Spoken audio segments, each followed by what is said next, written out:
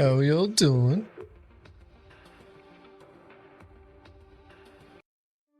Unalive. Is that like backspacing hex?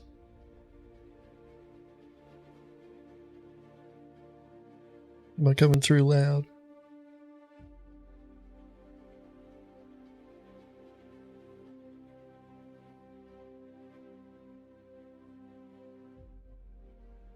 Unaliving. Volunteering people to unalive.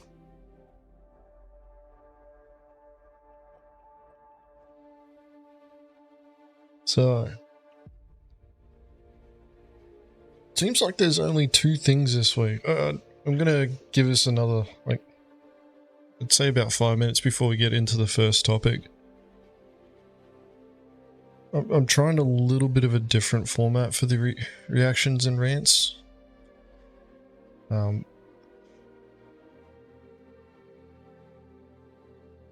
So, only 2 contents? Yeah, but they're pretty big subjects. So, CIG losing backer trust. I kind of want to expand on that. And then the master modes and what's going on with that. Well, Hex, I wouldn't speak so soon, mate. We kind of need to wait. We'll see how good it is first. I might have to go back to quantity. Yeah, I want to try something a bit different with the reactions and rants, and the primary reason for this is so that we're not, like, I've been getting a lot of recommendations from other content creators doing reactions and reactions to other content, and after watching the stuff that they're doing, I'm just like, this is so lazy. This is so lazy. So, you know, with regards to the reactions and rants, I know I already take a long time with it. You know, some of the topics will take a long time. And I think some of them deserve to be delved in a bit deeper. But one of the things that I do want to try and focus on is, if, depending on the type of content that I'm reacting or ranting about, depends on, you know, like, whether or not, 1, I'll post it to my YouTube channel, but also 2, how much time I actually spend on it, and whether or not I'll even react to it at all.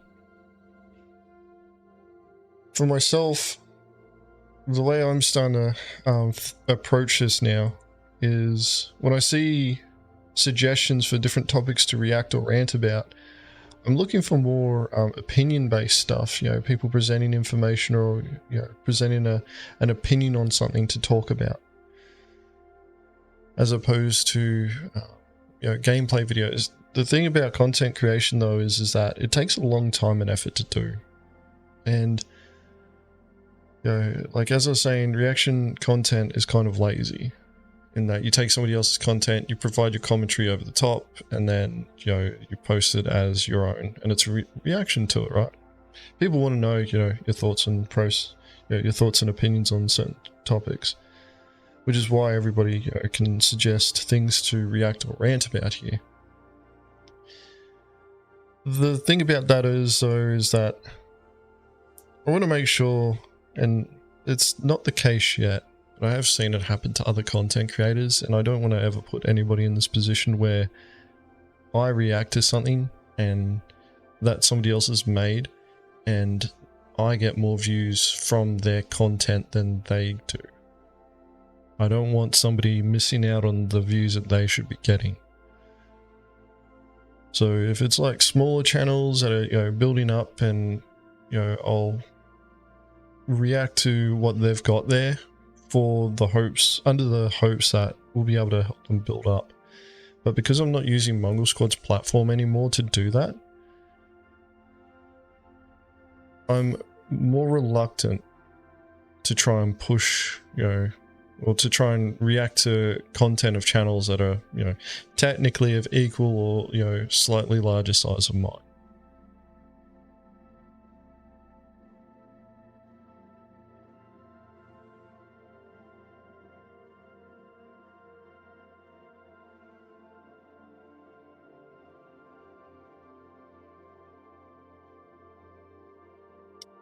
I saw a person having quite the opinion in general chat the other day. Apparently they had that 1 million badge in their profile, but a lot of upsetty spaghetti. Zufa, thank you very much for the follow. As they kept writing what almost sounded like news clippings about Star Citizen and CIG. Yeah, that's the thing, is like the opinions of a lot of people when it comes to Star Citizen, it's one of those situations where everybody's got an opinion about something, but when it comes to Star Citizen, you can tell how informed somebody is about the project based on what they're saying. And it's that situation there where I'm like, you know, it's one of the reasons why I actually like doing the reactions and talking about this sort of stuff now, is that I try and make sure that I keep myself informed, and I do like to see what other people have to say.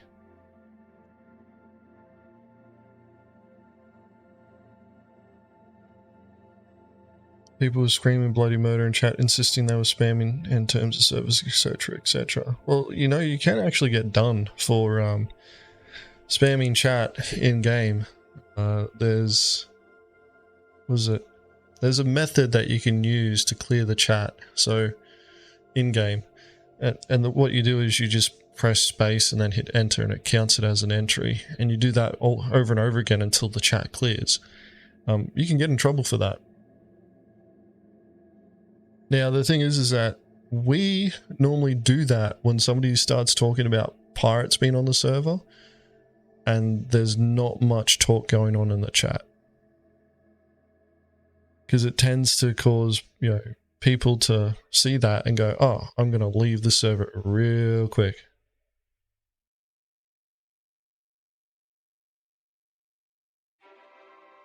Yeah, it's one of those things where it's like, because we have no way of being able to hide ourselves.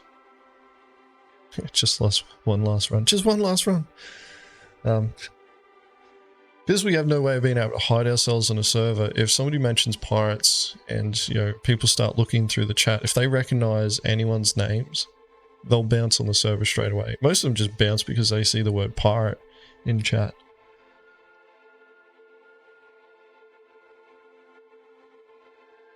But yeah, it's definitely something to be, you know, aware of. Not many people actually know about that. But the whole opinions and, you know, reacting to content, I want to try and, I don't want to be lazy about it, which is why I'm doing this a little bit different.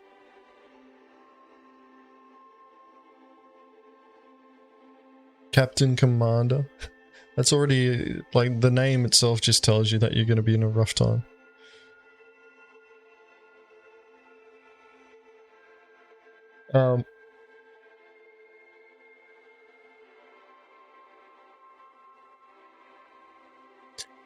Yeah, the whole reactions, the whole ranting.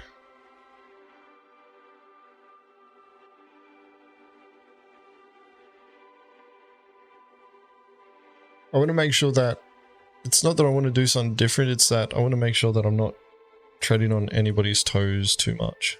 So my goal when I'm doing reactions and rants now is to try and pick out topics that have a theme and try and get the different opinions about that particular thing. And it's kind of been falling in line naturally over the last few weeks.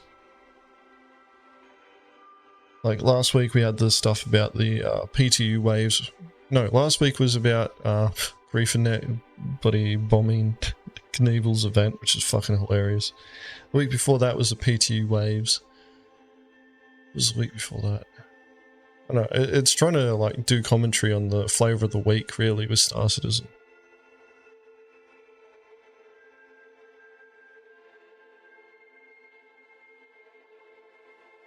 You're fighting at SMO 18 with another group there, Nelson?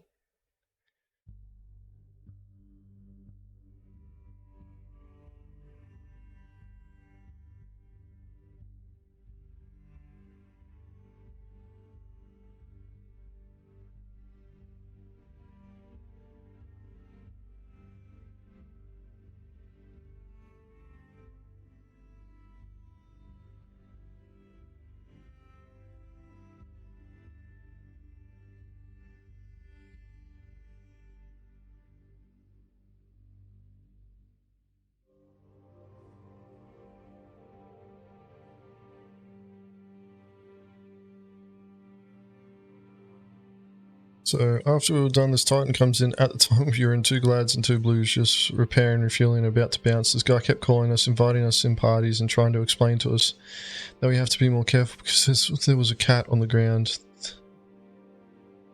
that we knew was abandoned.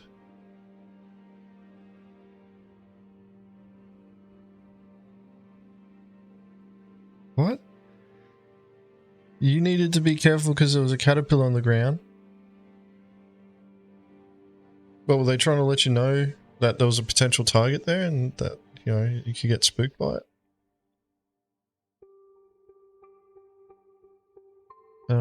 Did you try? You should have tried recruiting them. You should have said, hey man, we need scouts. We can show you the way. And come join the auxiliaries. Though knowing you, Nelson, you probably would have done that.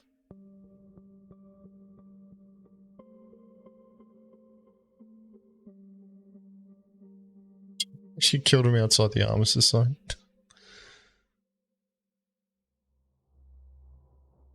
Yeah.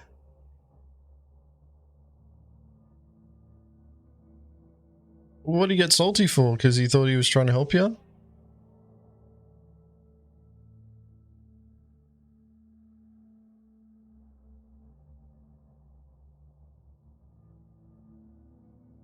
Because you didn't listen to his advice about what, being careful of the caterpillar?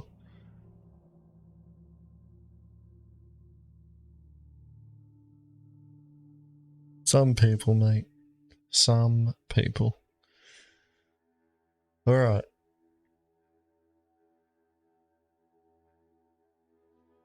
You ended up talking with Ideal Neil on Gilded? What the fuck for? He went to your manager? Oh, fucking old carrot Karen. It's a Karen. Titan Karen.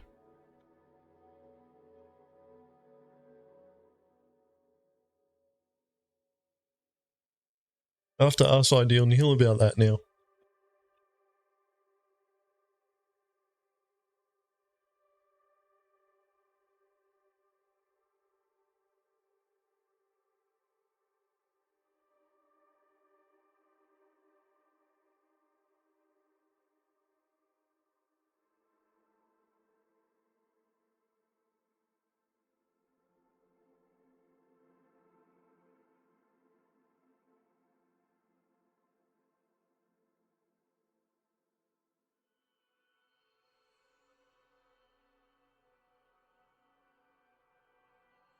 You thought that you were a mongrel and Neil tried to recruit him. Oh, mate.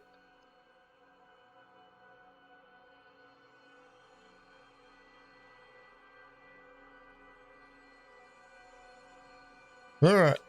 Let's get started. Let's get this party started.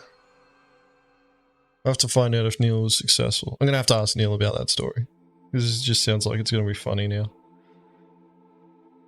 So what we're going to be talking about today, got notes. Spent some time coming up with notes. So this is about CIG losing trust, and to be honest, I think this has been happening with CIG for quite some time now. And honestly, I think CIG's been aware of this for quite a while as well. And their marketing team has been orientated towards trying to bring in as much fresh blood as possible, with the intent of bringing in as much fresh cash as possible. Now, that's speculation there. That isn't based on any sort of fact or statements from any employees at CIG or anything like that. That said, there is a bit of content from an employee, a former employee at CIG, where they, I don't know, I kind of skimmed through it. I want to read it out again on stream so that we can all, you know, go through it and, I guess, extract from it what, you know, what we can. Come to some conclusions and then raise pitchforks and go charging off somewhere. I don't know. Yeah. But we're going to be starting here first. There is a follow-up on Reddit. Nelson, if you could suggest throw that link, I don't know if you could do it here. Just throw it up on Gilded. I don't know what else I need to do here in Twitch. I'm still getting myself orientated here.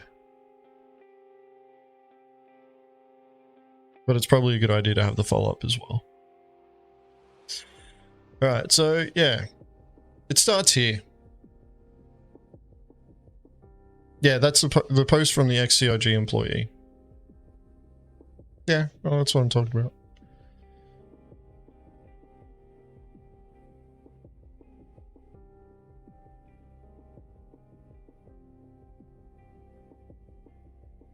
So, yeah, this one's titled, it's a nice short one, so we'll start small. It's from the Black Dread. This is on Spectrum. Actually, I should grab a link for you guys. Because if you agree with it, feel free to upvote. Myself personally, I'm neither here nor there with it.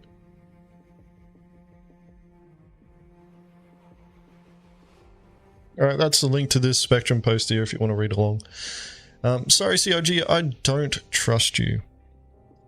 It's nothing personal, it's just business. I don't trust you when you say that waves are based on player hours. I don't trust a lot of what you say because you have demonstrated, to me at least, to not be trustworthy. But I will keep this post strictly to the announcement of the new PTU waves.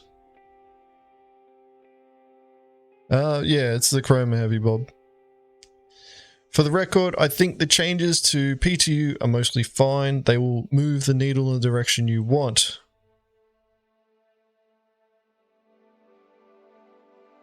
But I doubt they will do as much as you expect them to. By the way, based on previous examples of your company communication, I do not trust your word on PTU wave access based on the previous based on the previous 2 patches hours played until you grant access to player stats. I'm sorry, I just don't find your claims in this area to be credible, and without at least access to my own stats, I have no reason to trust your claims. It is actually a really red hat too there, Bob. And it's also, I'd say the lighting as well is probably making it stand out a lot more.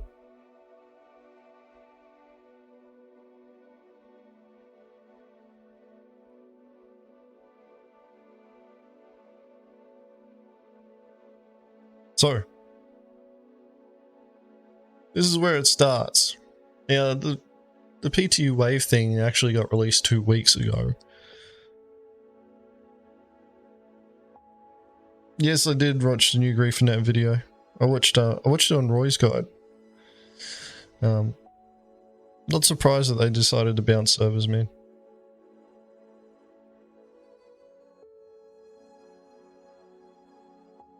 That said, you guys had a shit ton of cartools there. That was actually quite impressive. Would have been cooler if you guys had made like a starfish out of your bloody cartools though.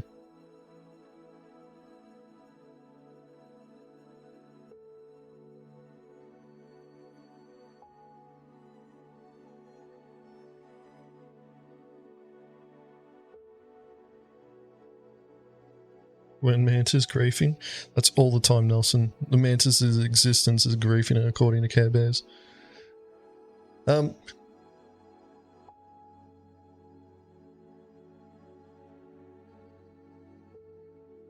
it's just for better content.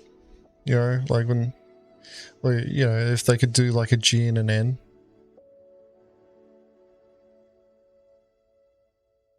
You know, you guys got to spice it up a bit. You guys are getting a bit stale. You're just doing the same thing over and over again. Is Mongrel going to hit events when they're worth hitting? Waiting for those capital ships to appear that some fucking random streamer gets access to that actually has the interiors that we can board.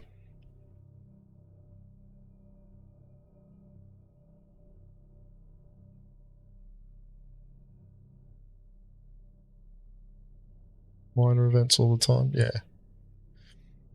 Alright. Bringing the topic back though. Because I'm talking about CIG losing trust. I'm actually surprised that you're here, Heavy Bob, at this point in time. Yeah, so the general theme is CIG losing trust.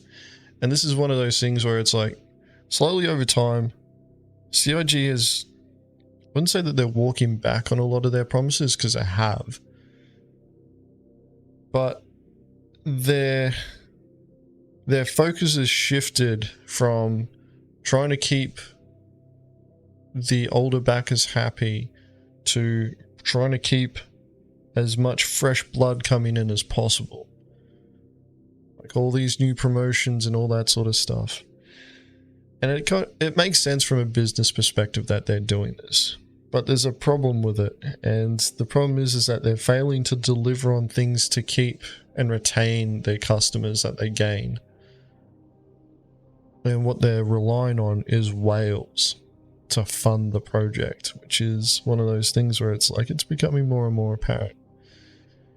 Now, 320 going into wave 1 was a bit of the... I'm just going to switch here. Switch scenes.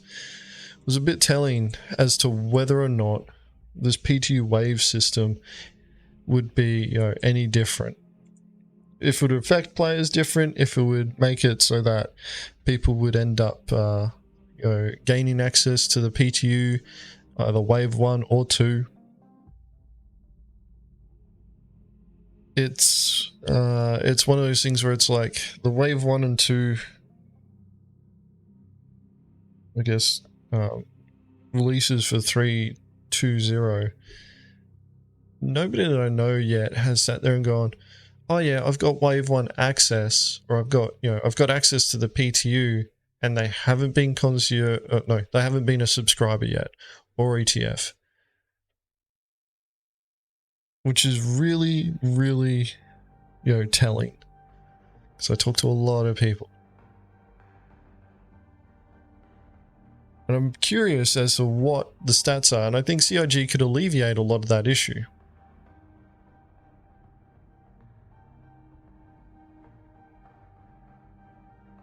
The event that Chaos Squad hit? No, I don't think I have.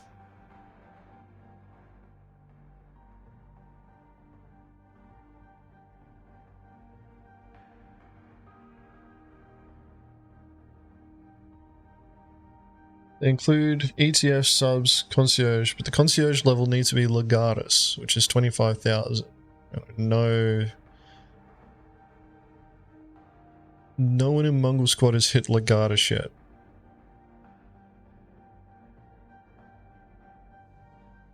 Yeah, that's the same thing as me, Bob. It's like, who is in wave 1? Well, it's wave 1 and 2. Like, that's the thing, is it's wave 1 and 2, so there's 2 waves. And I know that everyone in Mongrel Squad who's currently got access to the PTU is either ETF or a subscriber. And since CIG hasn't released the information on what play criteria you need to meet in order to be able to gain access to wave 1 or 2, mind you, wave 1 or 2, we have no idea, you know, what that time play requirement is. And it looks like it's not even working. But we wouldn't know because, you know, nobody has access to their stats for playtime. So, you know, people being upset, people not trusting what CIG is saying, of course, you know, it makes sense.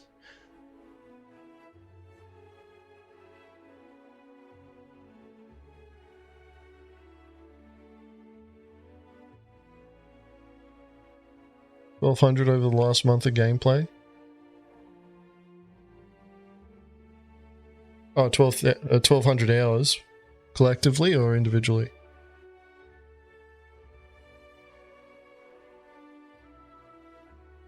Zuffa got access for playtime? How many hours are you playing a week? Like that's a genuine question, because I know, like, within Mongrel Squad, the majority of our guys are at least playing, most of them are playing around 9 hours a week. Which to some people doesn't sound like, some people are like, holy shit, that's a lot of playtime. To others, it's not much. Not ours player kills. Yeah, but when you drop a bomb on a bunch of people, Bob, of course you're going to get 1200 pretty quickly.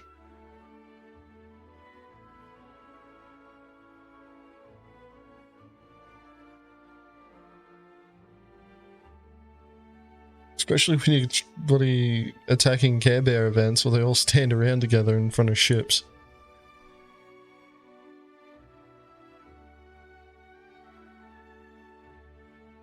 Now, there was something... Members who get kills every day. Yeah, you just need to fly around in the PU long enough, you're going to find people to kill. You see it all the time. Now, there was something else, actually, that I wanted to bring up, and it was Morphologis's video.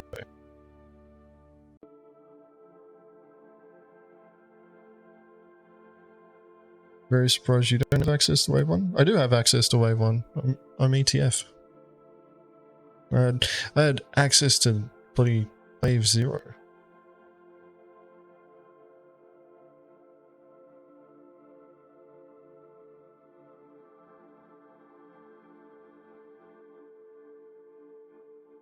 I try not to talk about it too much though. I need to find the... Where is it? The screenshot. This is it here. Alright. So I want to show you guys this. Now this came from Morphologis's video because I could not find whereabouts.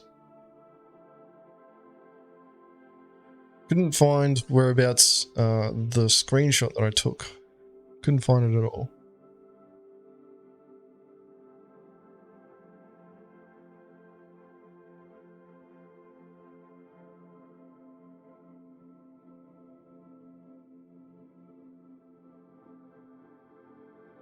Welcome back, Hex.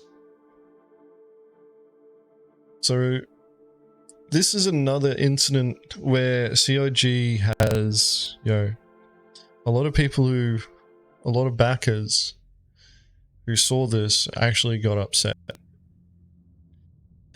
Well, we're talking about CIG losing trust, and this was the Ready for Anything career kit that came during the Foundation Festival.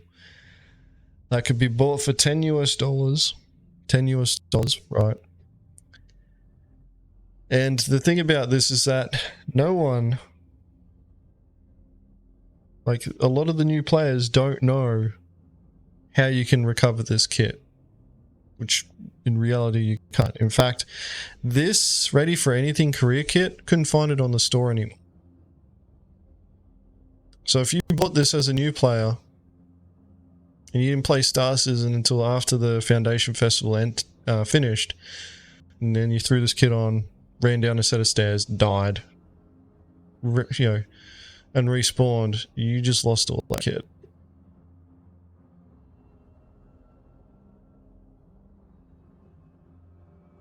Now, from my understanding, I think what you could do is actually melt it in your hangar and then rebuy it through buybacks. You'd have to keep fresh cash to do it, or else you'd end up using your... Shouldn't you get it back in an armistice zone? Yeah, but if you run down a set of stairs that... Well, it depends on the armistice zone. If it's near a rest stop, yes. If it's not near a rest stop, no.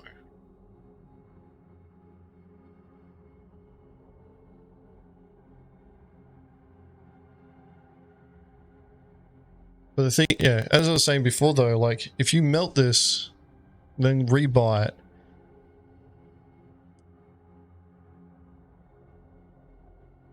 I'd need to look into this, because this could actually end up using your buyback token as well to get this back, and a new player won't know that. And then they'll say, oh wait, I gotta pay $10 for this again? And that's the problem, is like, CIG relies a lot on the current community to try and educate players on this sort of stuff. So the new players who come in are getting educated by us, you know, those crazies who keep playing this game, on, you know, how to handle this situation. But even then, like, a lot of people still don't know, you know, like, how you would handle this particular scenario, losing all this kit. or any of the other kits. I was actually amazed. There was a couple of people who still don't know about copying your live folder, making a copy of it, renaming it PTU, and then just updating that so that you don't have to download the entire game again when you want to play the PTU patch. Like, I'm still finding people like that. And that just tells me that there needs to be a tutorial video on how to do it. I'm making sure that gets out to everyone. But there is so much knowledge, so much assumed knowledge, tribal knowledge, some may say, that is missing.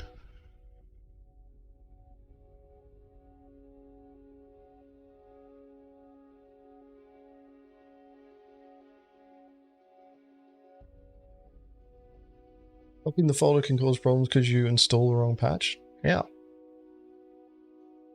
If you copy the folder and then copy the folder across and then rename install, it's fine. I've pretty much been doing it since I've had access to PTUs. In fact, the game folder that I have for Star Citizen goes from live to PTU every single patch, and has been like that. It's been like that since 3.0.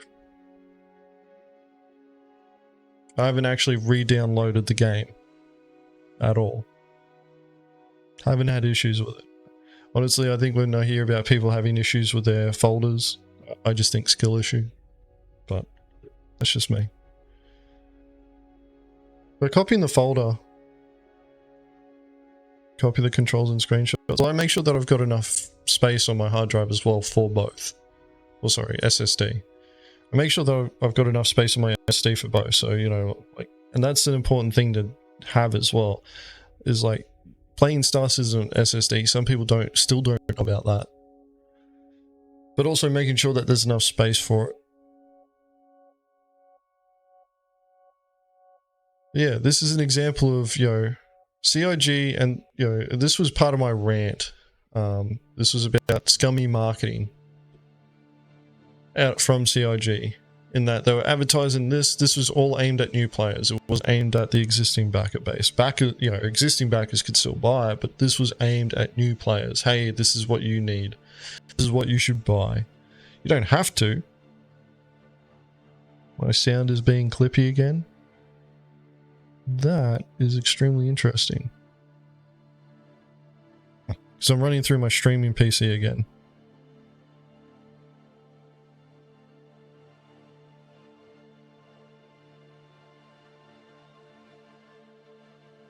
Clippy, choppy, having static hiccups. Alright. The only way that I'm going to be able to fix this particular issue is by switching from my stream PC to my gaming PC. That classic voice meter banana vibe. Here's the ironic part, is that this is the exact same setup that I use for my game streams. So when I'm doing gameplay, it's the exact same thing. I change absolutely nothing. So whilst it could be voice meter banana, I think it might actually have something to do with all the other resources being used as well, like Chrome.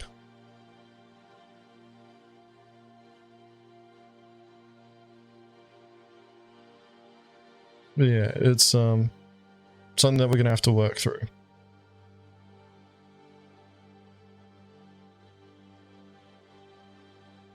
Which is ironic because of the setup that I've got. I shouldn't be having any resources issues at all with this. I may have to mess around. Actually, let me try something. What I'll do, I'll switch here. I don't need that screen thing anymore anyway. Open the original there. I had a theory, and I want to test it out.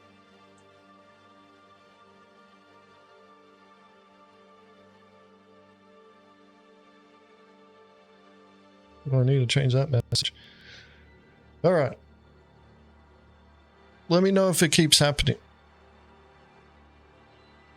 Because it could have something to do with what I've just done. Or what I just closed anyway.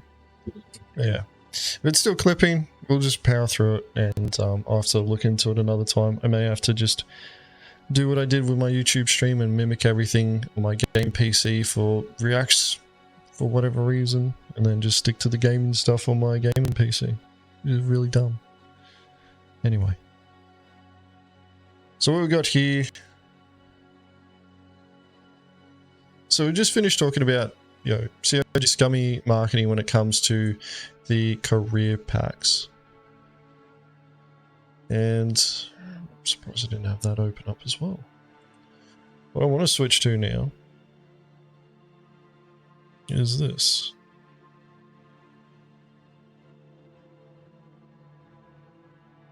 So this is a CitizenCon 2953 digital goodies pack now. Now, CitizenCon is around the corner. What is it? It's like mid to late October from memory.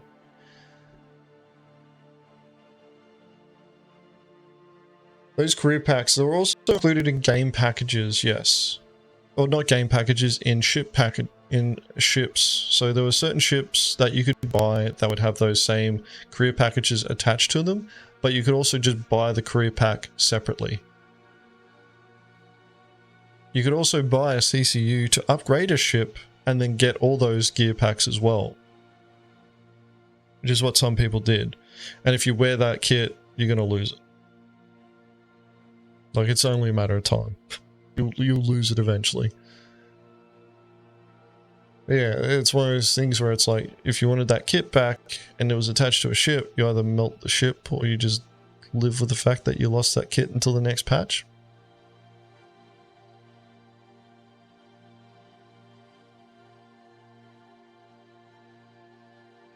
Yes, I saw that.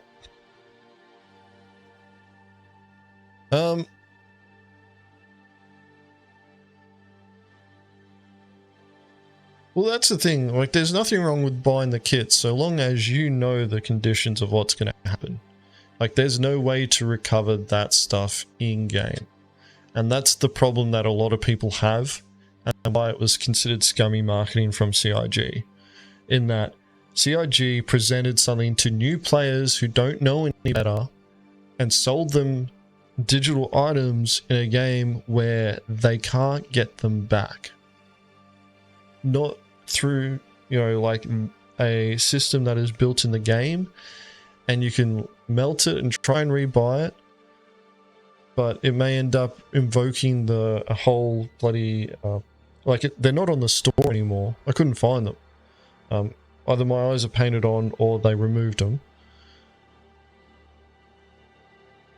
But the whole point about those career packs is that they didn't tell the players, hey, if you lose this, the only way you're going to be able to get it back is waiting until the next patch cycle.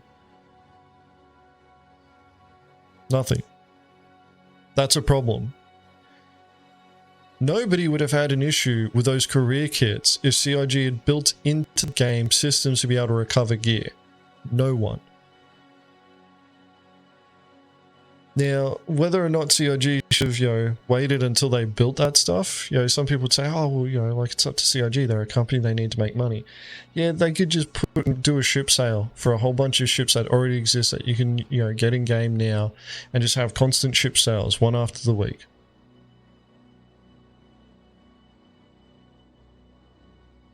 Week after week of ship sale, just keep pumping out ships.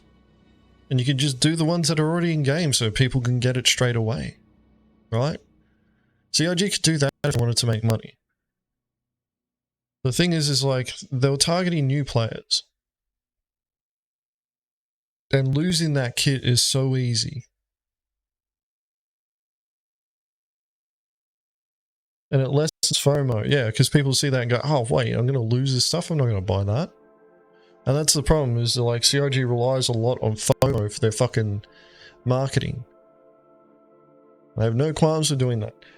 I don't mind CIG leveraging FOMO to try and generate sales because it pays wages, keeps the lights on and things like that. But I'm going to touch on that a little bit later on in this rant, because there's some other stuff that I want to talk about with regards to that, because this has to do with CIG losing backer trust, and it ties in with what that former dev said, and then you know, other announcement that CIG's made and things that we've seen them do. But this here, this CitizenCon 2953 digital goodies pack now available. Now, I'm not going to read through the entire thing because you guys can see the post. Actually, I'll grab the link. If you haven't seen the post, you can come here and you can see it there if you want. I'll also be exporting this video to YouTube, so for those who are watching on YouTube later, these links will be in the description of the video below. But what comes with the digital goodies pack, and it is a digital goodies pack, it doesn't come with anything physical. Frontier undersuit, Frontier helmet, 2953 trophy for CitizenCon, Outlaw shotgun, Headhunter gang relic collectible, Pyrotechnic amalgamated multi-tool and case, redacted ship plussy, redacted ship coin, challenge coin, and then a CitizenCon 2953 Dragonfly paint. It's possible that they're going to have a referral bonus running as well during then if they're doing this, because not everybody owns a fucking Dragonfly. Now, there's a picture below, which, you know, it looks like it was taken in Ruin Station, but this doesn't actually explain anything. Like, other than, what was it, Pyrotechnic amalgamated, I think this is one of the gangs, but I don't think that's the Frontier. I don't think that's a Frontier undersuit or the Frontier helmet at all. This is just a cool screenshot to, you know, draw attention to the pack. Now, I'm pretty sure the reason why the redacted ship plussy and challenge coins are a thing is because they're actually based on, they'll be based on the winner of the ship showdown. Or it could even be, you know, based on a new ship that they're planning on releasing. Who knows? CIG might not. Oh, and yeah. Apparently you also get a pyrocentric spectrum bag. Spectrum badge. Now, sounds good, right? They give you a link to go to, and this is where the link takes you to. Takes you to here.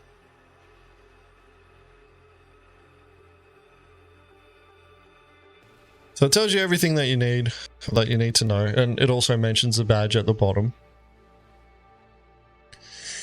Now, they're building a handful of these items live on the show floor. They've done this in the past. I'm pretty sure it'll be this gang relic collectible that they'll build.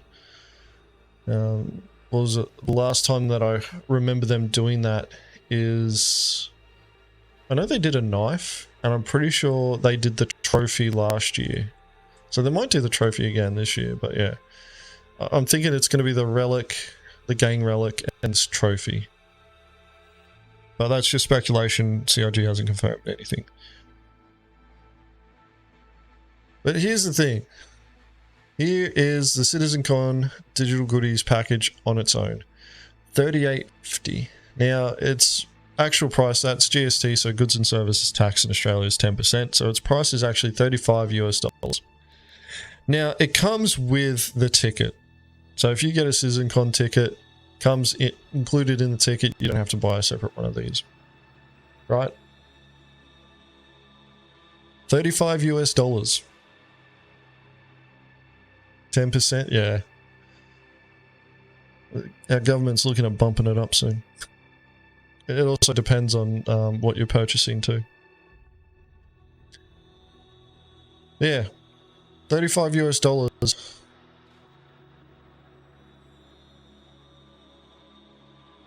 For all this, and here's the thing, none of this lets you play the game. For $10 more, you can get a game package to be able to play the game.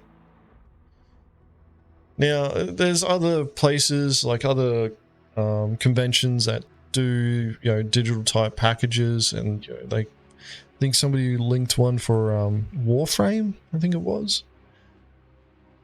And it was like $80 or something like that. It was only supposed to be like 2 skins. But it's, you know, somebody pointed out something. You know, one, Warframe's free to play, so you don't need to buy those these digital goodies at all. If you buy them, you want them. The other thing is that because Warframe's a free game, that is their entire funding model right there.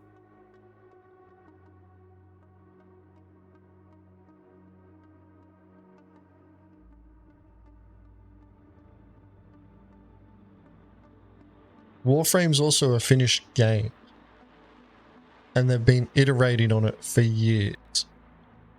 So, like, if they want to charge that much and they know that their audience is going to pay that much for those products, that's great. This here, though,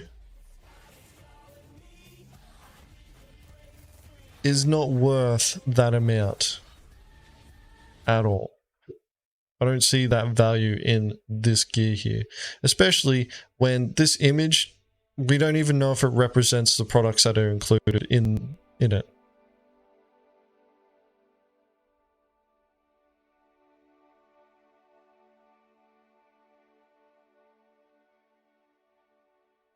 Well, heck, that's an example of a you know, a publisher who, or a developer and publisher who understands their player base and knows how to create value for them and then extract value from their customer base. Because that's one of the things that I don't think a lot of people understand is, like, we're in a transaction. Us in CIG, we're in a transaction. They can call, you know, the fucking ship packages pledges all they want. It's a fucking purchase.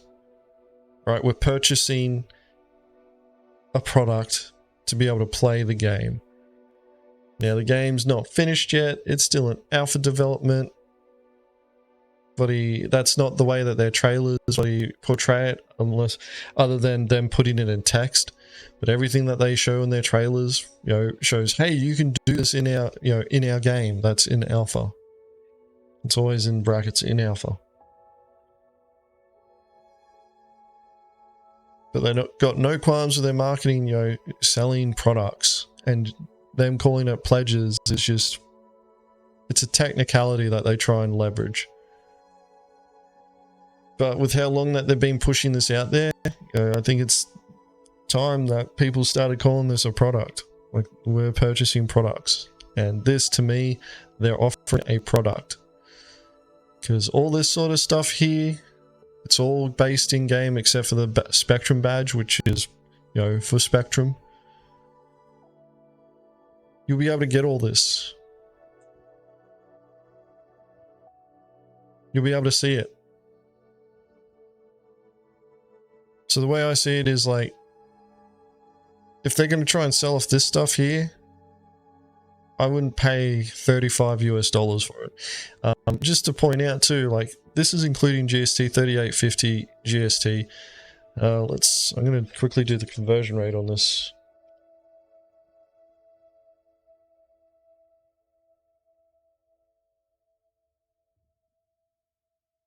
I'm going to show you how much this is in Australian dollars, right? 3850 US dollars to Australian dollars. That's nearly $60 fucking dollars.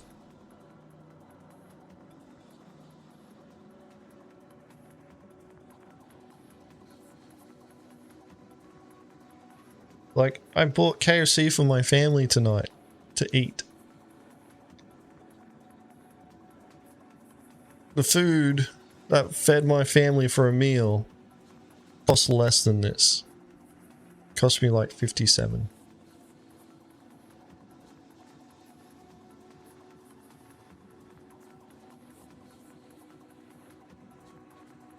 This is not worth that much. Not in my opinion. If you want to buy it, you want to spend your money, you spend your money on whatever the hell you want. This, to me, though, this is another scummy marketing tactic, in my opinion.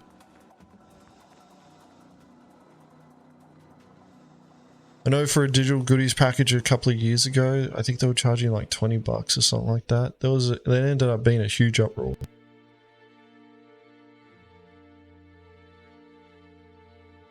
you compare stuff to food, it's, you know, it certainly puts it into perspective. Yeah, well, it's KFC though. Like, it's junk food. Like, we could have bloody, you know, we could have gone to the supermarket, probably spent a third of that, and gotten probably better food for it. But me and the missus, neither of us wanted to cook, so like, asked the kids, and they said KFC.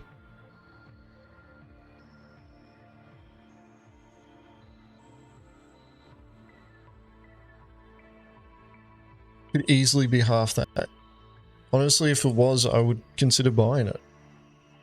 That's the problem with this, is like, I see this, I'm like, you know, I would pay money for this, but I'm not fucking paying that much for it.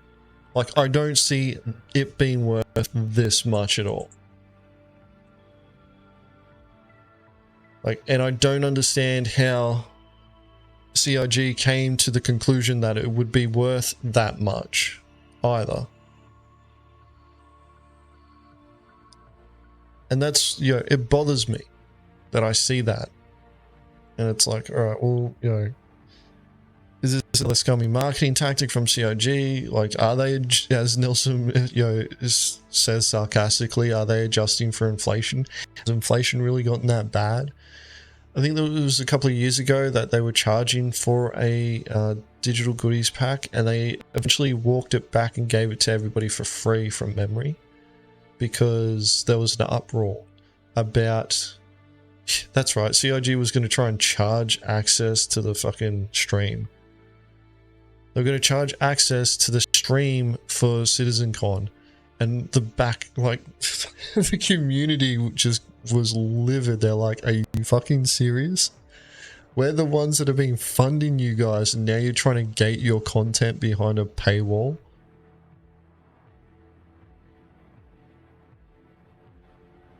And yeah, that got walked back pretty quickly actually, and Chris Roberts came out and, you know, had a little statement or whatever. But that was a few years ago, and then we had the pandemic, and then, you know, we missed a CitizenCon, then the last two were digital ones, and now this year we're going back to physical, which, you know, I think it's cool. Like, some people question, you know, the validity of CitizenCon, whether or not CIG should be doing it, or whether or not they should wait until, you know, it's a product, you know, they finish the game. That's going to be a fucking while. So, you know, having a convention for backers to get together, you know, meet up, act as a node, a nexus of bloody Star Citizen nerdom, to get together and, you know, talk about Star Citizen, see what the developers are up to, meet them face to face, you know, all that sort of thing. That's good. I think that's healthy for the community. But yeah, this is not like that. I don't see the value in that. Maybe if they had turned around and said, yeah, we're throwing a PTV in there or something like that.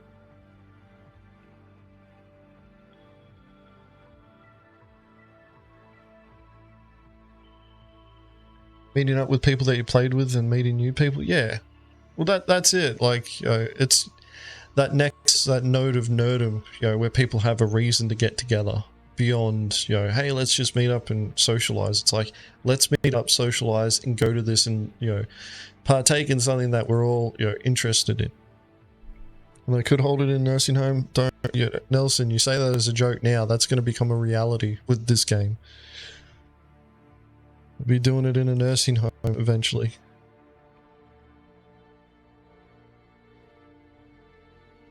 So yeah, like, this here pissed me off when I saw it. You saw the people at the bar, Citizen. mate.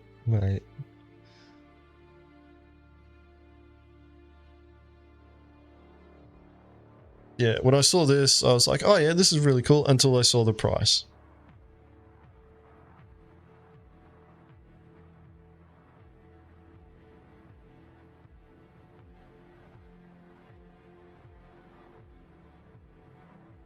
CIG employees are all the young people? Yeah. Well, here's the thing, is that a lot of the CIG employees were probably still in high school when Star Citizen was announced, or at the start of their careers. $15 to $20 would be more reasonable. Yeah, 100%. Like, that still translates to like, what was it, 30 to 45 US dollars, Australian dollars for me. But to me, that's a bit more reasonable. Like when you're paying close to $60 for a digital item, I'm starting to expect a finished product. That's why I pay for games. And they're trying to charge it for, like this shit here. I don't see that much in that value. I don't see that value in this equipment here, in any of these items. Collectively, separately, yeah. Like, CitizenCon 2953 Dragonfly paint. Fucking, are we getting a vehicle with it? We're starting to go in the realm, like a Dragonfly is 40 US dollars. So for me, it's 44 US dollars. Like, we're getting close to fucking paying for a Dragonfly, for fuck's sakes. In fact, I'm pretty sure there's ships. What was it, the Aurora ES? I think that's still $20. Like, there's some vehicles that cost less than the goodies pack.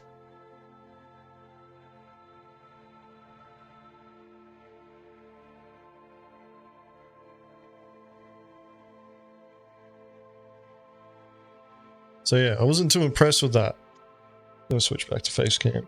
Yeah, I wasn't too impressed with that, and it was frustrating. It was frustrating for me because I saw that and I'm like, I want it because it's a CitizenCon goodies pack. You're not going to be able to get it again. But I saw the price and I'm like, those gouging fucking pieces of shit. Not worth it. Not at that price. Halve it, pay for it, but not at that price. And I don't care if it's, try and say it's inflation and all that sort of shit. If CIG is really hurting for money that much, expand on the catalog of ships for sale on the ship store, or hold weekly sales for different types of ships. Well, yeah, that's just it. The real Sandy G. Sandy, I recognize your name. I know who you are. Like, that's just it. The CitizenCon ticket comes with it, but they never said that. Like, they sold the tickets first, and then afterwards, everybody's like, "Well, do I have to buy this? Does this come with the ticket?" And they're like, "Yeah. All right," which is funny because I don't think they mentioned it anywhere.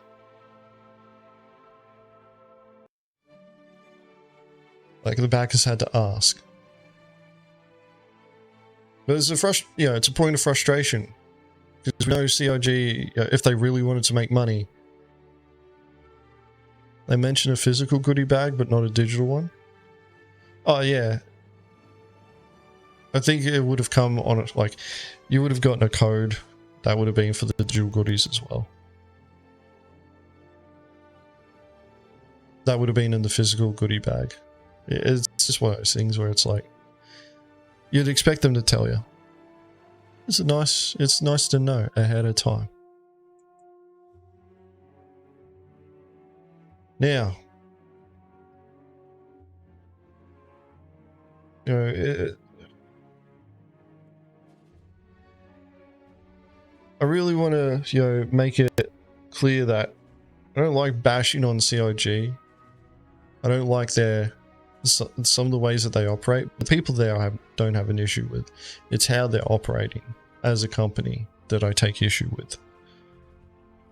Now, there's been, like quite a few times over the years where there's been disgruntled employees who've left CIG and had some choice things to say about them. Most of the time, they don't end up going on Reddit or anything like that because they're concerned about their professional reputation carrying across to other studios, which is why I find it interesting that we got this next bit of content here, which is a Reddit post, which I'm going to share here. There's the link to it. I'm going to switch back to here for the stream scene. Now, prior CIG employee recently released. Something has to change. And it's a concern post.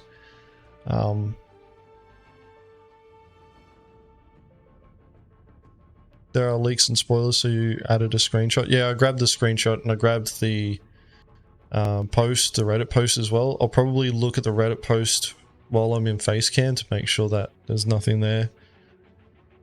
Because being ETF, I also still need to be somewhat careful about what I do and don't share, or what I do share when it comes to leaks. Like generally, I try and stay away from leaks.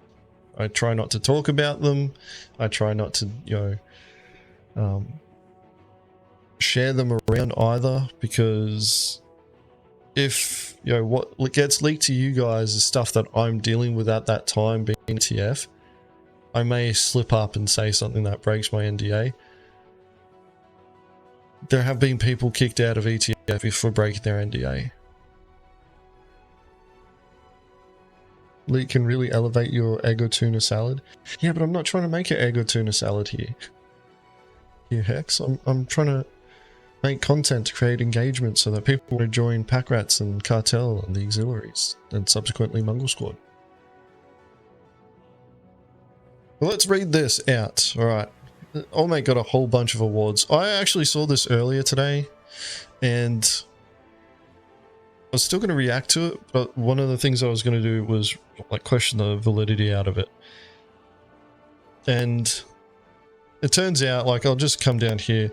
The mods verified Old Mate's identity and validated that they are indeed a former CIG employee. So I skimmed over this. This does come across as a little bit salty, little bit. But let's read through. So, prior CIG employee recently released "Something Has to Change." For all levels of Star Citizen fans, I thought I would get this out there as both a backer, then employee CIG, then a backer. I was employed with CIG for over 7 years. Prior to my employment, I was a backer for 2 years, and it was my dream job to be able to help make this dream project come true. Unfortunately, that came to a fold this year. I want to make this abundantly clear, my opinion is what I'm giving, not fact. I'm expressing this as an educated person on both sides of the fence, twice backer, employee backer, and believe my experience is worthwhile posting. I have always and will always hold a fond memory of CIG in my heart.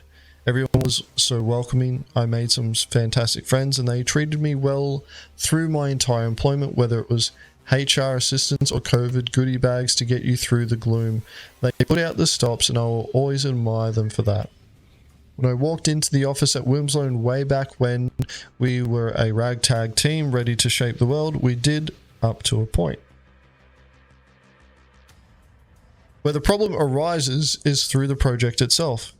We worked tirelessly to deliver on every front: support, sales, marketing, trailers, marketing, art, QA, office ops, player experience, and the lot.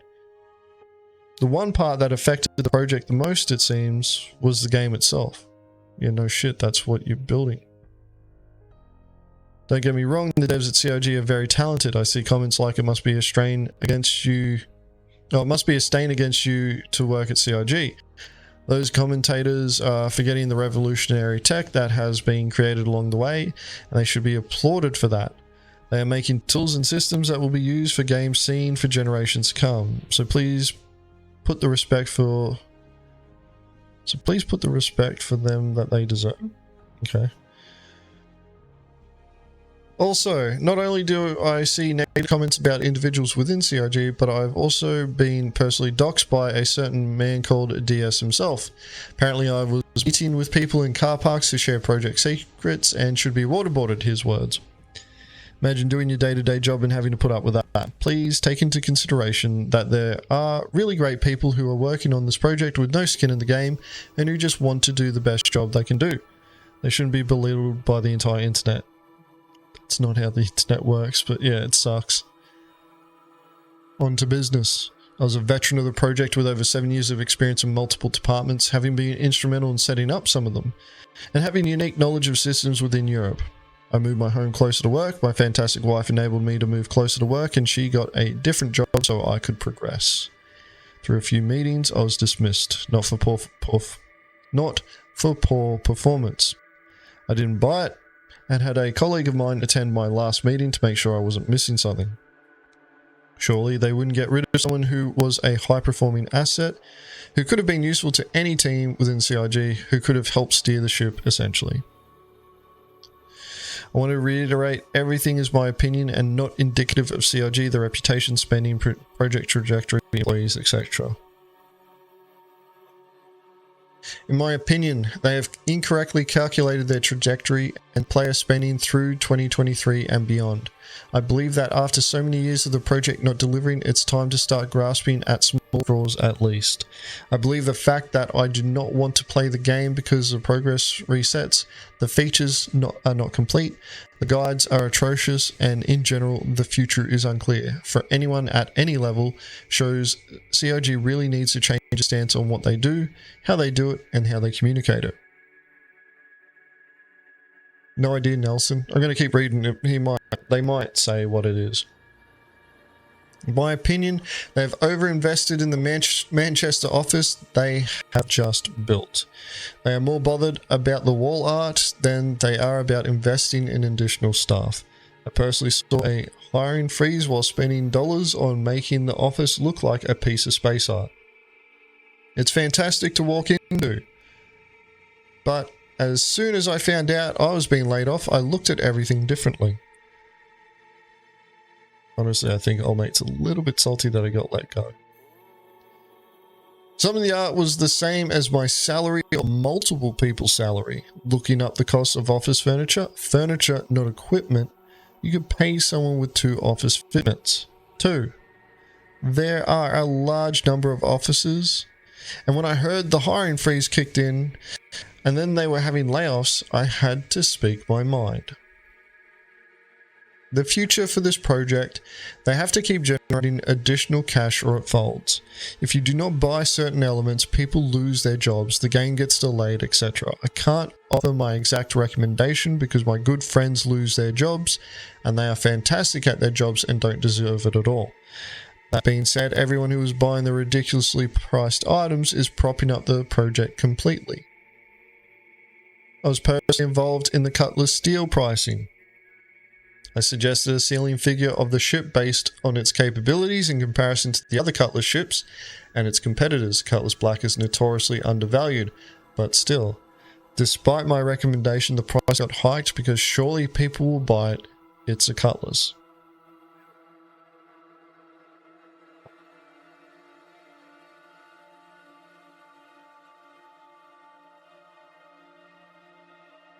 This is a perfect example of what happens when people vote with their wallets. It makes them realize that it was a bad decision and that they should learn going forward. I think that this is the key to going forward for the entire project. I think that the team can deliver key gameplay improvements going forward that encourage players to play in return, rather than trying to drip feed concepts to people who may never fly them. I'm looking at you, Benu Merchantman. People play the CCU game to get a $500 ship for $250. That's insane. I personally won't be spending a nickel or dime until the game is delivered because I became a concierge backer over a period of 5 years. And I still don't want to play the game as it is today, which hurts me because I contributed directly to it and wanted to succeed. I'm just not going to perpetually test a product that at this point should be released. I've got some choice things to say about that. Despite every conversation I had, despite every advantage I had for myself and the company, I was laid off, and I am so thankful I was. I now have more time with my family, which is the most important thing to me. I now work for a company where every contribution I make is heard, and more importantly, it makes an impact on the company itself. I would never have left CIG if I wasn't pushed. I worked damn fucking hard at it, and I'm proud of my work that has led to multiple successful teams. I wish them the absolute best of luck, but I also hope that the people who genuinely want the project to succeed speak their minds, vote with their wallets, criticize where it's appropriate, and champion where milestones are reached. We have a dream and someone is trying to make it a reality, but don't get caught up in the dream if the reality is being shoved blocks down the road every time you get an update or don't. So we don't know why Old Mate was released. However, they don't feel like that it was a fair release. They felt like they had done more for the project and that they shouldn't have been released from CIG, but then at the end they're glad that it happened because now they can focus more on their family and they work somewhere where they feel more valued.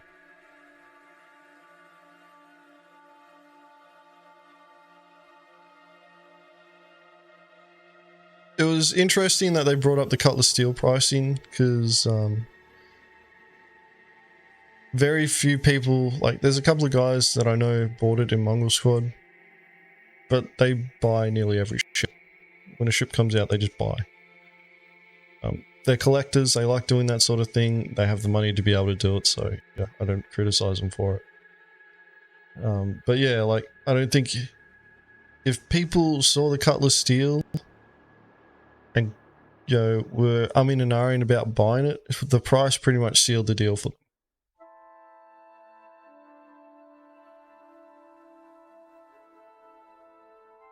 It was overly overpriced. Yeah, the problem with the steel is that the steel is overpriced for what it is. Like, they could probably knock $80 off of it, and more people would buy it. But it kind of also tells me, like, it was an experiment by CIG to see if they could still make money off of it. And I think what had happened was that they didn't get the results they were looking for. Which is why we really haven't seen a ship like that get priced so aggressively.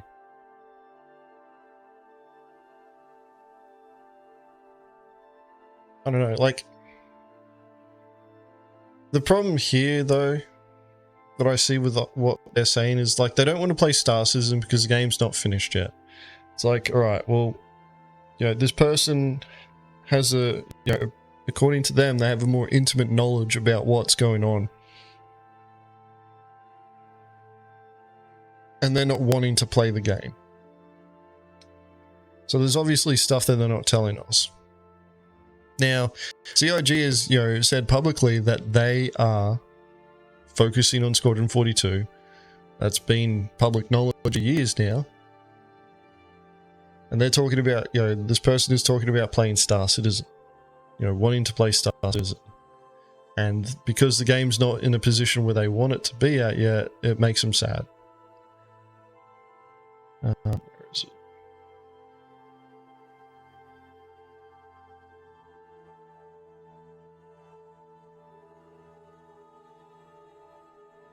Should have mentioned it.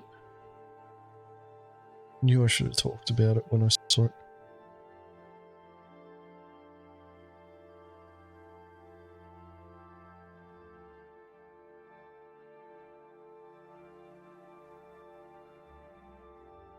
Alright, this point here, this sentence. I'm just not going to perpetually test a product that, at this point, should be released. If they're a CIG employee, or they had been a CIG employee for 7 years, and they're saying that it should just be released. Like, it's one of the reasons why, when I was skimming through this, this was one of the points that I picked out, and I was like, if you're a CIG employee, you should have a bit more, you know, of an idea of what's going on there. This person makes claims of, you know, being part of several teams, having access to multiple people, you know, starting successful teams, being integral to the company. They're letting him go after 7 years. They don't say why. And then that, you know, they're not going to perpetually test a product that should be released at this point.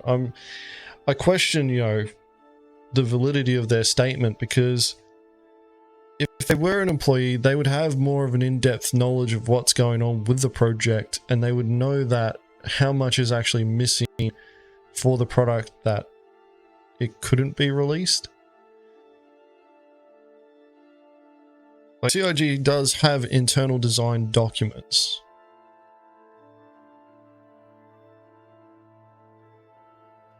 How fleshed out those design documents are is another thing. But we know that they were focusing on Squadron 42. That's where the majority of the assets are going, and then they trickle stuff over to the PU. There are a few persistent universe focused teams, but in comparison to Squadron 42, they're very, very small. And sometimes even the Persistent Universe team are working on some Squadron 42 stuff as well. That's all knowledge that CIG has passed on to us. For this person here to make that complaint, I'm just sitting here and I question them. Like, I want to know, you know, like, how can you sit there and say, you know, this product at this point should be released. The product should be released by now. How can you say that after working on it for 7 years?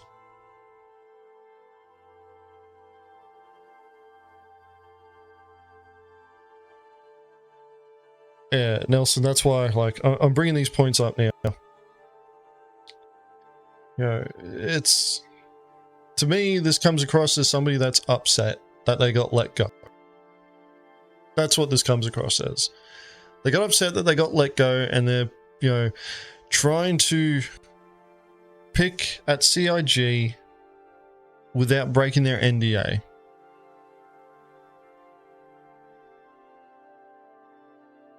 That's the impression I'm getting from this. The reason why I'm including it in this discussion, you know, is this whole point about the Cutlass Steel. Now,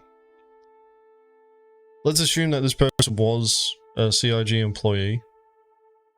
But they're exaggerating their story, right? You know, somebody could have worked at CIG for 7 years and been the fucking janitor, right? They worked at CIG. Their job was to, you know, clean the offices.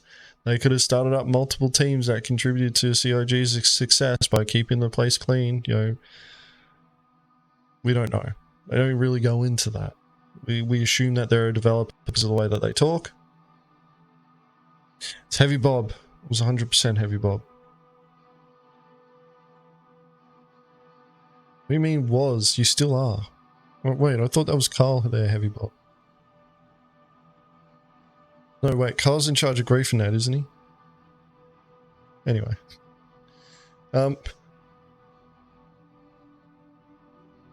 Yeah, I've read through, you know, reading through this, there's a small element of, you know, truth here that I think has bled through. If this person is a legit employee and they were involved with the Cutlass Steel pricing, they could have literally just been somebody sitting at the table, like, you know, a dev that worked on the ship itself, and the marketing team got them all together and going, you know, how much money can we milk from the backers on this? And this guy's just piped up and said, yeah, it's not worth that much. And they just didn't listen. I'm in charge of merch.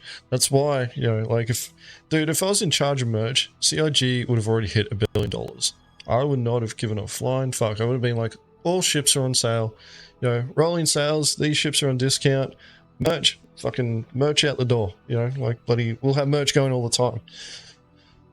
I'll be making the community team would be streaming Star Citizen every fucking day. I'll be making them stream the game. You're going to play the game and you're going to stream it. You're going to get people together.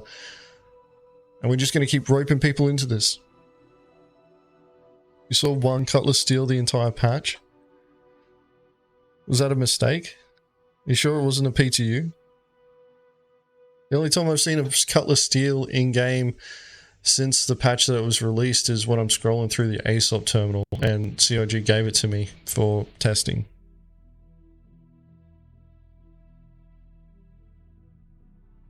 The ability to set a referral for your account after the account has been made. No, I'd be making that, I'd be setting that up so that it's a big thing, you know, like, hey, you know, like, make sure you got a referral code and then link to people and just go, you know, here's a random referral code here.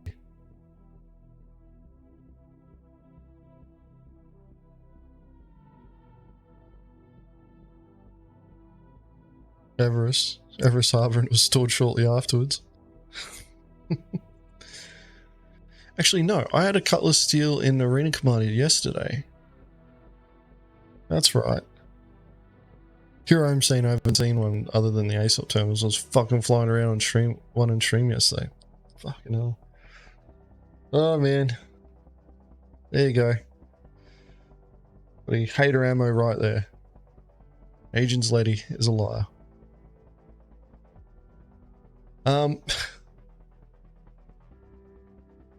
Alright, I'm kind of curious what Nelson posted. So what I'm going to do is I'm going to switch to face cam. I want to see what he sent.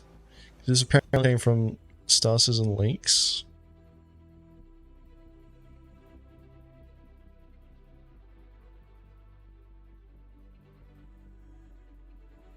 Alright, I'm not going to read the leaks post because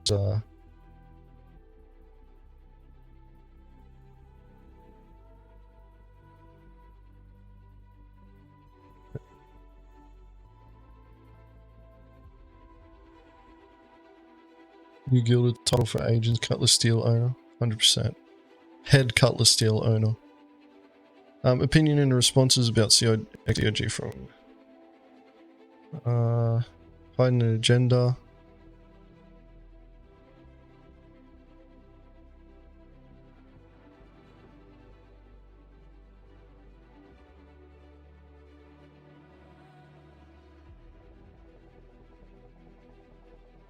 Alright, yeah, I'll read this out.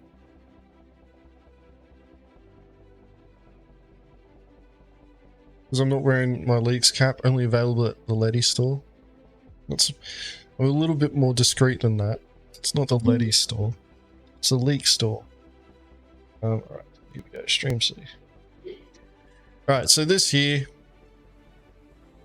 So this came from, so an opinion and response about CIG from one of the people who are from Stasis and Leaks, which is an interesting thing because this is actually in defense of CIG.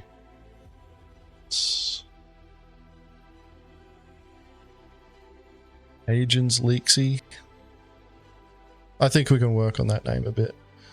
Alright, so that Reddit post made by the former CIG dev is hiding an agenda. The guy attempts to frame himself as being let go due to budget when he was actually let go for refusing to relocate.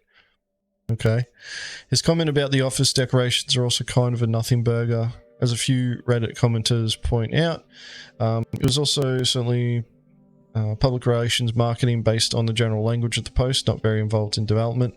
All in all, the post actually says very little about the state of the game, and parts of it don't even make sense at all. Alright. Once again, this is just an opinion from somebody that is at Stasis and Leaks, but they may actually have contacts with people at CIG as well. We don't know. Possible, probable, I don't know though. But if they are, like, it's kind of telling when Stasis and Leaks is white knighting for CIG a little bit. Like, I see this as white knighting for CIG. It's like, yeah, that guy that's trying to talk shit on Star Citizen and CIG may not be as legit as what they're claiming to be.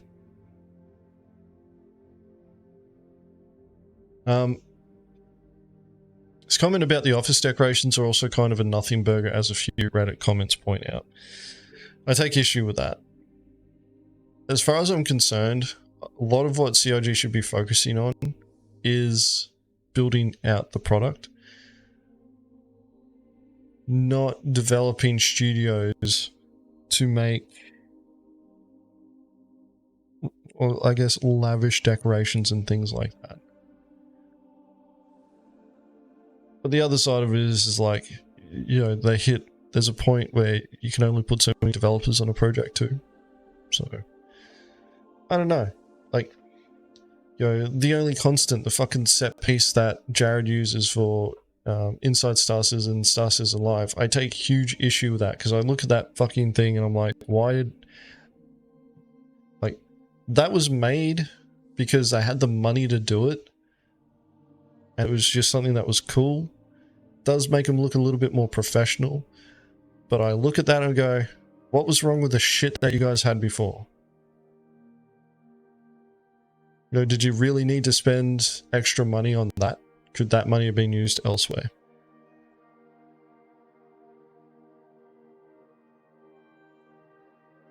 Having a nice office bumps up morale. There is something to spending money doing up the place, although you don't want to go overboard. Well, you know, like, it's not like their Twitter doing $400 cocktail shrimps and shit like that. Like, That said, though, my personal opinion on this is that there's a difference between, you know, spending money on decorations to try and improve morale, and if what old mate is saying, and that, you know, CIG is spending, you know, enough to pay somebody's salary for a fucking year,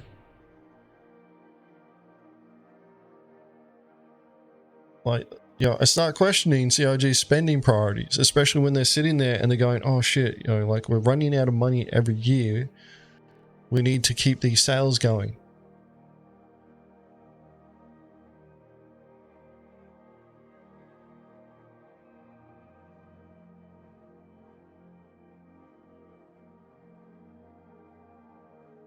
Demos from companies that are fishing for a merch contract. Yeah, like, I can see that. What was it? The JR product.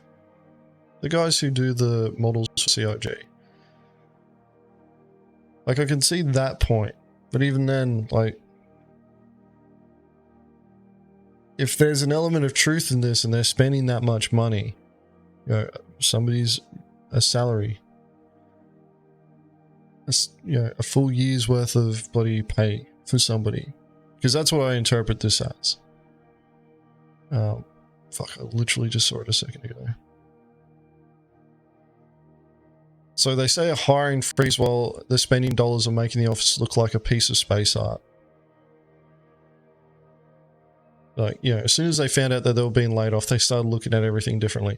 Like, this particular line here tells me straight away, old mate did not like the fact that he was laid off. And looking at everything differently.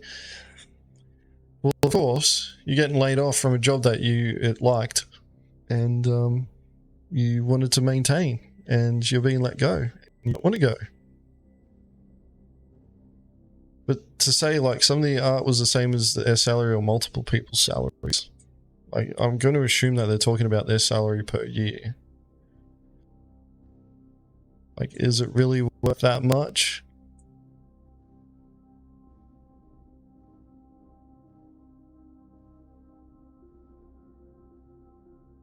Well, it should be visible in next year's fiscal reports.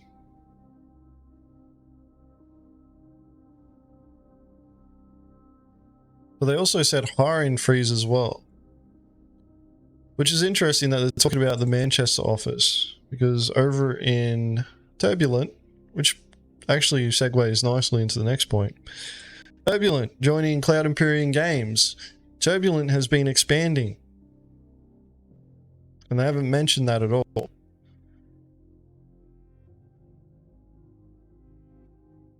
But this does kind of explain, I'm not going to read through this, I'll link this one to you if you want to read through it yourselves.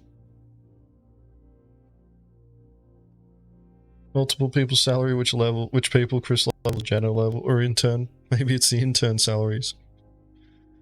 But yeah, like, CIG is an ever expanding company. And like this here, the digital goodies pack, from my understanding, the digital goodies pack, whenever they do it, is to help make money to sell or to pay for the venue that they're hiring. Which is why if old mate's sitting there going, oh yeah, they're spending, you know, bloody their enough money for art, for salary or multiple people's salaries, and then they're charging this amount here to fucking pay, or to help with paying for the venue at CitizenCon. If this is true, we should be pissed off at that, right? Like, we should be angry about that. Like, why are you spending that much of that money there on art for an office when the venue that you say, you know, the venue that you've hired, that you chose, not us, that you chose, that you're then trying to charge more money to us to pay for the venue that you guys selected?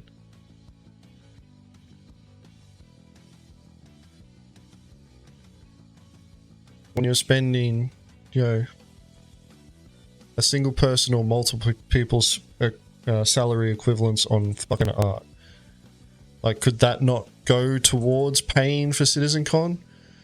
Could that not go towards paying for fucking CitizenCon so that you can reduce the price of this to something that's more reasonable and appealing to the fucking majority of the backer base?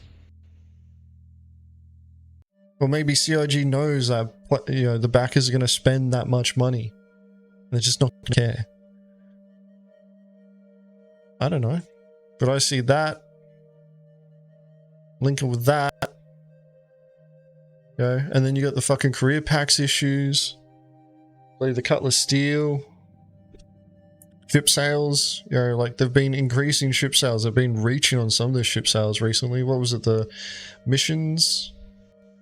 They did a ship sale for some limited, not limited ships, but some sale only base ships. But they didn't make any specials for them. They just went, oh yeah, we've got this community challenge going on to do the, what was it, the Arlington Gang mission? I went, we're going to sell you extra ships if you want to buy them. Now the thing about all of this is, like, you don't have to spend any money on this project if you don't want to. But CIG is, you know, CIG knows what they're doing. When it comes to this, they know for a fact that they rely on FOMO for sales. They know it. It's been their entire marketing, the basis of their entire marketing campaigns. And when we're sitting here, we start putting these pieces together. It's not a good look. It's not a good look at all. You know, the fucking bar citizens, where they were paying for devs and flying them across the world to go to multiple bar citizens. Company funded piss trip. That's what it was. Under the guise of, oh yeah, community engagement.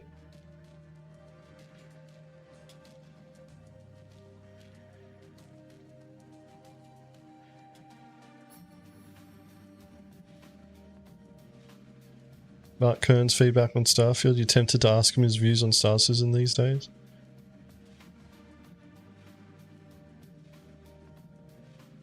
Heavy Bob. Of course Heavy Bob's here about Scam Citizen.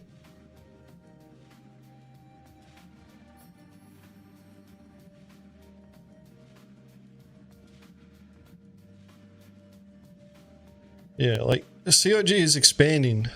Like, what was it? I think it was a couple of years ago, they bought 25% of Turbulent, and now Turbulent is joining Cloud Imperium Games.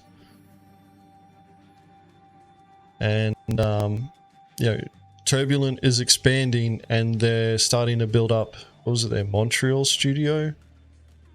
Which is going to be handling, this is off the top of the head, so I'm probably going to misremember this. Locations, like building out locations. That was the main thing that I remember last I heard of them. So they're all focusing on that right now. So to hear that there's layoffs happening over in Manchester after they've, you know, just finished an office, I don't think they're really laying people off. In the same sense that old mate's going, oh yeah, I was here for 7 years and, you know, I was really useful and they're just getting rid of me. It's like, companies don't get rid of useful people. They get rid of people who no longer, you know, are useful to them. If you're useful to them, they'll try and hold on to you as long as you can, as long as they can. Especially if they think they can get away with paying you less. Which is why if you work in the tech industry, changing jobs every 2 to 3 years is become stock standard. Actually, it's just the bloody white collar office industry. Changing jobs every 2 to 3 years is standard.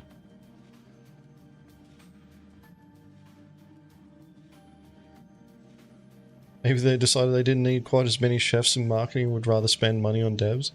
Well, you know, one of the things that could be implied here as well is that, you know, this person who was working for CIG got let go, but they were the voice of reason. You know, they were the voice of reason, trying to, you know, fight for the backers. You know, they were the ones trying to push the prices down, trying to hold CIG to some level of accountability and all that sort of good stuff. And CIG didn't like that, so they got rid of them. And now we end up with bloody $35 CitizenCon digital goodies packs.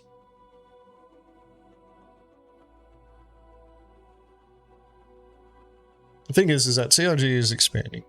They're pushing to, you know, employ more people. They're going to need money to do that. So, you know, them trying to, you know, generate that revenue so that they can expand and have more people working on the project is, you know, makes sense. Whether or not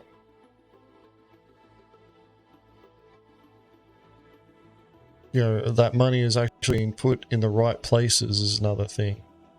And as we've, you know, identified in that former CIG's, you know, post, that former employee's post, you know, they're talking about the project as though they had intimate knowledge on, you know, and that intimate knowledge on what was going on, and that, you know, they were critical in, you know, several teams, you know, the creation of and the running of. If that's the case, and then they turn around and say, I don't want to play Star Citizen because it's not ready yet, when it should be. It's like, well, what do you know that says that, you know, Star Citizen should be ready now if you've worked there for 7 years? Look how the turntables turn. That's right, Bob. It was a scam all along. Star Citizen was nothing but an illusion in our minds. We're all crazy. We're all in a madhouse right now, in a white padded room, we're in a straitjacket, rocking in the corner.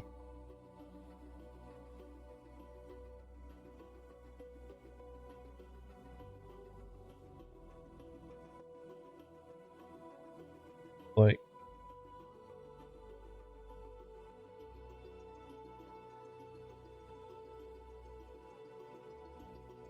the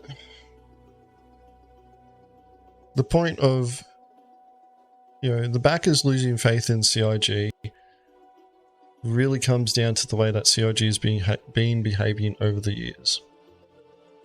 Which is why I started with that post. Sorry, CIG, I don't trust you anymore. Or I just don't trust you. You know, there's times where CIG, you know, is saying one thing, doing another, or making changes and not saying anything and just hoping that people won't notice. That's what they're relying on.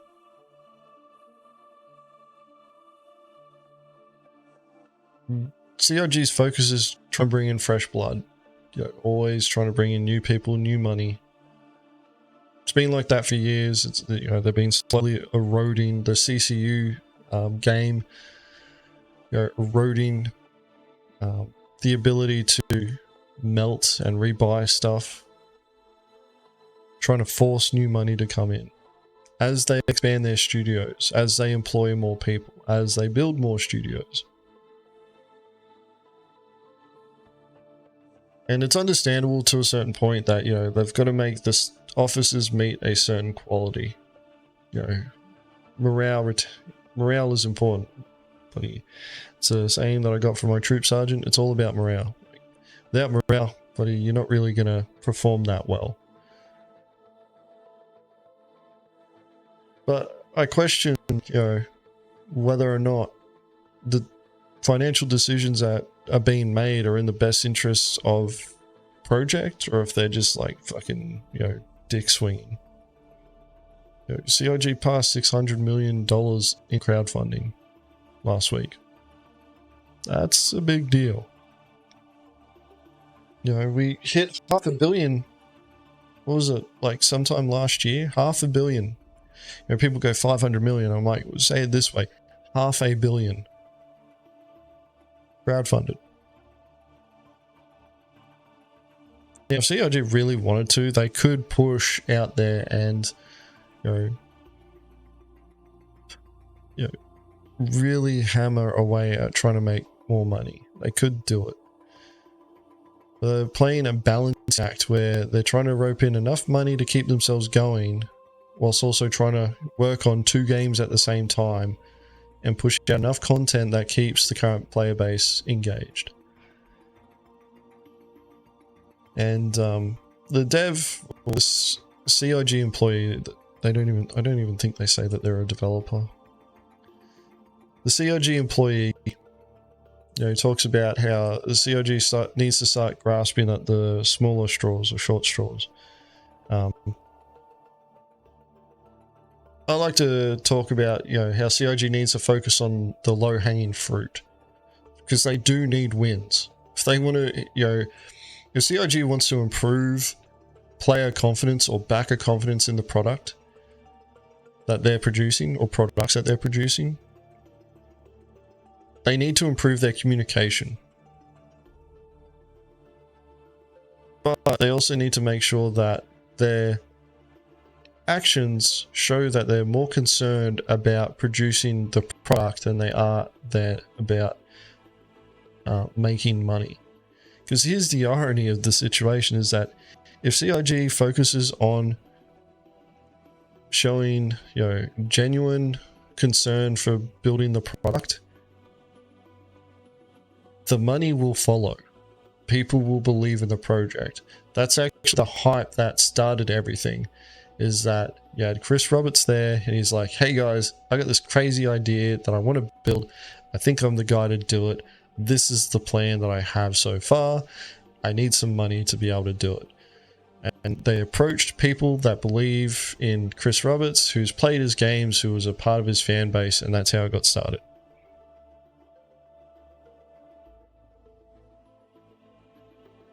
Silence, yes, I will be uploading these streams as part of videos, or as videos on YouTube too. They should ask themselves, what would Larian Studios do? They would let you bang an orc. That's what they would do.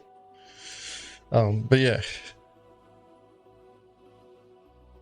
Like, just focusing on building a product.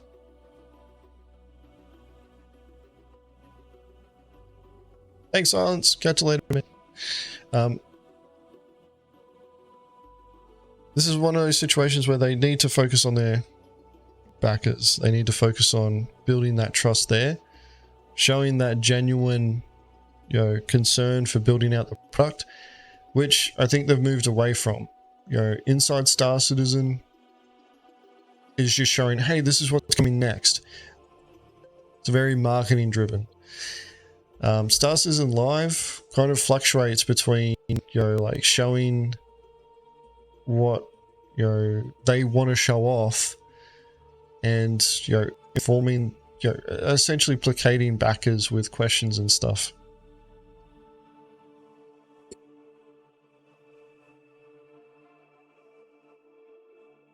And those are the 2 shows really that CIG needs to be leveraging to build and maintain backer confidence. But, ultimately, it's the game. Star Citizen is the product that they sell. People are spending hundreds of dollars, thousands of dollars even, on ships for Star Citizen. Not for fucking Squadron 42. They're spending that money for Star Citizen, not Squadron 42.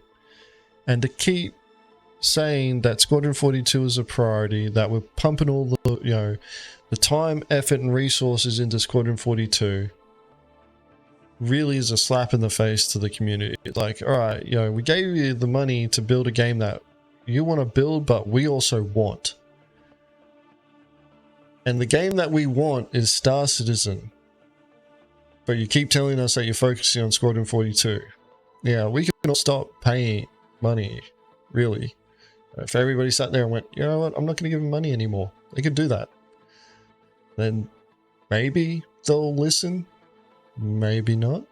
Maybe that'll just tell CIG, hey, we need to focus our efforts on getting Squadron 42 out the door ASAP. And then they start looking at shortcuts that they can take.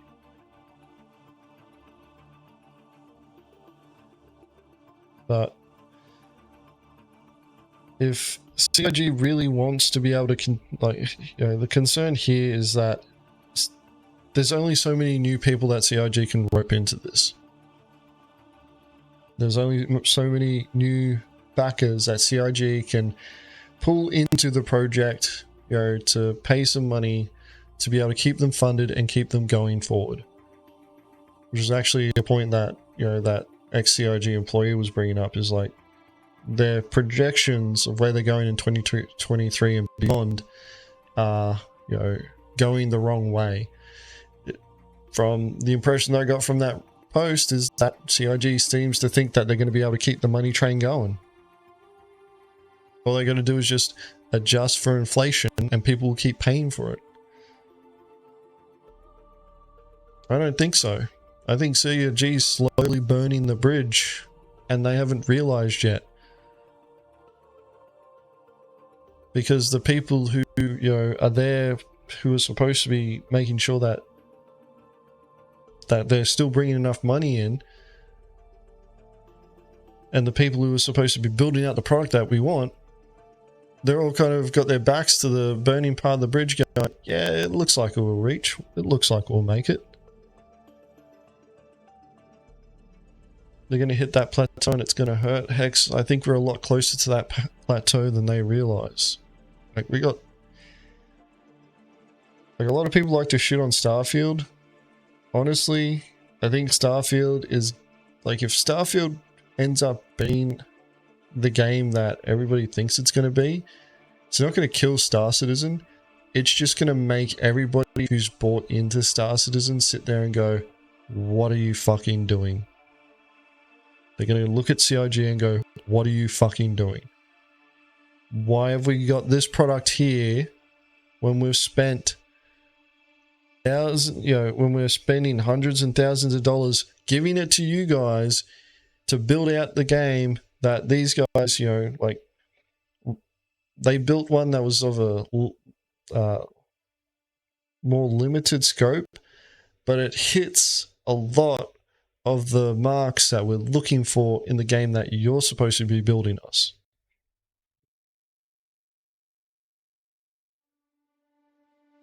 You know what I mean? I honestly think that we're closer to that plateau than what CIG realizes. Like, it really comes, I honestly think it comes down to how well Starfield launches. If Starfield launches really well, and it's very well received, CIG is going to be sitting there going, oh shit. I'm going to give Squadron 42 a run for the money. It'll give Star Citizen a run for its money because we don't have Squadron 42. Like, people keep saying you shouldn't compare Star Citizen and Starfield. I think that's wrong. I think you should, because what we have in our hands right now is what matters. We have Star Citizen in our hands right now. Star Citizen has a lot in it, but the fact of the matter is like, it still lacks a lot of what has been promised, and the timeline for when we're going to get a lot of this is still pretty far away.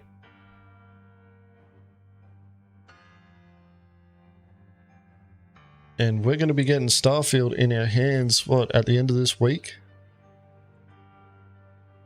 Yeah, at the end of this week. Early access will open up for Starfield.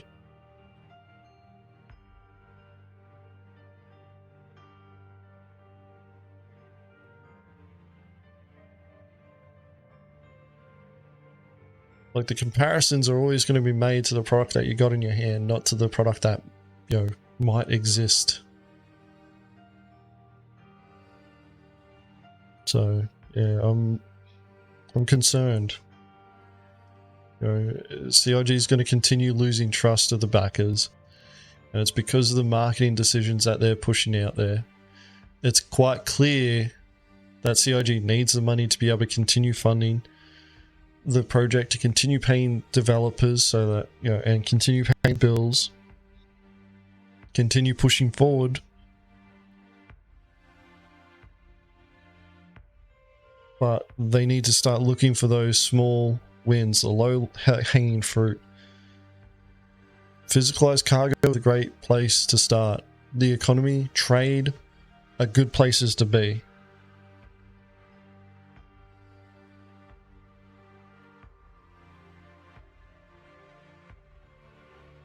The multiplayer part is a big thing.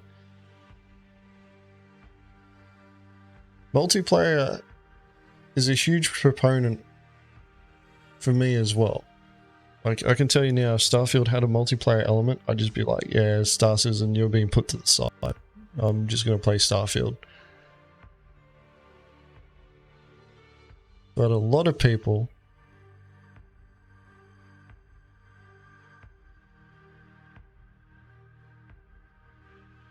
Starfield's got all the stuff of what you expected from Star Citizen: AI, companion, base building, exploration, ship modularity, but without multiplayer. Yeah, like, that's the thing, is a lot of what's in Starfield we want in Star Citizen. The main point of difference between the two is the multiplayer. And that's, you know, like, really, that is the tipping point. Like, you know, let's not mince, you know, let's not mince words. I've lost that. I've lost the saying. Like, let's not, you know, mess around here about what is actually the problem between Starfield and Star Citizen. Like, it's literally Starfield single player, Star Citizen multiplayer. Now, if we had known about Starfield at the same time as finding out about Star Citizen, they would have been getting compared the entire time throughout the entire development pipeline. But now we're going to get Starfield in a week. And we still don't have a date for even beta yet for Star Citizen.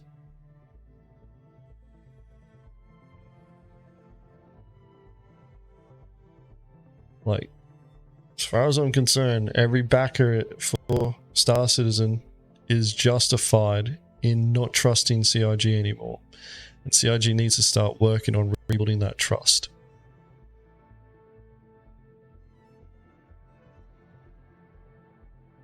Sunken costs and act debt with the stuff they keep releasing. Yeah, well, the problem is they're building two products at once.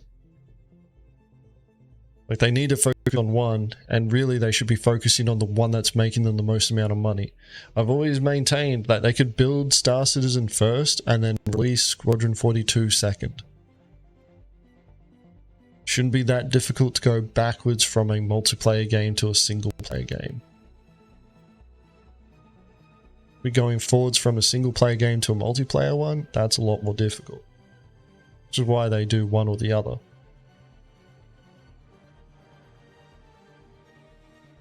And that's, you know, that's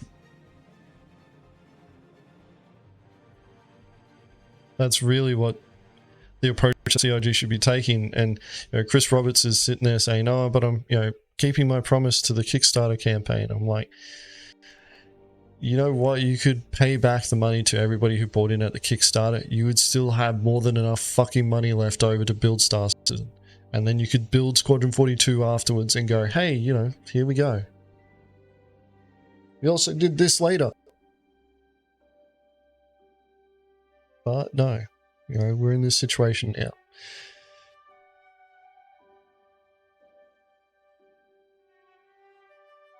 We could issue a vote to the original backers. I don't even know if they'd respond, honestly.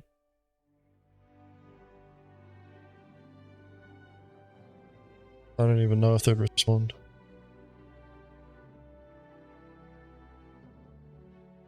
Thing is like, a lot of the vocal ones are of the opinion, hey, you should be fulfilling your promise to us. And that plays into what Chris wants too. Because Chris Roberts wants Squadron 42. As far as I'm concerned though, like, if they want to build Squadron 42, they should be focusing the money that they, you know, earned from Squadron 42 on building Squadron 42.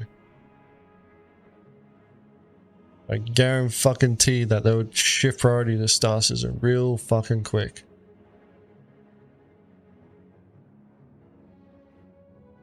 Like, yeah. End of this week, we'll see how Starfield goes. I think we're going to see Starfield turn in. I think Starfield's launch is going to be rough. They always are. If it's not rough, then fucking, you know, we're going to see I think we'll see a significant drop in the community playing Star Citizen. I'm pretty confident that a lot of content creators, a lot of the larger ones, will go over to Starfield and play the shit out of that. And only the content creators who are focused on community events will stick around with Star Citizen.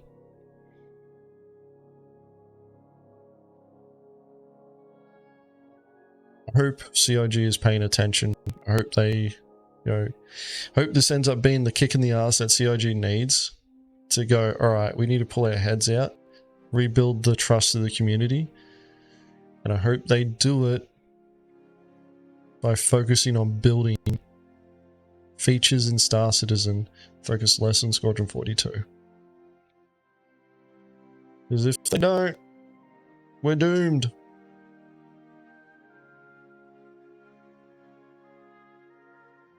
Alright. I think that's enough on this. This was a bit of a journey. This is part of the new format that I'm aiming at for doing reaction and rants. I want to try and do less of, you know, quick focus on watching a video or something like that.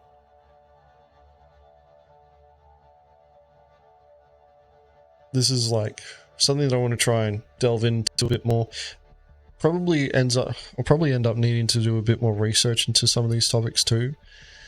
But yeah, this is what I'm aiming for, is like do some research or like pick out a theme or something that we're reacting to and then talk about different points about it. And we'll see how we go. Unfortunately, it goes for a lot longer because some of it is exploratory, others is just me ranting and raving as a talking head here.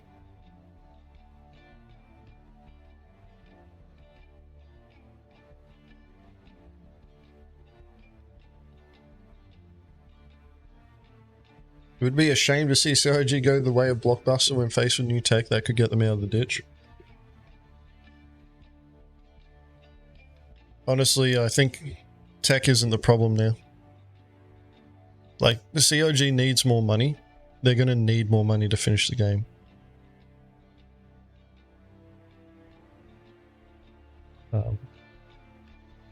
Tech is the least of their issues. They need to rebuild that backer trust. They actually need to focus on trying to, you know, maintain player retention. For all we know, though, like, CIG could be hitting all the marks required, and, you know, we're just all fucking mushrooms kept in the dark and fed shit. We have no idea what's going on. Yeah. Weekly podcast with Void Dude when? Weekly podcast? Yeah, that seems to be a new thing, isn't it? Like, Salty Mike got Croncy as a new fucking... as a co-host of Answer the Call. And it's Salty Mike and Burks doing their other generic gaming podcast. I'm trying to think there was something else. I know there was another couple of content creators that were doing something similar. Need to punch some DMs out actually to talk about piracy for 3.18.19 and probably forward and organise a Mongrel Court. That said, it's probably going to require a couple of sessions with Mongrel Court because there's quite a few pirates that have been active that I want to talk to.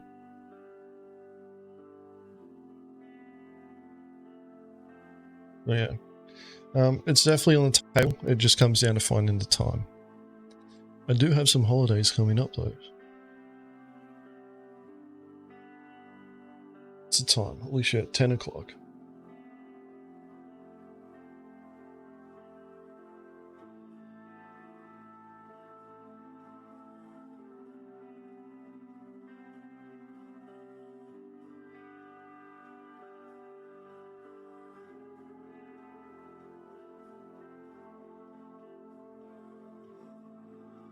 Holidays on the Microtech skiing and podcasting. Nah, man, it's going into spring where I'm at, so I'm gonna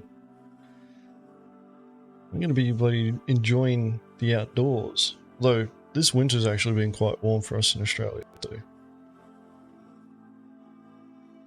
podcast with the CIG dev was cringe for me when he talked about Starfield. Oh, that would have been the Burks one. I think they were talking with Elliot. I don't know, like, I haven't watched that one yet.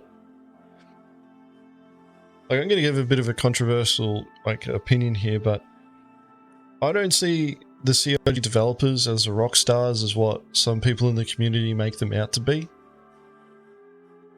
Like, I just look at them as regular people. So when I'm asking them for opinions and things like that, myself personally, it's like, I'm expecting them to answer because that's part of their job, not I put them on a podium or anything like that.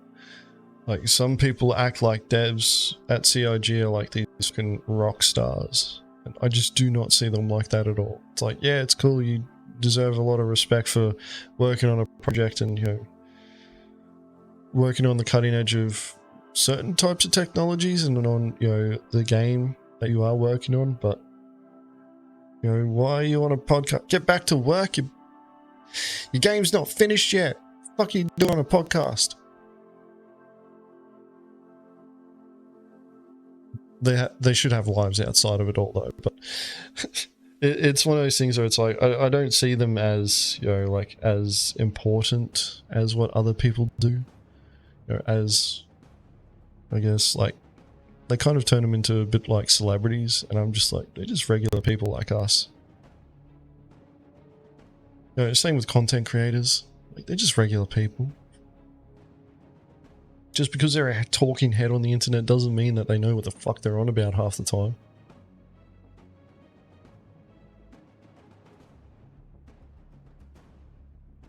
The only dev rockstar you know of is Chris Metzen. I don't even know that name. I might be familiar with the product that they've worked on.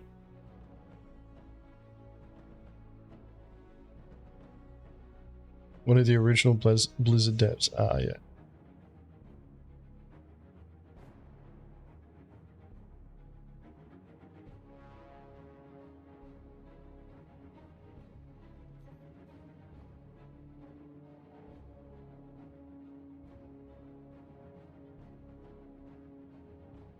Is that an actual band? the only bloody dev that qualifies.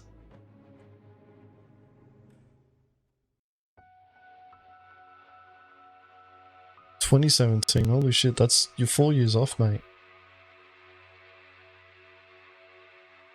Yeah, like, when I hear about a dev, you know, from CIG talking about other games and things like that, I'm just like, okay, I'm just going to ignore you as a CIG dev now. I'm just going to think of you as a gamer like the rest of us.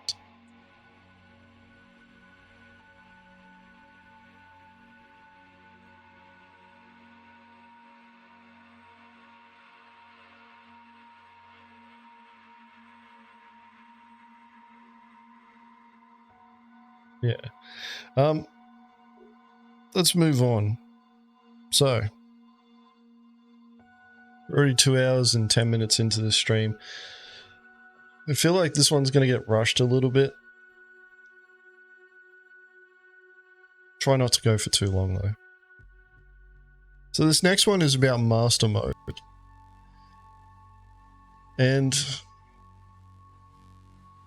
I do have a little bit of an opinion on master modes, but it's not really of the technical aspects. And I was hoping to find more people that made commentary about it that would have an idea of what it's about. Especially on YouTube.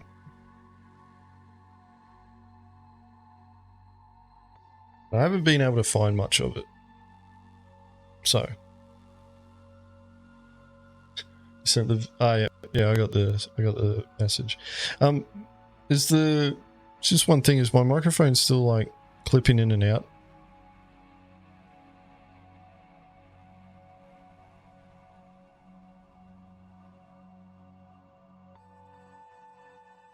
Still clippy? Alright. Master mode's been NDA'd? No. So Master Modes is in Wave 1 PTU now. And the reason why you probably haven't heard a lot about it is because a lot of people who have access to it don't really know what to make of it yet, and they're kind of waiting on people like Avenger 1 to talk about it. Now, I did go and watch a couple of Avenger 1's videos on it. One of them was a bit more instructional on, you know, how Master Modes works, which I'd rather not react to because it's one of those things where it's like, one, it could change, but two, it's more of an instructional video, and me reacting to it is kind of like just stealing its content there. So I'd rather you guys go and watch it. So I haven't got a link for it. I actually forgot to grab the link for it. Actually, no, I do. No, that's not it. It's his first look. Master Modes is only in Arena Command. Yes. So if you want to know a bit more about Master Modes, you can go and look at Avenger 1's video.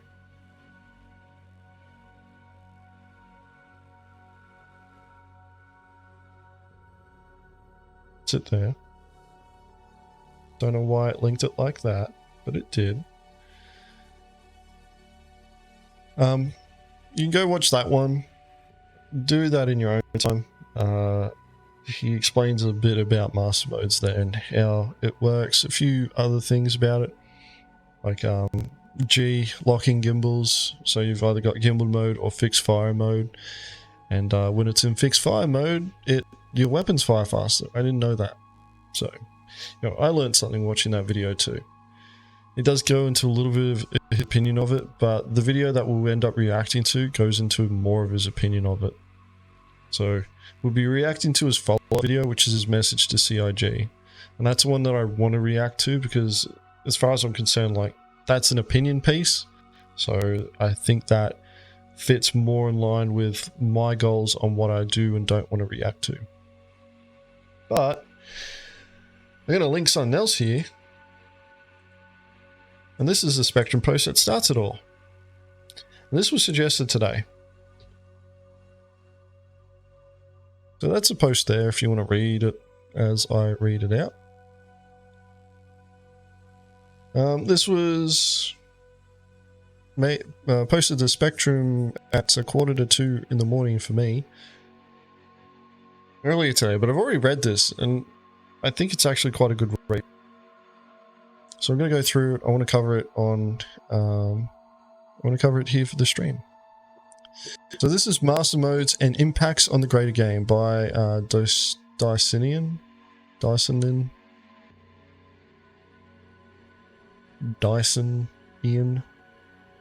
Anyway. Let's start. I've been compiling a ton of notes on Master Mode's flight model, MMFM, and the below is a consensus of my personal research. Summary: 220 SCM is the max speed, boost is about 500. Tricording is dead, and ships have more of a spherical flight model. Boost is concentrated forward for the Gladius, leading to more of an oval fate model when boosting. Pitch flying is buffed, making ships feel more like World War II because you need to pitch into turns.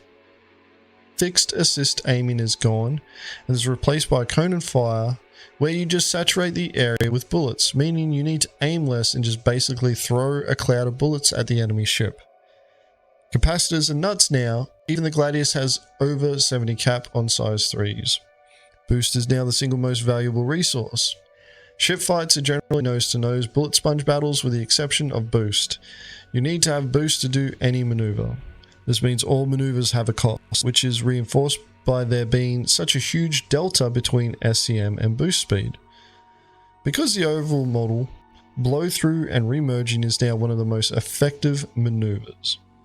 Shield resets are much less common because boosting away from the enemy basically resets a fight on both sides. I don't have too much information on missiles, but I assume they will be more effective due to low SCM, which makes flare management much more essential. Hard to dodge things at 220 meters a second without boost. Losing boost is almost a death sentence.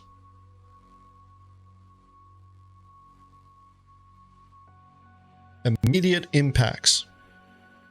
Avenger 1 had one of the best explanations of the new Master Mode's flight model, in that we are going from F1 races to bumper cars with enforced speeds. He is absolutely correct in that this heavily lowers the skill floor of the game. The skill floor is lowered by enforced speeds and less aim-centric cone fire. Shields are heavily devalued by the new conal fire and are more of a finite resource, as in-battle resets are less likely unless you fully disengage. Because of the spherical model, the superiority of decoupled mode is heavily reduced. Decoupled backstrafe and upstrafe hyperkite cheese are essentially removed. It is very clear that the new Master Mode's flight model is shifting the game from more of a maneuver-centric model dominated by agility fighters to a resource management game. Conserving boost and flares is now incredibly important. Seems the light fighter and small fighter balancing is going to be done by just giving these ships more boost so they can avoid fire, but that ability is limited by the max amount of boost that they have. The days of one ace killing 20 ships at PO are over. Because of resource constraints and the lack of ability to just leave fighters or leave fights due to combat mode versus navigation mode, a single ace can now much more easily be overwhelmed by more lower skilled pilots en masse. This is because eventually the ace is going to run out of boost, and with the new conal fire and inability to escape, they are not going to be able to mitigate overwhelming odds and will be killed much faster when focused. Personal thoughts. Alright, this is Dicinian's personal thoughts.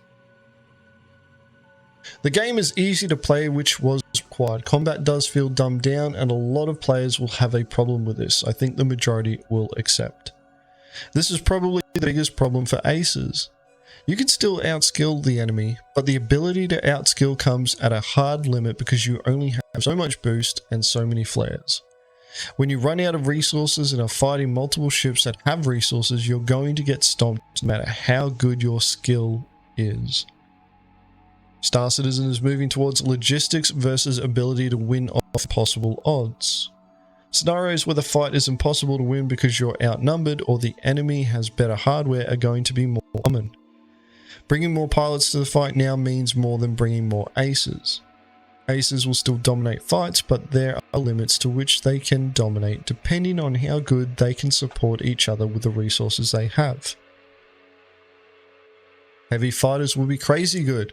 It will no longer be possible for a single light to win against even a moderately skilled heavy with a competent gunner. Heavy fighters will be the new low skill meta. Turrets will be very strong. Certain large ships, assuming they are crewed, are not going to be even worth light fighters attacking them anymore without proper supporting hardware. This is because light fighters are no longer going to be able to out-resource the turret. Boosting is expensive, and unless you have overwhelming odds to cycle through defensive turrets to bring shields down, you're going to just get owned. The above is only true for ships that have true 360-degree fire coverage. Ships that have very big blind spots that they cannot use boost in order to converge turrets on attackers are still going to be easy prey without support. As an example, the Hammerhead is going to be godly fully crewed, but ships like the Corsair that have a mass undercarriage blind spot that a fighter can spend a small degree of boost to camp in are going to be pretty much free kills when locked in SEM combat by fighters. Snubs and escort fighters are going to be absolutely necessary to not die. In post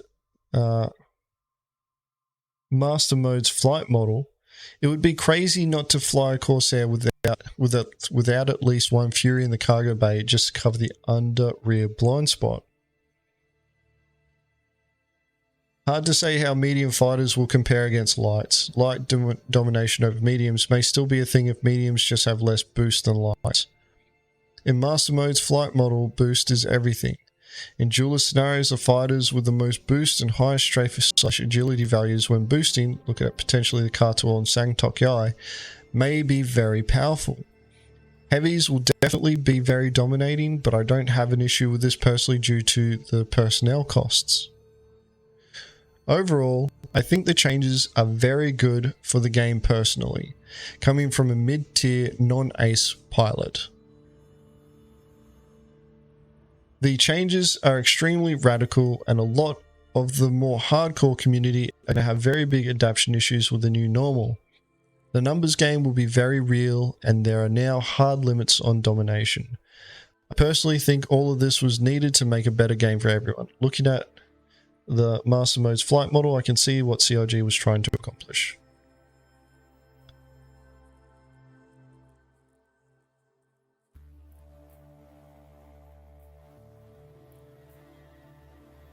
It's in general there, Bad Dude Josh. Also linked it in chat, I'll link it again for you.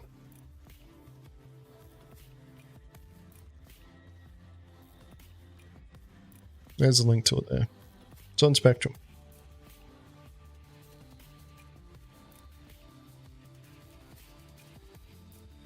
So, apparently this is not... There we go. A lot of information here. A lot of assumed information. And Bob's just jealous because people talking about master modes being simps, because CIG will pay attention to them and not him. He just wants to be noticed, CIG. Just acknowledge him and then he'll leave you alone.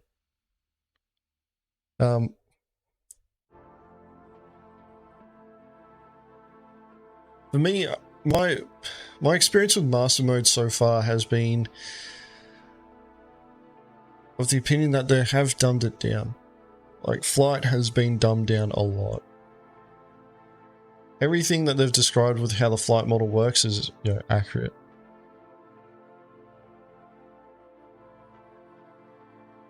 Master modes is too archaic and skill free. I do have a problem with how they've made the changes, but the problem here is that not everybody's a sweaty PvP, you know, flight combat jock that loves to spend hours upon hours in Arena Commander. You know, there's a saying, actually it's called Bayer's Law. If you've done game design, you'll notice. Easy to learn, difficult to master. If you're able to achieve that with a game mechanic, you can pretty much maintain player retention for far longer than just constantly adding content, because the gameplay is engaging enough that it retains the players. If you keep adding content to your gameplay is not engaging enough, or it relies on more content being added because that's the way that your players engage with the content.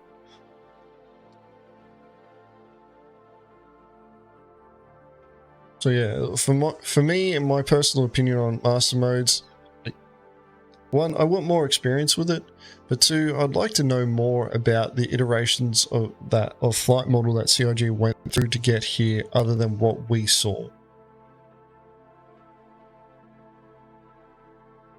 For me, it does feel like the skill element was taken out.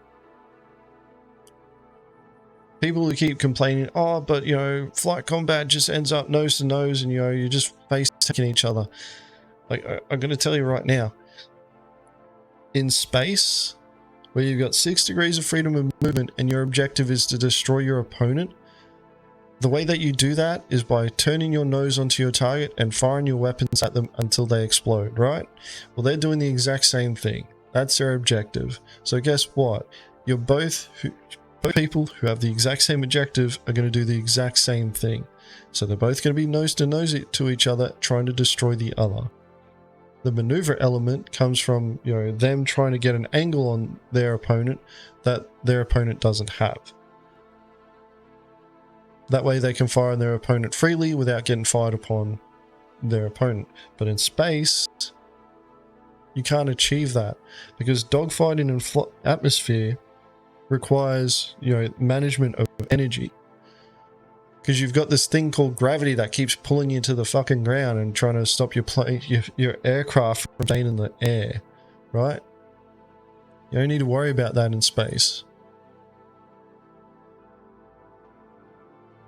So you don't need to worry about conservation of energy to keep yourself up in the air. You just need to worry about the conservation of energy to keep your nose on your target so that you can destroy them. And do so in a way that you can hit them without them hitting you. So, of course, we're going to end up in nose-to-nose battles. You know, you can't avoid it. CIG would need to introduce tech to be able to pull that off. Now, that's what this flight model is trying to address. But it's not going to happen. Like, what it's going to end up coming down to, you know, like, we've had master modes out in the wild for, was it like a week? Less than a week we've had master modes. Like, we need more time with it. Really. Like, the opinion so far of how, you know, what people are saying is pretty accurate in my opinion. I read through what they're saying, you know, what Dicinian's saying here. I agree. Like, pretty much everything they said with regards to how the flight model works, I agree with. A lot of it's speculation. When they start talking about, you know, like, was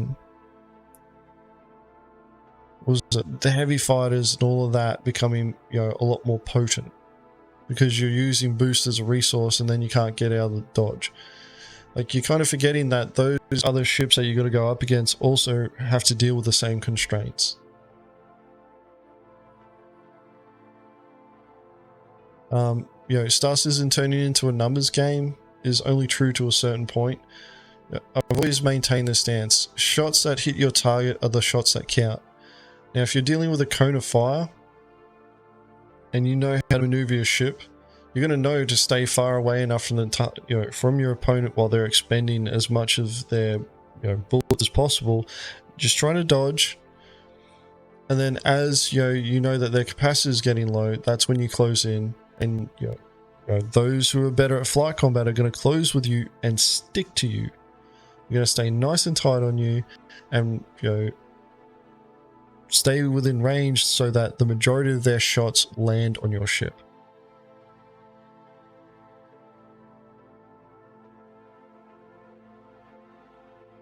Skillful lowers but not kill ceiling. Yeah, that's right. Like, you're 100% right on this there, bad dude Josh.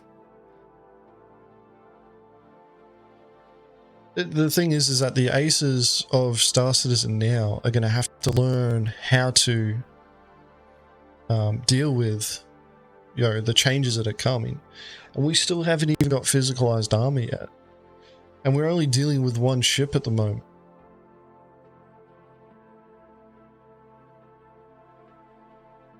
And that's one of the things that I think a lot of people need to like, they need to give this a really good go. Like, you can't, like, I don't like shitting on Avenger 1. I haven't had a very high opinion of him because of a lot of the things that he has put out in the past. But I will say this, is that his most recent videos on the Master Mode's flight model, I actually like those videos because they're more informative, but also because it's less about him and more about the game. Like, if he concentrated his content in that sort of format, I think he would do a lot better. People got to try master modes, by the way, pay to test. Well, they're not trying master modes, they're paying to test master modes. Except for me, because I don't need to pay to test master modes, because I'm special enough to get ETF. But yeah, I thought we'd start with this, because Dicinian brings up a lot of good points. I've always maintained that Star Citizen is going to be about numbers. Even if they hadn't changed the flight model, it would eventually become about numbers. The thing is that those higher skilled groups would probably be able to deal with larger numbers as the game played on. But, in this new flight model, they're going to get overwhelmed sooner rather than later. It's just going to happen. Like, I agree with a lot of what Dicinian's saying here. What we'll end up seeing, though, and this is one of the, they kind of touch on this a bit, but they don't really use the language. Compositions are going to be more important. Compositions are going to be way more important when it comes to flight combat now. You can't just go, all right, guys, we're just going to, all jump in our little light fighters and just go shoot the shit out of everybody.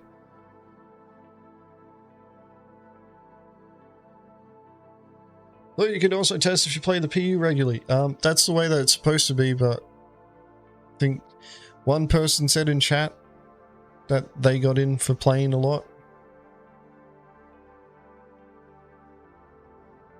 But I haven't met anyone yet that's gotten into Wave 1 or 2 based on their playtime. Pretty much everybody that I know that's in Wave 1 or 2 are subscribers or ETF. And the ones that I thought that would make into Wave 1 or 2 haven't. So yeah, it's we don't know the values of that. We don't know how many hours you need to achieve per week or per patch to be able to fit the criteria of being able to get into Wave 1 or 2. Because that's where we're at with the current PTU patch. Anyway, Bob's memeing. And yes, Bob, I'm a huge CIG simp because I just didn't go on a fucking rant for the last 2 hours about how CIG should be concerned.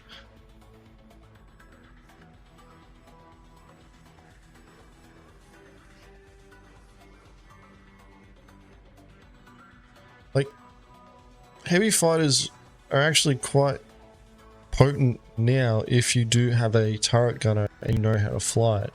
But I guess what the point is that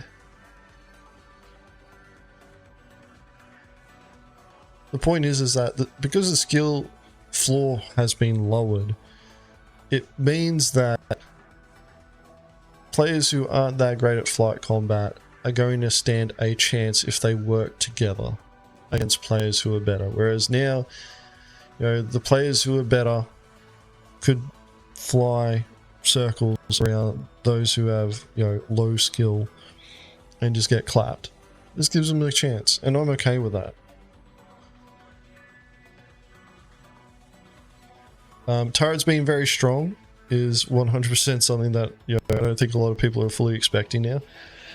And to bring this back in line with piracy gameplay, master modes for us, what I'm foreseeing is that master modes for pirates is going to change how we approach hitting targets, and it'll also make the argument of having escorts or a quick reaction force even more valid than it has now.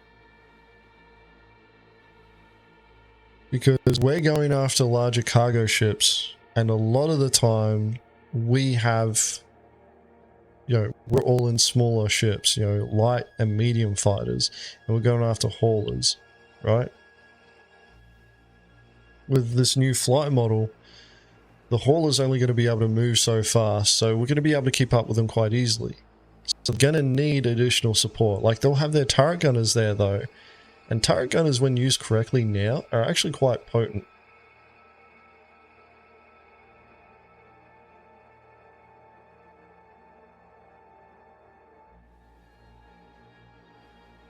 Those turret gunners are actually quite potent when used correctly. And you actually need to train against them so that you know how to avoid them. And if you're trying to take down a hauler without destroying the ship, then you need to train as a team to be able to do that.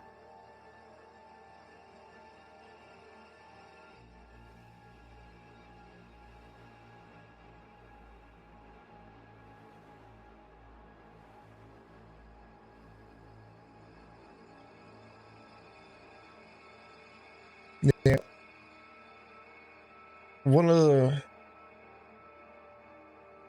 I'd say one of the problems that we're going to experience with this new flight model though is the larger ships are going to be a lot more powerful. Like, lowering the skill floor for any sort of game mechanic makes defeating even, you know, mid-tier skilled players a lot easier for lower tiered skilled players. Like, believe it or not, the divide grows more, and those who are all in the middle normally suffer more than they benefit.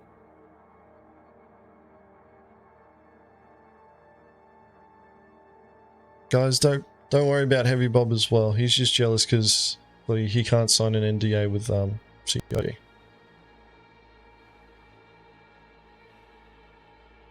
The Redeemer is actually going to be have more oomph.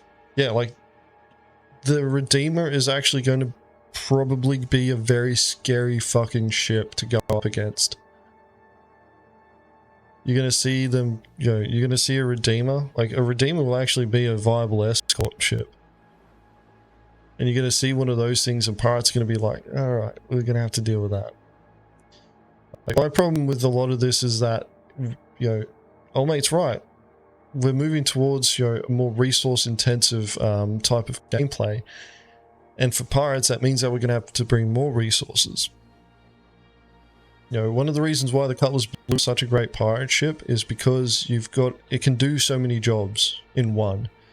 Whereas if we go for, you know, if you use a Mantis, it can only do, you know, quantum enforcement. It can't really be a good fighter. It's not a good fighter.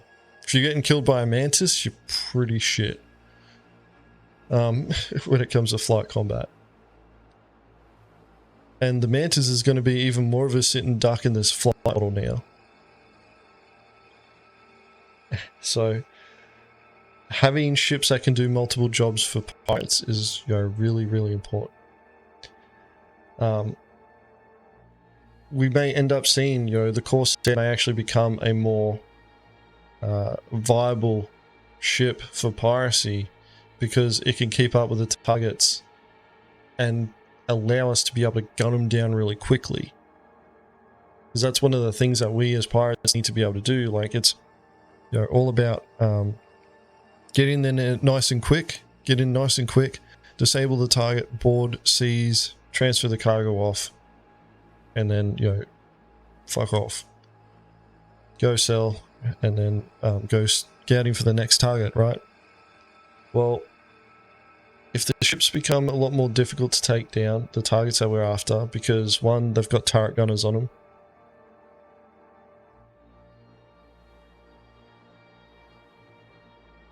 That's something that turret gunners can't do. Or that turret gunners can do for their ships, or the ships that they're defending, is that they can draw out the fight long enough that reinforcements can get there and just push the pirates off really quickly.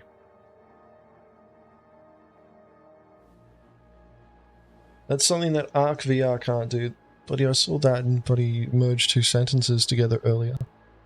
What can't Arc VR do? Arc can't get a NDA either from CIG?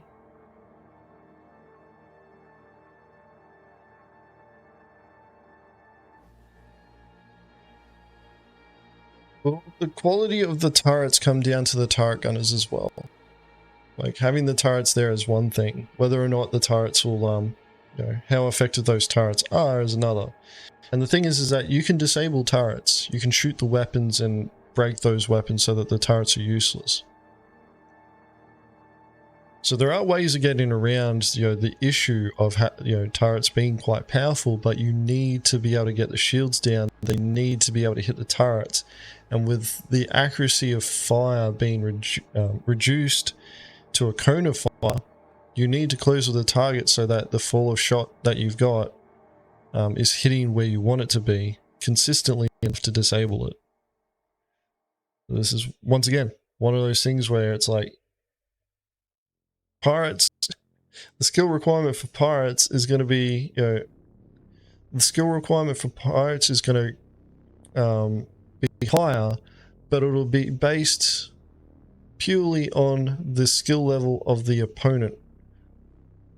So we only need to be as good as our opponent, or we need to be just a bit better. Is your hat green screened? Yes, my hat is green screened. You look up, see? It's actually a green brim. So when I look up, you can actually see through it.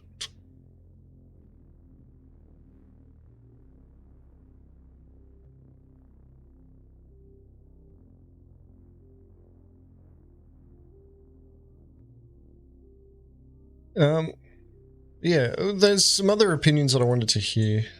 So what I want to do, I'm going to switch over to Facecam for a second. We're going to go, see, you can see behind me now. Alright, where are we? I wanted to start with Vatians first. So this is from Vatian. I'm going to, where is it? Toggle the music off. Why did it change that scene? Is my piracy green screen? No, it's all scripted, Bob. Didn't you know? So many people that go around saying that, apparently. We're going to switch to this scene here. Actually, I should grab a link for you guys first. So this is what... This is a video that we're going to be watching next. So this is from Vishan, who's from Ramming Department. Got a few videos, instructional videos out on how the current flight, on some drills that you can do to help you out with the current flight model, which are probably going to need to get thrown out or maybe changed to accommodate for master modes. So let's have a listen of what Vishan has to say here. Hello, welcome. I just want to discuss about the new flight model. As we all know, the new flight model is in the works and we have a sample oriented to flying.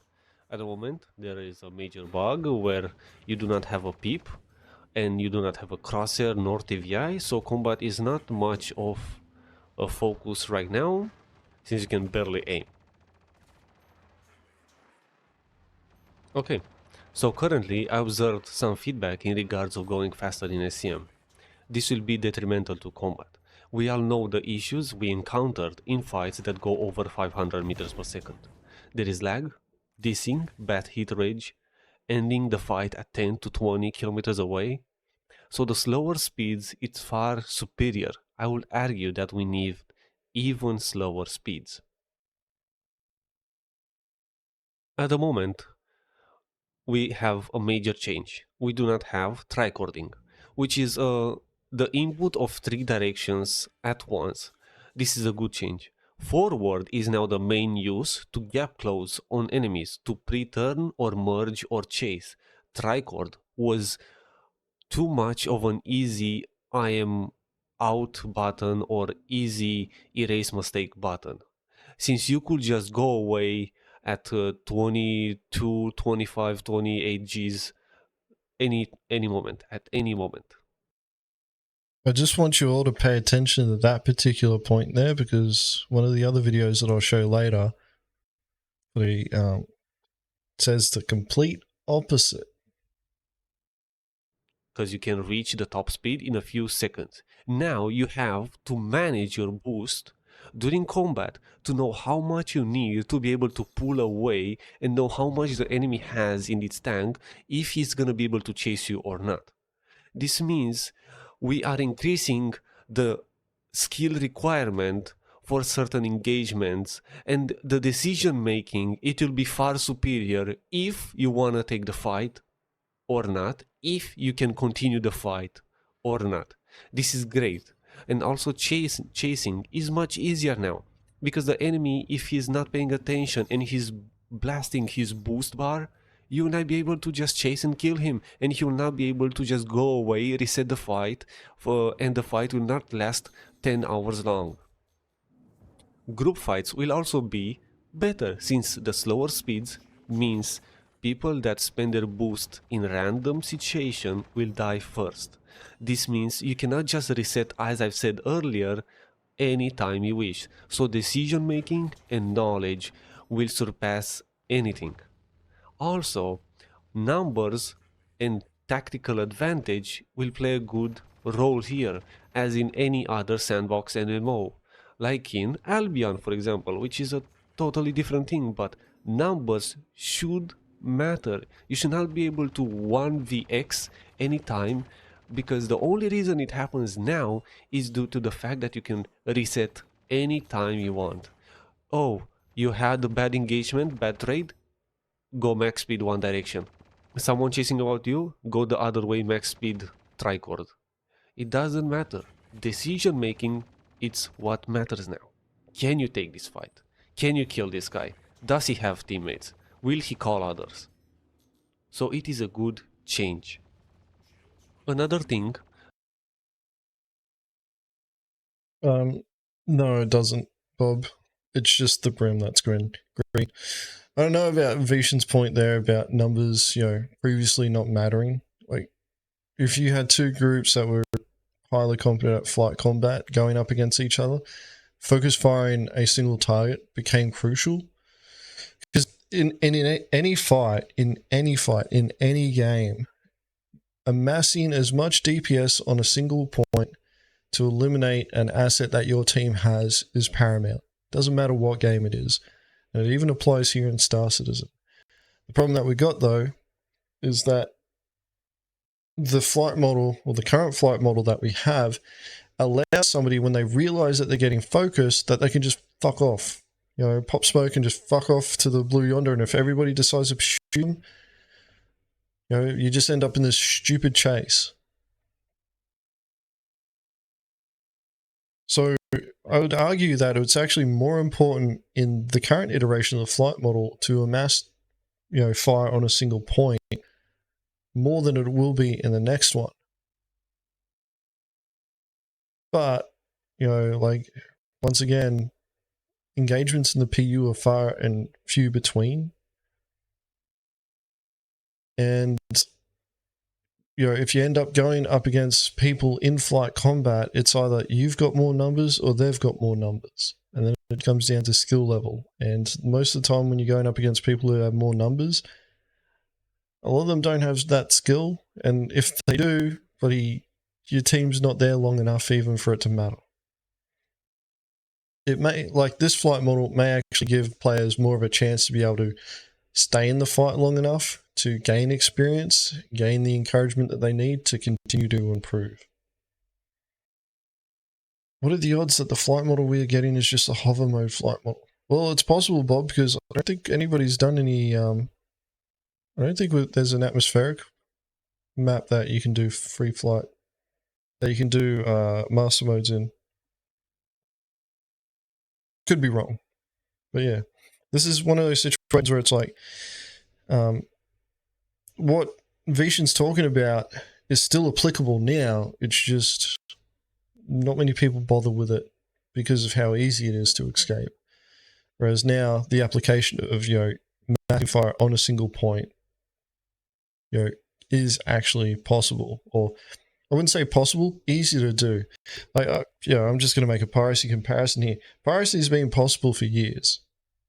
We've been able to do piracy for years. It just wasn't until we got physicalized cargo that everybody went, oh wow, we've got piracy in game now. It's like, no, we've had piracy for years. The majority of you just couldn't be fucked doing it because it actually required more skill to do. That's a fact. But CIG changed so many of the mechanics and they reduced the skill floor for piracy. The barrier of entry is so low now that anyone can do it.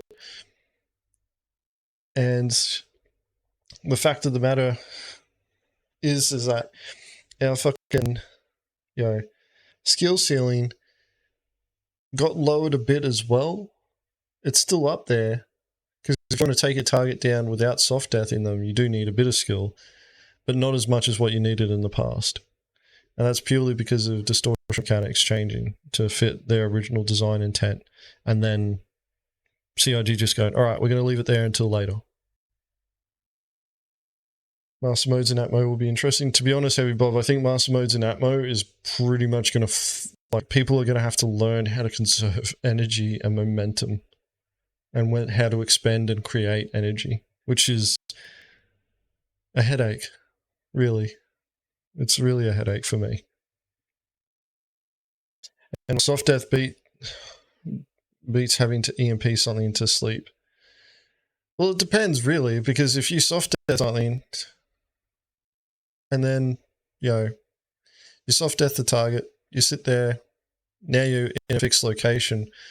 In this current flight model, you can get away with circle strafing your targets. In this flight model that we're going to get, it's stand and fight, and if they bring enough numbers, you're just going to get overwhelmed. Like the advantage of being able to disable a target and prevent it from being able to, start back up again so that you can board and seize it is that once it comes back online, you've got control of the ship and you can move it wherever you want. Whereas soft death, you're fixed in a location until you transfer that cargo. And if you don't care about transferring the cargo, then fucking, soft death is just, a step to hard death, really.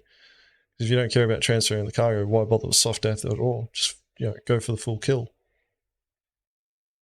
Looking forward to nav mode A2 ramming? Yes. Will we, why an A2 though? Why not go with the Retaliator? That'll have higher HP. And in nav mode, you got no shields or bloody weapons, so you might as well go with the ship that can, what's it called? Take the beating as you're pushing, coming at your target. That we got rid of right now is 45ing, or the combination of pitch and yaw is good that it has been removed, since some players were not able to enjoy the full potential of their ship because of a certain coding which is implemented in a gamepad. There are players in this game that use a gamepad, so limiting this and not reusing a square input but a circle, because gamepads cannot be changed in that regard, it's good, so just adapt. Pitch now is the strongest, so again, adapt, get good. A few things I want to mention before finishing the video is that after some discussions with many players, I have had the following mention to do. We may need ramp up in order to prevent or to incentivize players from not spamming directions up, down, left, right in order to scuff the pip, so the enemy player has a hard time aiming at you even if your ship stays in place mostly or does micro dodges. The ramp up mechanic will make the ship take some time before going, let's say, from an input of upstrafe. It will take a bit of time from the moment of input to the reaction of the thruster.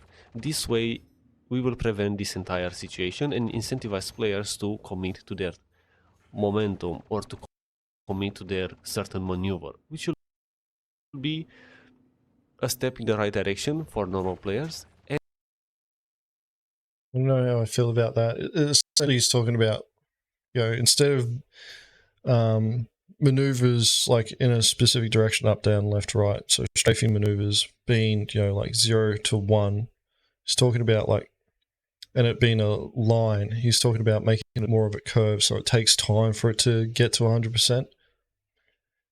I don't know how I feel about that for, making maneuvers, because that makes you more reliant on your main thrusters and boosting, which I think CIG is already doing.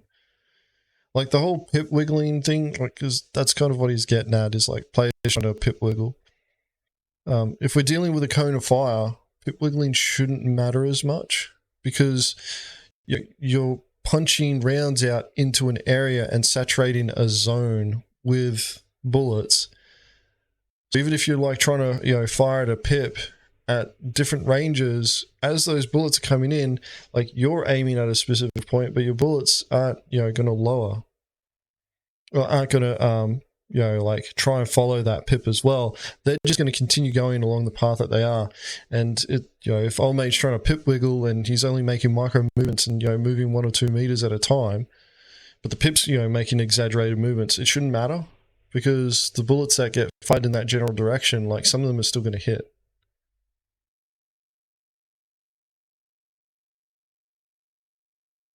the acceleration altogether, lower that down to a speed that won't turn a regular human being into tomato paste, but it's the future. That's what they've done to a certain point. Like, the G-forces are still too high. The problem that CIG is facing on that front, like, the speeds need to be lower. Like, they haven't said this, but I believe that there's a technical limitation that as they go faster, the network requirements to keep updating a person's position as they're flying along become a lot more difficult to track. So the chances of you like going to, 1800 meters a second and then making a sudden direction change and then going in a different direction, by the time that you do that and the server registers and communicates that to the clients around you, you're already long gone and those clients are still catching up. They've lowered the speeds. I think I think where we're at right now is a good place to be testing. Like, I think we just need to test the fuck out of this. Just focus on testing and providing feedback. Like, some of the feedback that Vishen's given so far, I'm not sure about, his opinion on making the maneuvering thrusters ramp up as opposed to the main thrusters.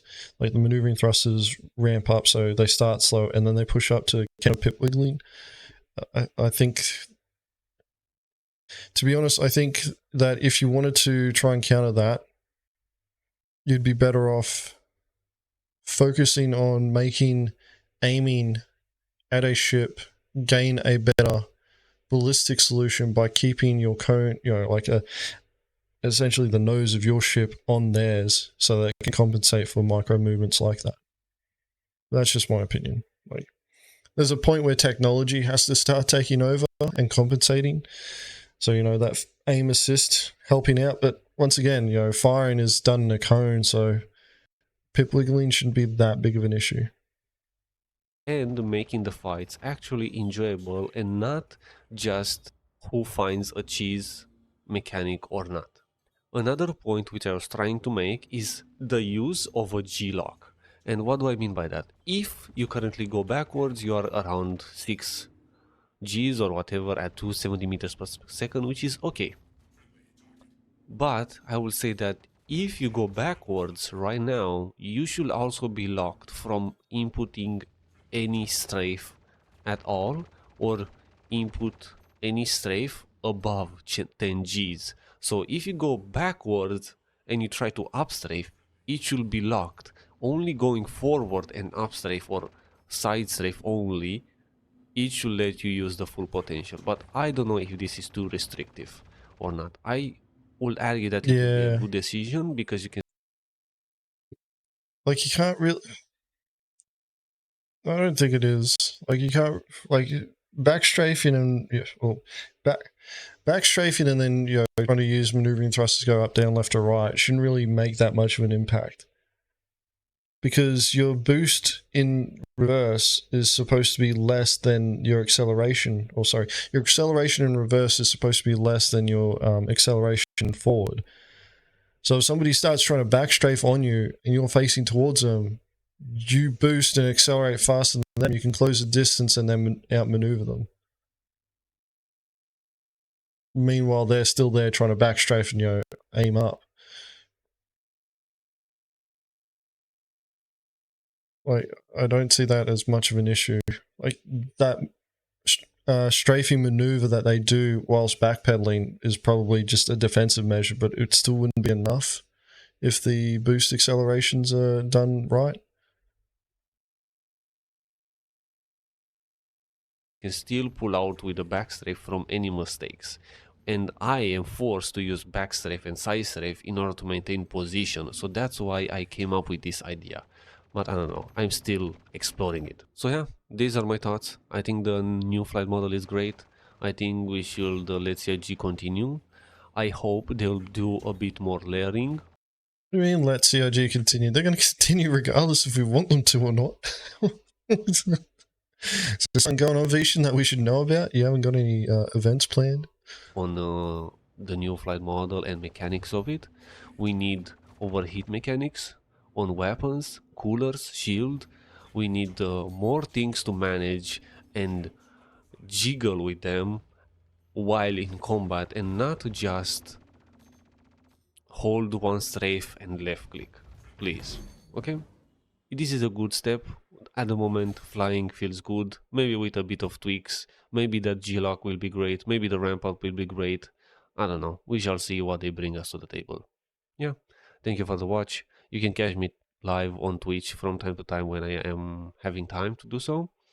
And don't forget to join the Ramming Department Discord. We are here Alright, that was Vishen from Ramming Department, giving his thoughts and opinions on master modes. It's an interesting take. It's good to see that he's like, Ramming Department's flight combat style is very knife fighting. They like to knife fight a lot. So this leans more into, this flight model leans more into the type of flying that they'd like to do. So I was expecting them to like hold this as a very positive change. My personal opinion for me is like, I like it. We just need to play it more. How's this going to work out for landing at SPK or any other bunker? No idea. We'll have to wait and see. Right now it's just focused on flight combat.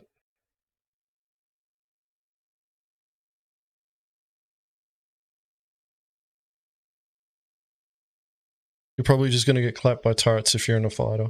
And you're going to need a multi-crew ship. And then have them drop you off while you EVA out. Yeah, that was Vishen's video there, guys. Go check him out. Go watch his video. Give him some more views on it. And, hit him up with a subscribe and all that sort of good stuff. What we're going to do now is I'm going to play this. Oh, man. I'm going to link it first.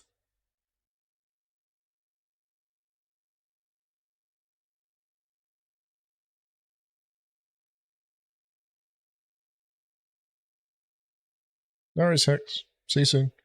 Let's get to the point where all ships get sealed and every kill is a boarding kill. 100%.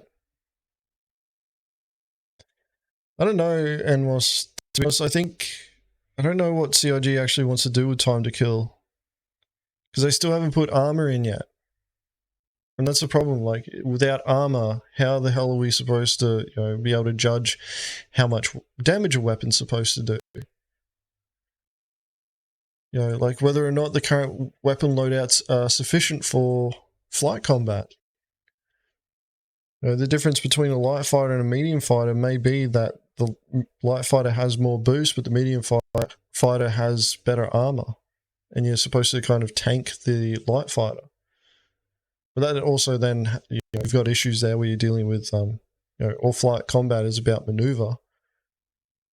Even with the resources changes in the upcoming, flight model that they're introducing, you're still going to need to be able to maneuver to get your nose onto target so that you can fire your weapons and destroy it. Maybe medium fighters just are able to tank long enough and they set it up so that light fighters can't hold their turns for that long. I don't know. Like, the current iteration of master modes that we have right now is just with gladiuses with a bloody fixed loadout.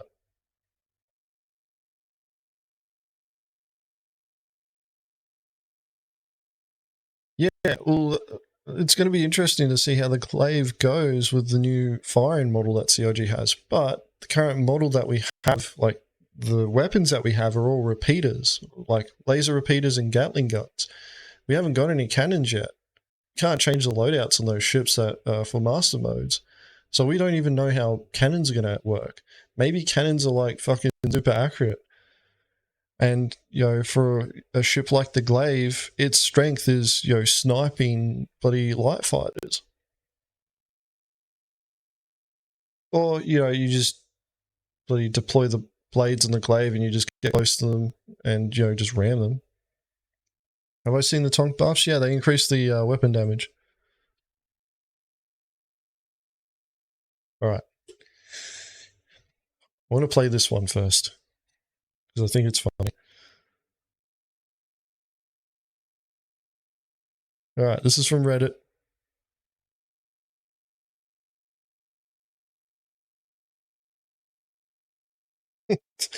Yeah, like fighting a glaive, you always remember the first time you fought a glaive because you were approaching it and then half your ship evaporated. Have I seen the 30v30v30 tonk battle? I saw the results of it. I reacted to it quite a while ago. All right, we're going to quickly watch this. This new flight model with Avenger 1. Remember, the master modes that we're receiving now is a test environment. Things will change as the feedback comes in. But what's important here is that you understand the model in its entirety before you start making feedback, so that the feedback that you do put out is educated and informed, so we can have the best flight model we can have. I would change fucking everything, Detox. I changed the top speeds, I changed the accelerations, I changed the rate of fire, changed the spread cone, I changed the fucking tricording, I changed the fucking pitch control, I changed the fucking flares, I changed the fucking missiles. I would change everything about this fucking flight model. That's what I would change, because whoever did this tuning does not play Star Citizen. Oh man. Here's the thing is like this video came out, like this little snippet here. It did get removed by the moderators of the Star Citizen, even though we can still see it.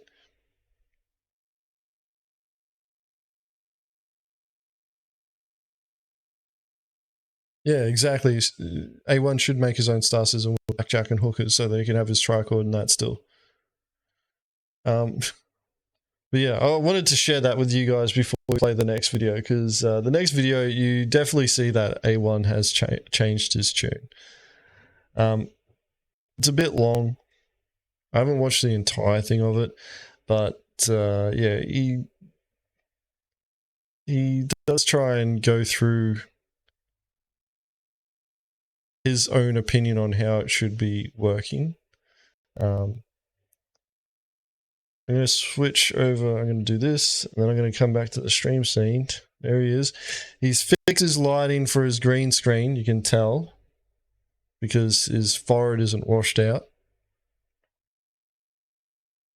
All right, there's a point that I want to make quickly. We'll start watching this. We'll probably skip through there, buddy, his intro in a second, but we'll start playing this, and there's a few things that I'll point out along the way.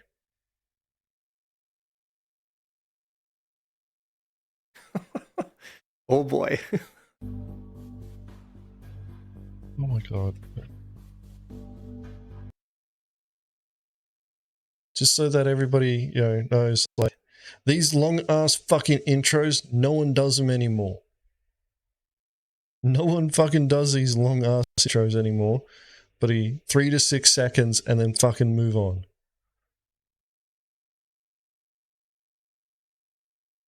This is slow as hell.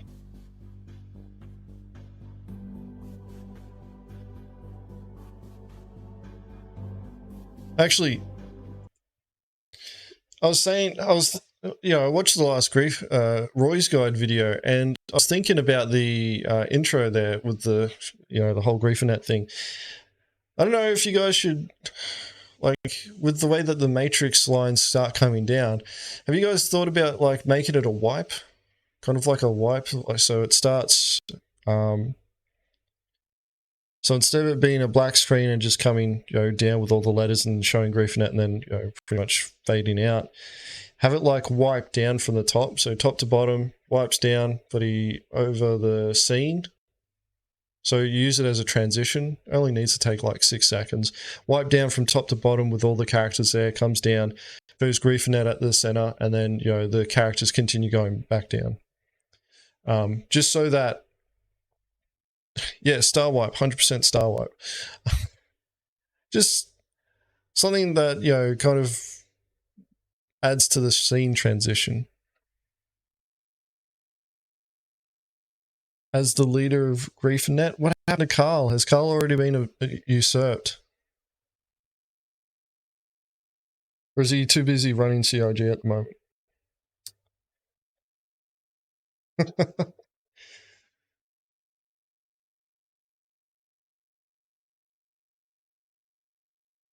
I'm Spartacus. Carl has been griefed. Yeah, I saw that. He got griefed at the race, right? Fucking hell, Stream Elements, calm down. We're just trying to have a conversation, Stream Elements, and you keep interrupting. I actually need to change those.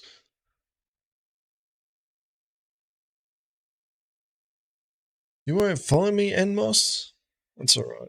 I wasn't that bothered. Alright. We'll stop shitting on griefing griefing even their own members. No shit, Nelson. Of course they're going to grief their own members. That's the best time. That's one of their primary targets. Thanks for the follow there, guys.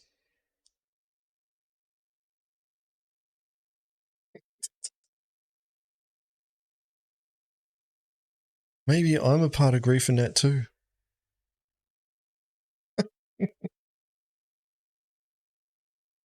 Alright, let's keep this going. Welcome back everyone to another video. This video is going to get into the weeds about feedback I have for the current system with master modes in the PT right now. I realize that this may not be content Spartacus. that most of you may understand fully, but I will try my best to explain it. This video is also... That was kind of my first criticism. He's like, oh, you guys probably aren't going to understand this. And it's like, if you're as good as you say you are, you should be able to explain it in terms that your audience understands.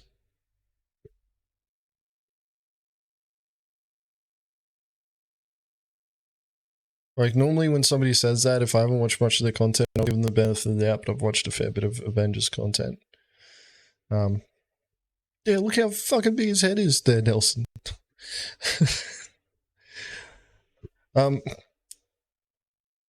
Yeah, it's one of those things where I don't know if it's just the language that he used was not what he wanted to put across, but the fact of the matter is like, if you're going to explain concepts and try and, you know, gain support for a position that you want to push forward, telling the audience that you're probably not going to understand a lot of this is not a good way to start.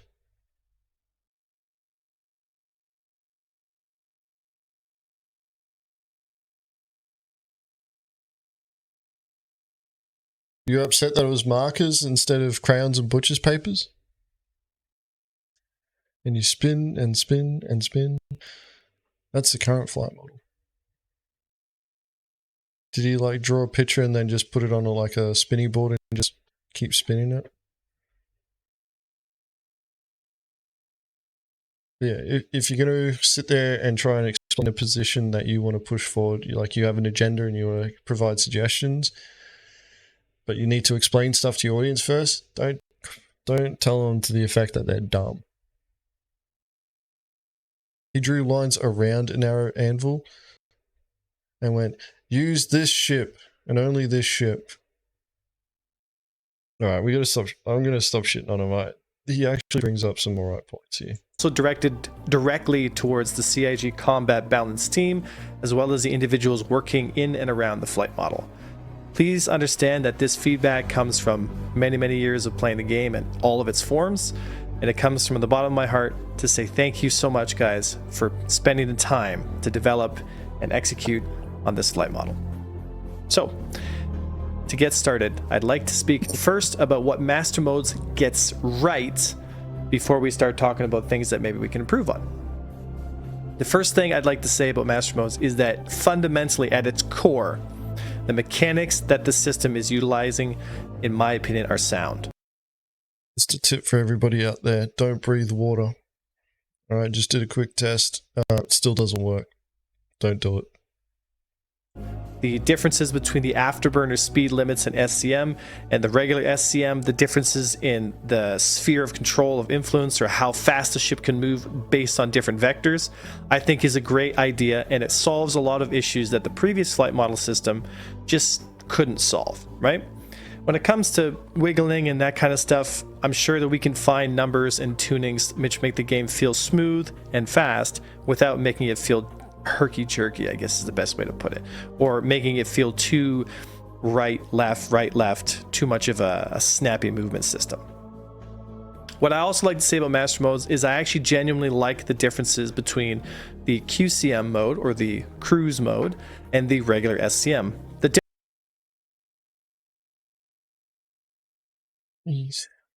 You want an Avenger 1 review on combat logging this patch?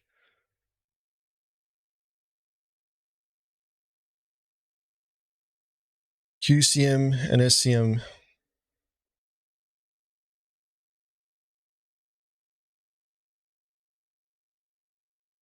What's nav MDO there, Nelson? Thought we were using CIG terms here, or is that the CIG term?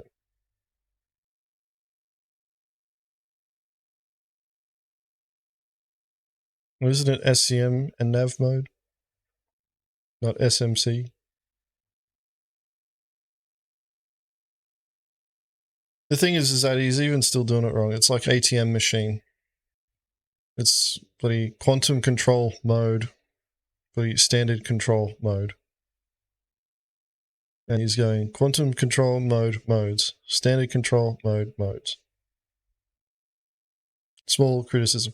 Also, asymmetric is one word and it's double M. You don't need this fucking hyphen shit. Differences in time switching. Another criticism, actually, this is more with the video. If you're going to put this fucking, all this text here, you got all this noise in the background, just darken the gameplay a bit, just like by 20%, and it'll make your text stand out, make it easier to read. In my opinion, makes sense. You have to make the choice to stay in fights or to leave. This adds a lot of cool gameplay for the missile system, because now with the higher speeds and disengagements, perhaps missiles now have a place in combat to keep people forced down into SCM and actually engage their targets. Also, I'd like to say that the full pitch control that Master Modes is going with, in my opinion, is something that I've been looking forward to for a long time, and I think strongly that it feels good. Pitch control is just more natural. Most people who play flight combat games aren't thinking about moving on the 45. It's something, a bit of a knowledge barrier, I guess you could say. Pitch control is much more intuitive, it's much more fun, it feels better, it looks better. In my opinion, it's just a better choice. Right? Doesn't he flare off every time he can't? Doesn't he cry every time he can't flare off a missile? I don't watch his content enough to know that. Like the stuff that I've watched on Avenger 1, the last thing that I watched was his video about cheating rings. That was it. Rings.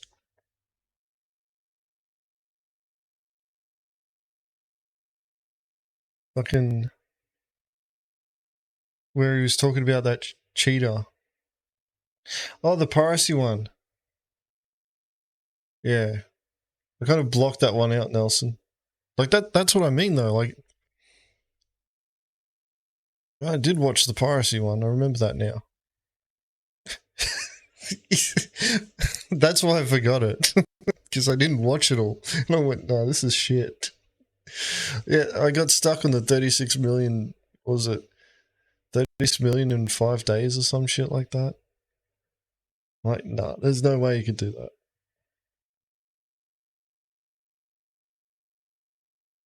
Yeah. Man. I blocked that out.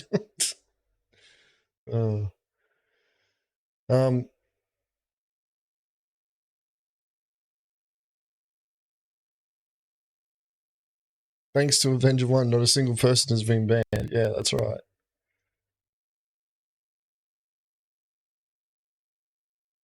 Because CIG is not going to do anything about it yet. Like, I don't think...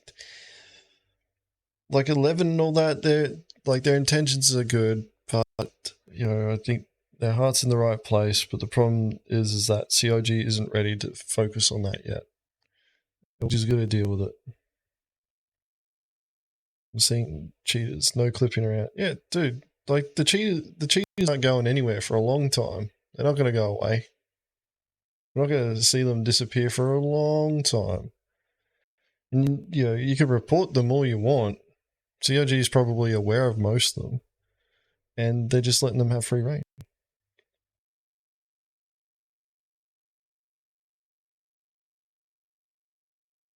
And Jet's blowing up the entire server. Let's keep going because we're only 2.5 minutes, or nearly 3 minutes in. We've still got, it's a 16-minute video. Right? And I'd also like to say that the spread system for weapons, in my opinion, was the right decision. Having less fixed assist and more of a cone of fire, letting bullets saturate the target zone, allowing for closer range fights to happen, because not from fixed assist issues we had in the previous model where the weapons are so accurate you could actually exploit the auto aim system and always be out of range. Now it's much more based on saturation of the cone, so even at 1200 meters you're gonna hit, but only 10% of your damage might apply, which is really exciting because it allows us to saturate zones for bigger ships like hammerheads and whatnot, because you don't have to worry too much about trying to pixel accurate everything.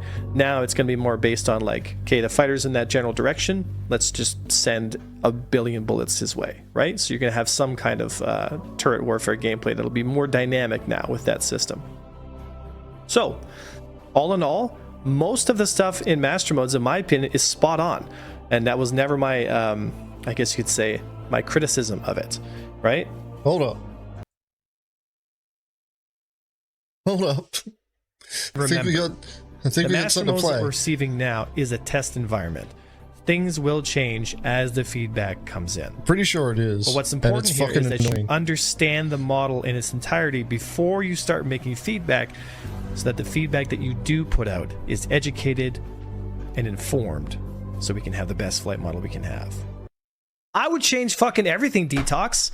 I changed the top speeds, I changed the accelerations, I changed the rate of fire, I changed the spread cone, I changed the fucking tricording, I changed the fucking pitch control, I changed the fucking flares, I changed the fucking missiles. I would change everything about this fucking flight model. That's what I would change, because whoever did this tuning does not play Star Citizen. Make sure that we're all aware of that. You know? Alright, just remember that.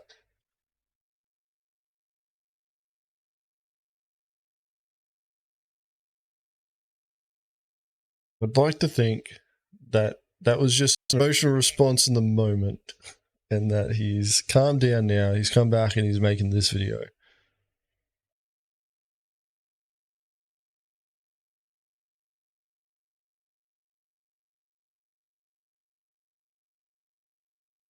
Everybody said the dev ex-CIG employee said they didn't want to play Star Citizen after 7 years of working there.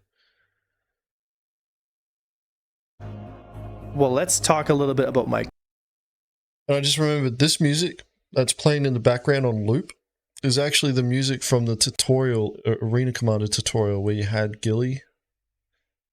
The one that they made that worked for one patch and then they fucking just threw it away.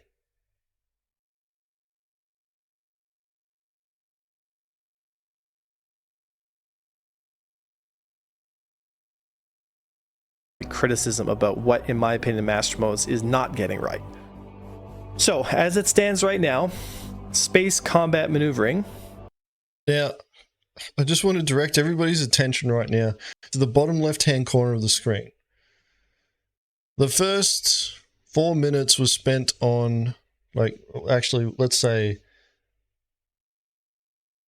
was it after 20 seconds? So, I'd say like roughly 4 minutes. 4 minutes of the video was spent talking about on what CIG did right.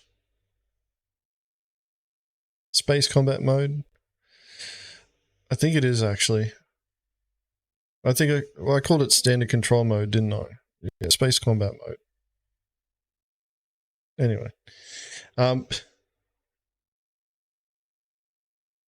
first 4 minutes of this video was spent telling CIG what they did right. Okay? The rest of this is where CIG could improve.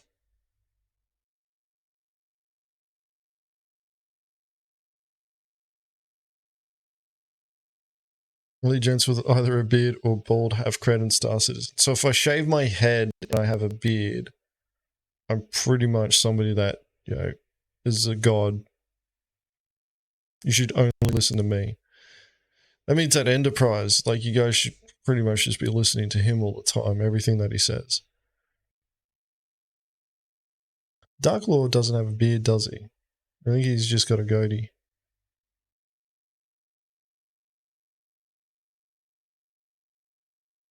I've had hair. Does that count? Does that help? Is that close enough to being bald? Actually, how do you know that I'm not bald underneath that? If I lift my brim up, you can see straight through my head. Or SCM mode, is locked to around the 220 meter per second mode on the Gladius. And then when you go into Afterburner, you're hitting almost 550. This is too much. This is too much. The reason I believe this is because in order for us to have dynamic, exciting, and I guess you could say skill-based dogfighting, we need more breadth of movement area to execute maneuvers in. For example, Concave. lead turning is a good example of this. In the previous Concave model there, in Bob. 319, lead turning was truly a skill. I mean, you had to lead turn sometimes at over 10 kilometers just to get in on somebody. And now, even though the 1% of people who play the game are even able to make that maneuver happen, I am not advocating for that to make a return. Okay? What I'm asking for is something kind of in between. We went from flying, and this is a good analogy, we went from driving F1 cars on the fastest tracks in the world, where only 1% of the Star Citizen player base was able to execute on those drive skills, to bumper cars with safety locks on them, and nothing in between, right? What I'm advocating... Are you talking about this here, Bob? This thing that's hanging off his head? That helps to collect his thoughts. Right, when he's sitting there and he's thinking through his problems, it helps him collect his thoughts. No, it's a track IR, mate. Oh, man. Although he doesn't have the wireless one. Why don't you have the fucking wireless one? The fuck is this?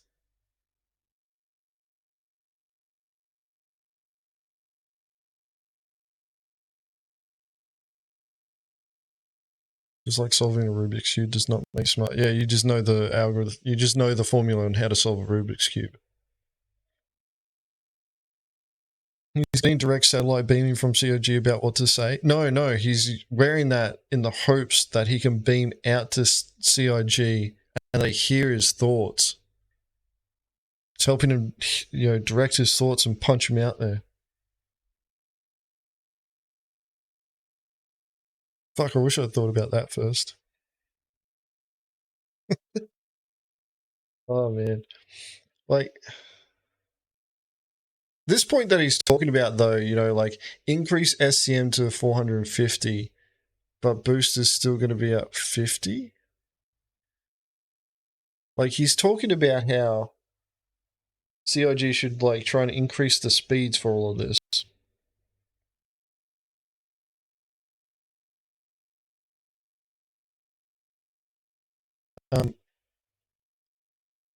And the problem with that is that CIG is trying to reduce the speed in order to keep combat closer to each other. And the problem that we've got with the current flight model is that the increased speeds means that it's easier for people to get away. Yeah, you can't run away. You actually have to live up to the name now, Avenger 1.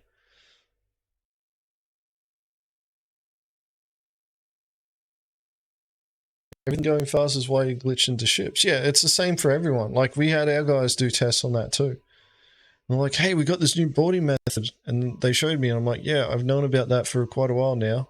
Don't do it. You can get in trouble for it. Oh, yeah, it's not a good fucking method of getting onto people's ships anyway. But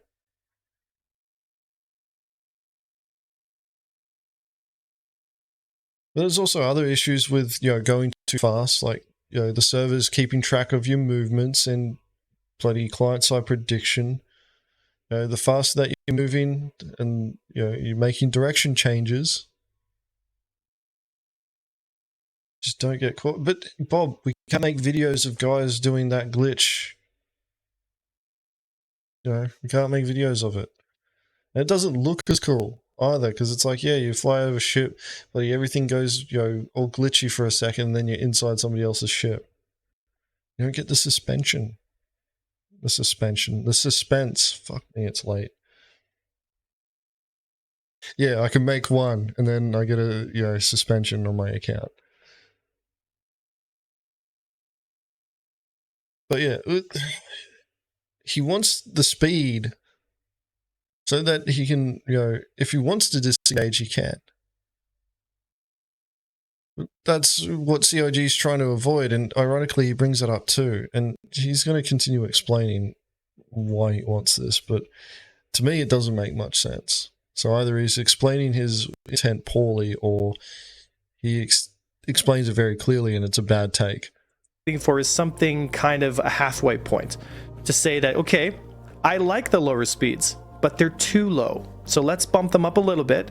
Let's sit around the 450 meter mark for SCM, because this gives us enough breadth of movement to execute on different kinds of maneuvers like lead turns. Let's say you see a target, he's moving in on you, and you want to look towards his movement direction, pull your nose in front of him, and then slip in underneath his turn rate so that you have a rate advantage and you can actually get in on him, right? With the disappearance of tricording, we have a harder time staying close. The idea was with CIG, like, we're going to create the sphere instead of the square box maneuvering, right? For those of you guys who don't understand, square box maneuvering just means that if you add strafe from the bottom and then the right and then the forward, you're going to connect all three different directions, and you're going to push yourself basically to the tip of a triangle, if you were to imagine a thruster model like that. But now we have a sphere. And that sphere is not a sphere. Once you go into Afterburner, it becomes an oval, right? This feels weird, like it really does. It doesn't make the game feel good. What we need is most of combat to happen in SCM, right? And in order for that to happen, we need more breadth of movement, because the engage and disengage, the counterplay, the flying defensively, which is a big part of team play, is a very important skill to have, right? And as long as we have everything that he's described right now so far is his desires to try and maintain what we've got now. That's what I'm getting from this.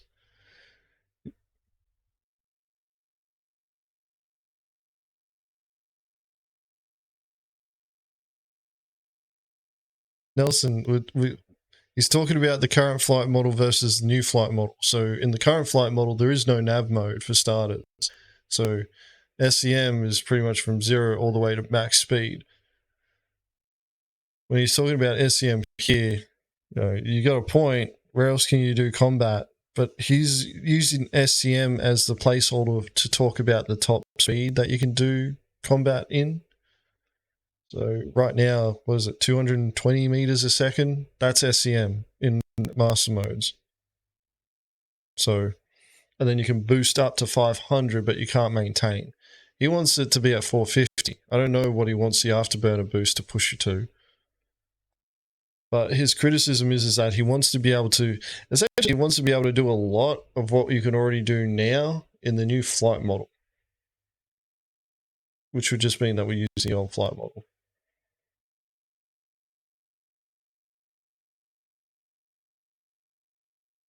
You're going to be ramming at turbo mode? Yeah. Turbo mode's the new mode. It's the third mode that CIG is going to introduce. They're going to reveal it at CitizenCon. Bob's just dropping leaks again. Have the afterburner mechanic, which is implemented now the way it is, as long as we have 150 meters per second to close on our opponent in afterburner, then nobody can stay at the ceiling, which means stay facing towards your enemy while backstrafing right? Because if they try to do this, all you have to do is press the boost and you can go above the SCM and close distance on them. And if they try to boost in reverse and use their retros to pull distance from you, they're going to hit their ceiling way quicker than you are going to hit yours, right? That's not how it's supposed to work, though. If they're reversing with their retro thrusters and you're accelerating towards them with your main thrusters are producing more acceleration than their retros. So you should be able to close and maneuver over them.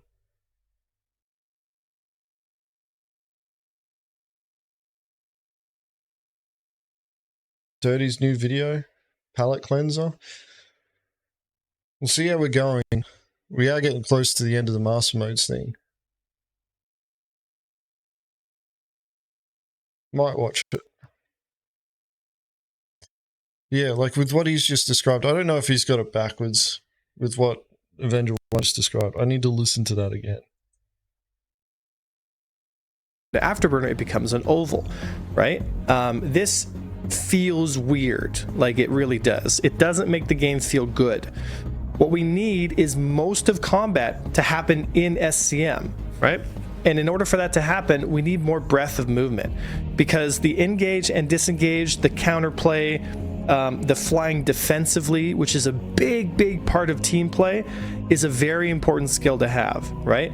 And as long as we have the afterburner mechanic, which is implemented now the way it is, as long as we have 150 meters per second to close on our opponent in afterburner, then nobody can stay at the ceiling, which means stay facing towards your enemy while back strafing, right? Because if they try to do this, all you have to do is press the boost and you can go above the SCM and close distance on them. And if they try to boost in reverse and use their retros to pull distance from you, they're going to hit their ceiling way quicker than you are going to hit yours, right?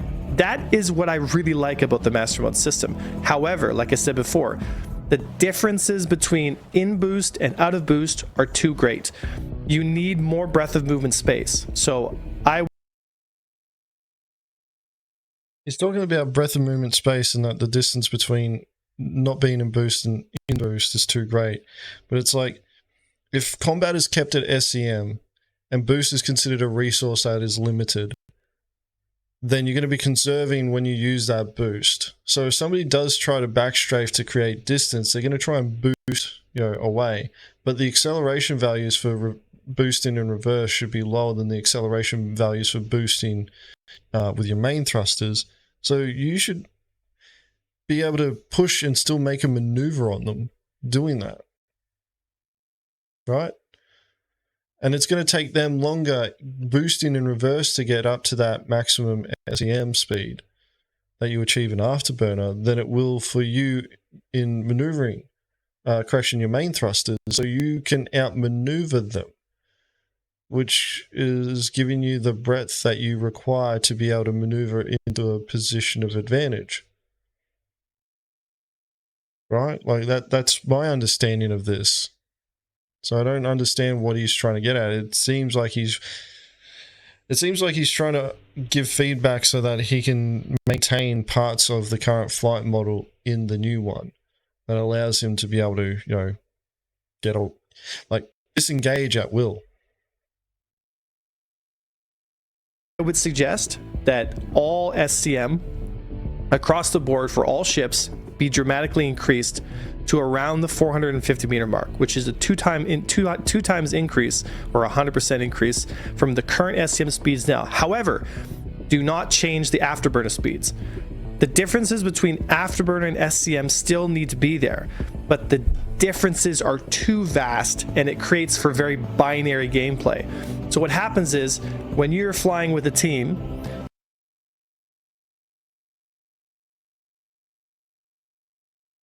and Moss, that's what we understand about QED, is that QED will prevent people from going into nav mode.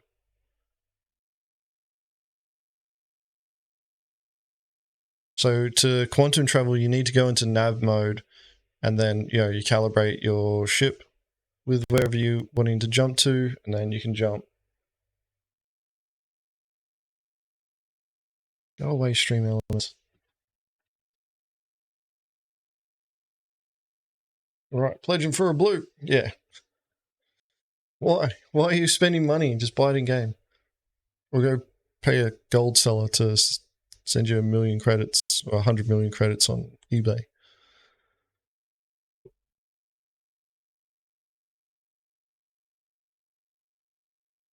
Yeah.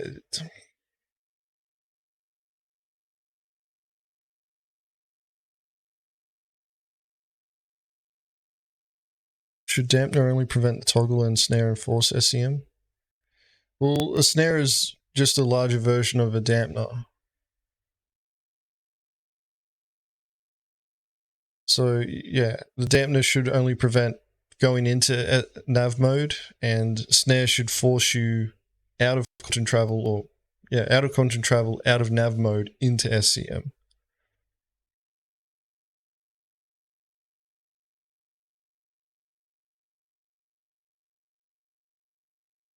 Always buy everything in game. Okay, just making sure.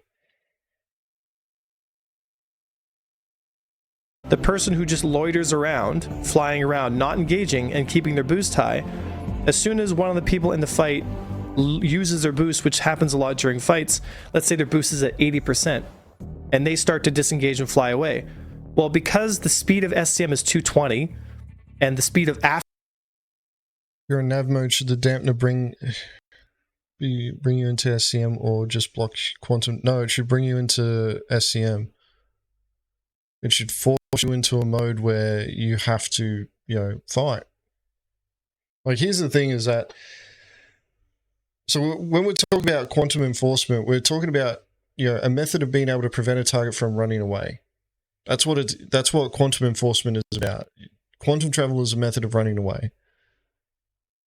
Now, if we just force them into, if we force them from being able to if QED is designed to only prevent your target from being able to quantum travel, and they go into nav mode, it's just a matter of time before they, create enough speed and they get out of your bubble's range, and then they just are able to calibrate and jump. Now, CIG could create an entirely new, suite of mechanics to be able to handle that particular scenario, rework quantum enforcement so that, you can transition from SCM to nav mode whilst your QED is active, and, it turns into this high bloody speed pursuit. But the problem is that you can't use ship weapons during that time, so you just end up in this endless pursuit. So what are you going to do?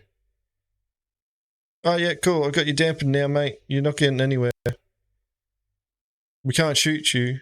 You can't shoot back at us. So just, it's just going to be about a fucking, just going to come down to willpower. Who's willing to drop out first. So QED only preventing people from quantum traveling is not going to, work if it's only blocking quantum travel, if they're still able to get in nav mode, increase their speed and get away. Like, it has to put them in SCM. Can't do it any other way. It's also, like, from a design principle, simpler to handle. Because then it just becomes a Boolean where it's like, oh, is SCM or is QED on or in range of QED? Yes. Nav, no. Just can't get in nav mode. Blocked. Like, from my understanding, to go into nav mode is also calibrating your quantum drive or spooling up your quantum drive when you go into nav mode. When you're in, range of a QED, you're not supposed to be able to spool your quantum drive. There you go, right there. Sorted. I know, I'm not a big fan of the current methodology of how snaring and dampening works anyway. I want piracy attacks, when it comes down to taking down targets, to be more focused on a pursuit method. That's what I really want it to be. I want it to be a pursuit. But, that comes down to CIG. And the current point that Avenger 1's making here is like, he's talking about resource management of boosts, and those who have boost have a huge advantage over those who don't, which is a no shit Sherlock moment. But it's also like, yeah, that's why you got to manage it. Like, if you can manage your boost better than your opponent, then you're going to have an advantage. Afterburner is 500 plus. What ends up happening is, as soon as that person leaves that brawl or leaves that fight, the person just afterburners behind them and follows them. And there is no possible way that you can get away from that. And this is the problem, is like, you want there to be some counterplay. You want there to be some ability for you to engage, disengage when you're fighting outnumbered and whatnot. The current SCM system is too much skewed towards, I have a numbers advantage, which... No, it's not. Like, this is where you use a blow through to push past your opponent.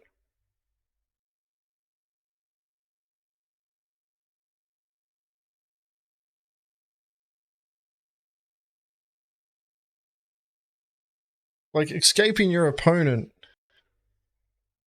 is something like, is a skill set that you're gonna have to learn, and you can't just corkscrew and tricord your away. The blow through maneuver was actually something that you had to do before tricording really became big.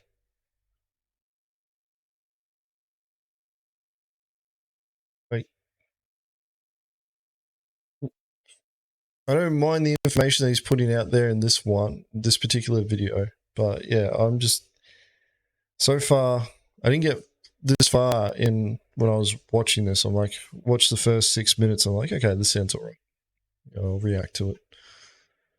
But this just sounds like he wants the ability, it's like, okay, I want to be able to engage my targets, and if, I'm getting ass handed to me, I just want to be able to fuck off. Can't be Avenger run if I'm not allowed to run, right? And that's currently what this flight model does, is that once you're in the fight, that's it. You must commit. And that said, though, the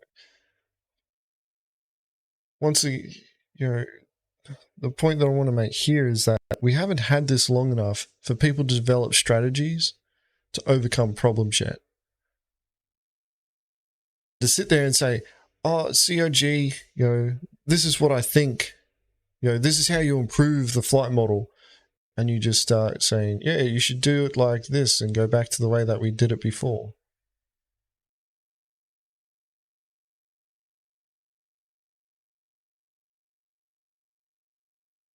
Know what I mean? Like, this is that situation where I'm just watching this and I'm like, as I listen to it more, it just sounds like he just wants to keep reverting back. Like, spend a month with this new flight model, really. Like, a lot of what was in the Spectrum post I agreed with. Vishan's take on it, I agreed with a fair few of the points there. A few of them I was a bit iffy on, but it had less to do with the flight model and more about the principles of how the game gets played. Numbers being important. It's like, numbers have always been important. It's just most of the time you don't need to apply it. But later on down the track, regardless of the flight model, numbers was going to be important. Server meshing was going to, server meshing is still the reckoning. Server meshing is the reckoning of all orcs. But you want to be able to survive that shit. All the blob orgs, they're either going to blob up and, survive that way together, or they're just going to get stomped. And this flight model will probably give them a better chance of surviving than not.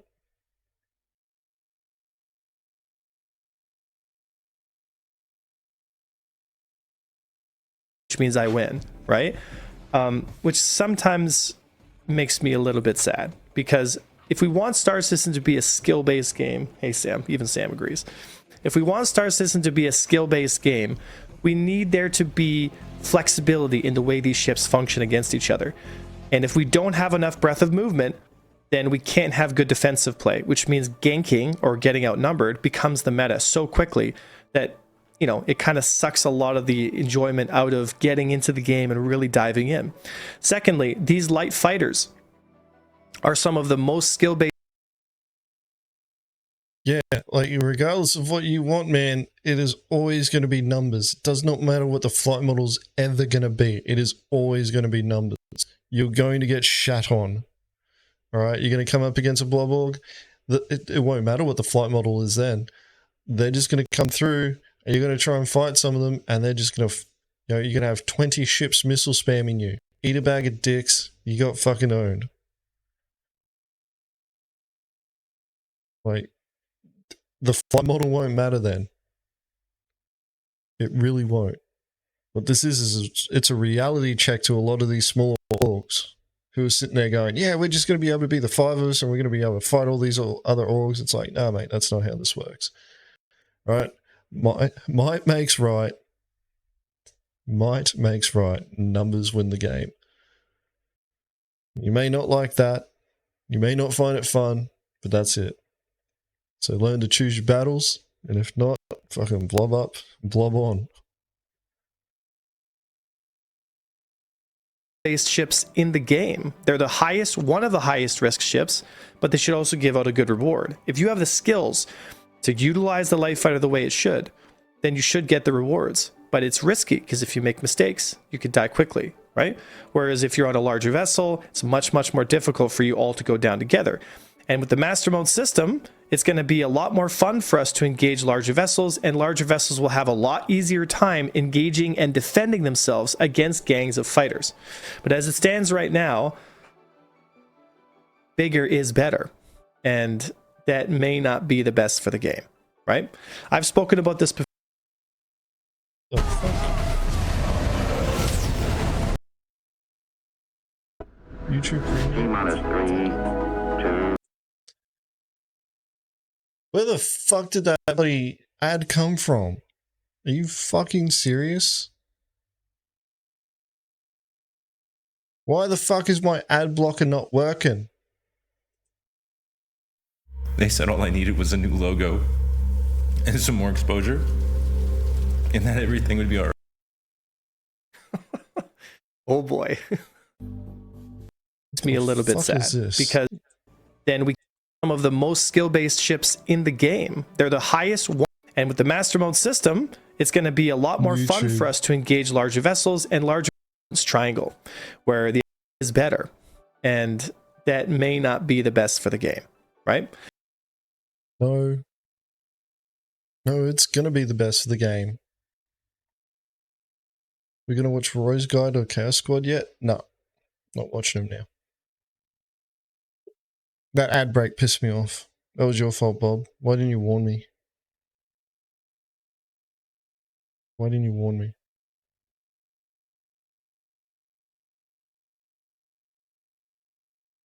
This is just a fighter jock wanting the light fighter to stay supreme. That's it. Ad break. Yeah, YouTube's ad break that they tried to insert here when they shouldn't have been able to because I'm fucking running an ad blocker.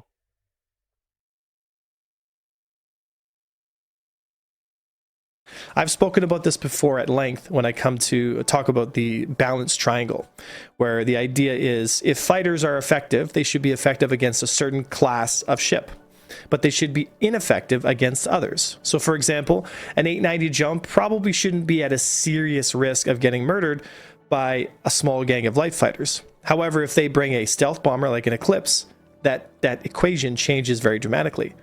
And the way to counter the bomber is to bring fighters, right? So it's, you know, each of them in the I guess you could say in the ecosystem has a role to play.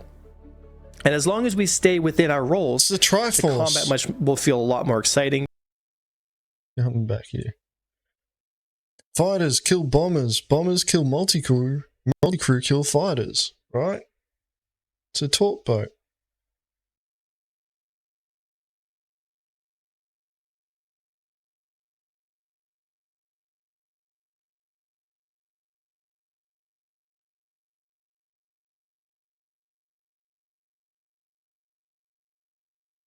It's not what you're saying, A1. That's CIG's plan.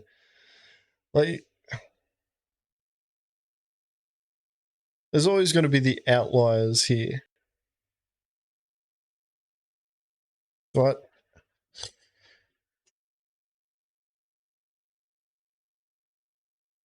Like a multi-crew ship is a force multiplier.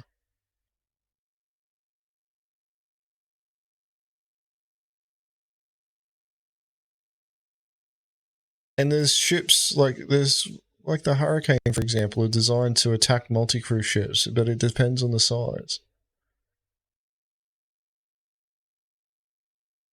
And there's multi-crew ships out there that just won't do well against fighters at all.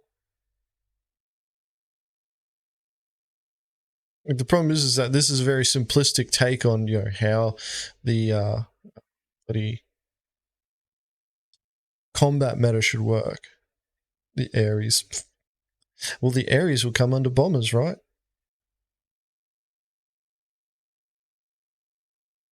Like the problem is that he's using very bad terminology. They shouldn't be called bombers.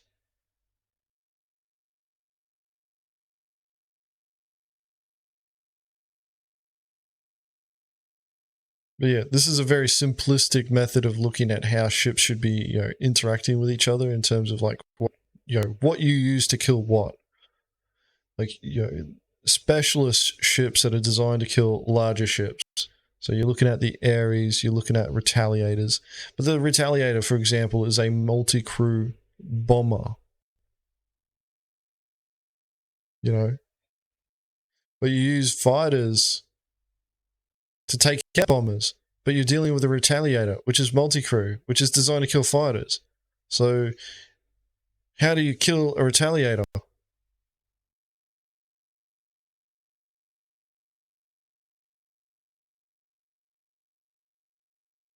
You end up in this dichotomy where you've got a retaliator which can do both. So you need another bomber. Use hacks. All right, there you go. So you need a herald. So the triangle is now becoming more of a polygon. You add extra bloody pieces. But this is a very simplistic take. I think bombers is a poor term. Multi-crew, I think, is another poor term. Like you should really be looking at ship sizes here, and then within the ship sizes, be looking at roles. As long as we stay within our roles, the combat will feel a lot more exciting. People will have roles to do. People will be able to contribute to the battle in their own way, in an effective way. Because the previous system we had, multi-crew ships just get kited at long range. The velocity of the weapons can't get there. And we have a situation where light fighters reign supreme, right? Where acceleration is king. So, my suggestion, like I said before, is I want SCM speeds to increase to around the 450 mark so that we have enough breadth of movement. We can execute on lead turns. We can fly defensively. We can understand the team play dynamic, which is the best part about the previous flight model that we ever had, right? So we're taking the best part about the previous flight model and we're bringing it into master modes, because the current tuning, and this is what I want to be very clear with here, is I'm very happy with master modes. Even though there's some people on Twitter who are just misrepresenting what I'm saying, I can't control that. But what I'm saying is master modes is a win. Master modes is a win for all of Star Citizen, including... Misrepresenting what you're saying. Do I need to play the clip again? Remember, the master modes that we're receiving now is a test environment. Things will change as the feedback comes in. But what's important here is that you understand the model in its entirety before you start making feedback, so that the feedback that you do put out is educated and informed, so we can have the best flight model we can have. I would change fucking everything, Detox. I changed the top speeds, I changed the accelerations, I changed the rate of fire, I changed the spread cone, I changed the fucking tricording, I changed the fucking pitch control, I changed the fucking flares, I changed the fucking missiles. I would change everything about this fucking flight model. That's what I would change, because whoever did this tuning does not play Star Citizen.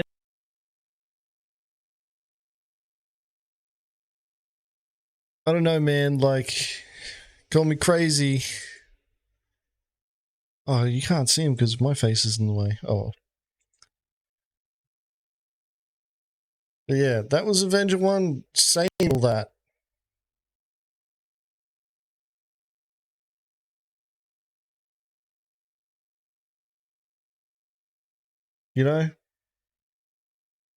That's him saying that. For him to turn around and say people on Twitter well, he did say Twitter, not Reddit. Maybe realize that there's that post on Reddit and he's going, I'm not going to mention that because that's actually accurate. Yeah, like he's like the point. We'll finish this off, but yeah, he spent 4 minutes talking about the good stuff, and then he spends the next 12 minutes talking about the bad and how CIG can fix it. And it's like, just bring all the good stuff that I like to use in the old flight model into this one, which gives me the ability to run away and disengage from a fight whenever I want. Which I'm quite confident that in this current flight model, that once we spend enough time with it, people start working it out, and then they'll start, passing that knowledge around. Maybe we need to give it more than 4 days before we start shitting on it. Including all its players. But the tuning right now is too limited, and it doesn't allow for the skill ceiling to really flesh out and for people to really dive into their ships properly. This is a problem, because the problems that the 1% of people who are having right now will become the majority's people's problems later on. I understand that we want to have the game accessible to as many people as possible, and I'm all for that. I really am. But in order for us to have a game that survives the test of time, we need to have gameplay that feels deep and is deep. In order for that to happen, we need a little bit higher speeds. The addition of the G-lock system that we're going into and all the different tunings, it all needs to mesh together. The increased weapon velocity is a good thing because we have cone fire to have the distance control that we need. For the most part, Master Modes is a big success, right? And my visceral reaction yesterday is not based on the Master Mode's fundamental mechanics. In fact, I think that you guys did a really, really good job. And I'd like to thank Yogi, the rest of the team, DJ, all you guys out there working on it. You guys did a really great job. Thank you so much. The visceral reaction, I'm pretty sure that's the one that we've been showing from Reddit that he's referring to. Backpedaling. He can't do it as well in the new flight model, so he's, just getting his fix right now. For actually putting this together, right? My gripe has always been the way the game feels, the way the game responds, and that's based on tuning, right? But tuning can be changed, and hopefully you guys can iterate on the system as best you can. So these were my 2 cents. Understand, folks, for you guys that are watching, if you got lost in the weeds a little bit, don't worry, they have a whole flight series on YouTube that you can take a look at.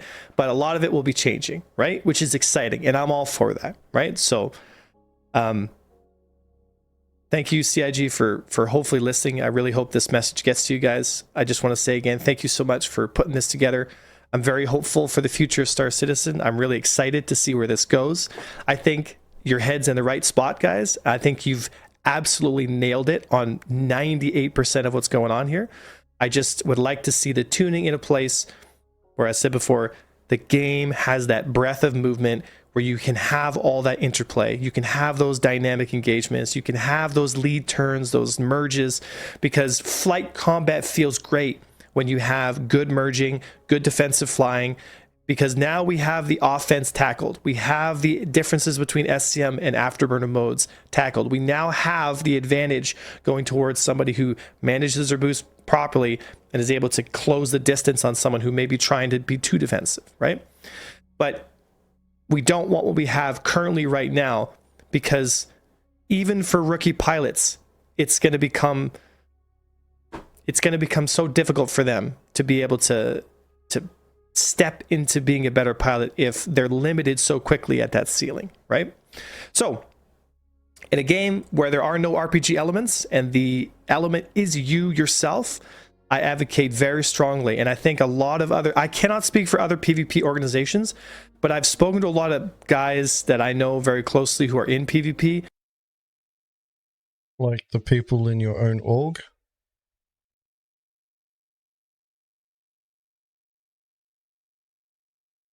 Like that would be it?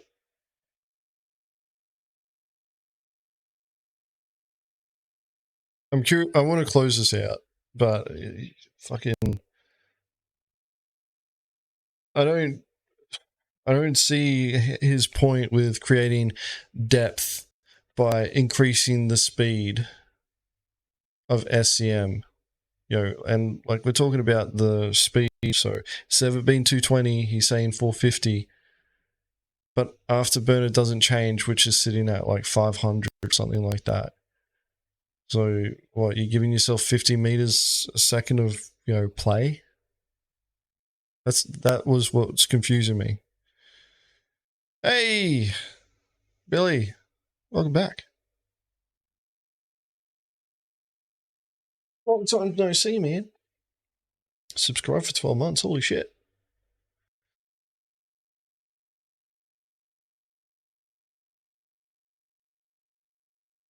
Yeah, long time. Has been. Lots changed since you're gone. I want to close out this video though. He would finish off his final thoughts. How is the verse missing the games? Piracy's in a really, I'd say, good spot, but also like weird at the same time. It's a good weird. Like piracy is viable more now than ever, but it's a bit too simple for our liking. Bit too simple. Yeah, a lot's changed, man. Lots changed since you last play, and bloody 320, a lot more is changing too. But it's all for the better. All for the better. Let's finish this off. And a lot of them feel as I do, right? But it's up to them to come out and have their own opinion, right? So just to be clear, just to reiterate, Master Mode's big success. Really happy you guys did it. And I think it's a really, really great step forward. I just would like to... Fuck, he's ending like me and reiterating multiple times. I gotta stop doing this. I'm gonna get compared to him. Tuning to have a little more breadth of movement. Let's bring that SCM speed up to around 450 and keep our afterburners at 550. And let's see where the game...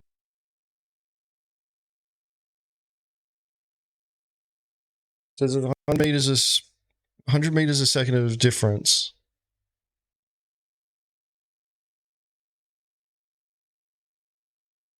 How are you supposed to achieve maneuver on your opponent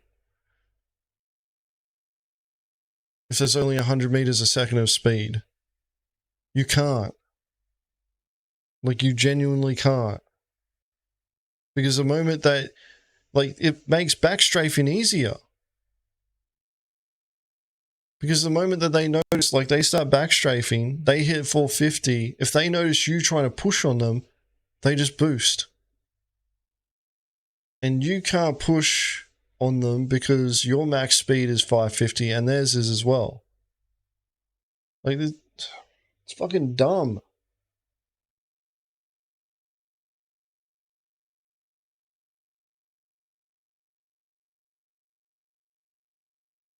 So dumb. game feels at that point. That's all I got for you today, guys. I hope this kind of cleared things up. So if you find someone out there misrepresenting what I'm saying or, you know, trying to paint me in a bad light, guys, just come straight to the channel, see for yourself. This is my opinion about it. I'm very excited for the future of Star Citizen, and I will see all you folks on September 2nd for the Abno Esports final tournament, and hope you guys come and show some support for the very beginnings of esports in Star Citizen. Okay, that's all I got for you today, guys. Have a great day. Thank you so much for watching. I was Avenger 1, and I'll see you next time. Hasn't that Mongrel Esports been running for a while now? It's fucking... Oh my god.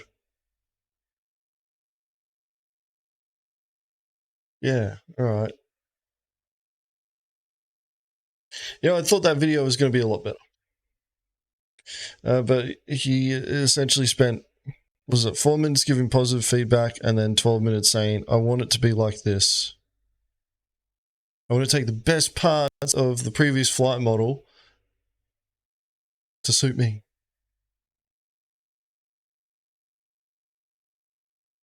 Did I have expectations for Avenger 1 videos?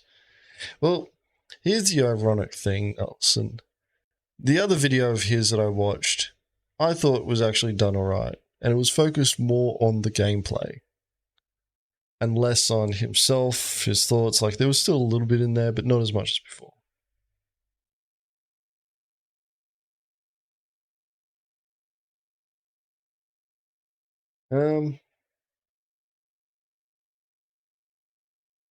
Dirty's video is only 5 minutes. Is it?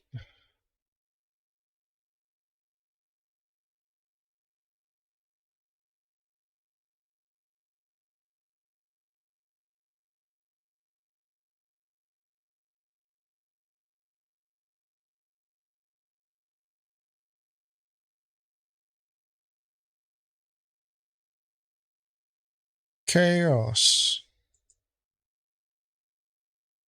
890 jumped. Alright. Let's watch it. Pirates are griefers and griefers. Hold up. Fucking wait.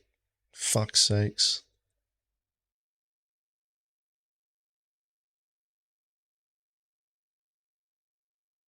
Bob's losing it.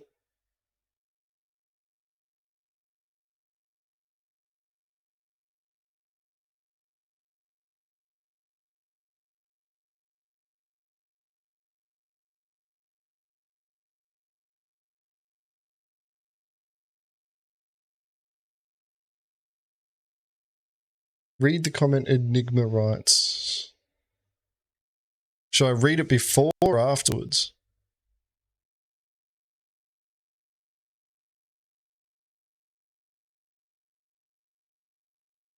After? Alright.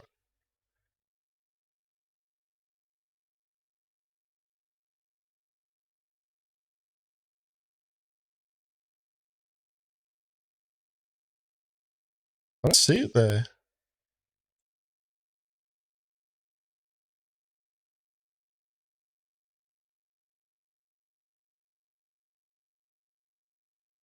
Like I'm looking for it now just so I have it ready for when we finish, but it's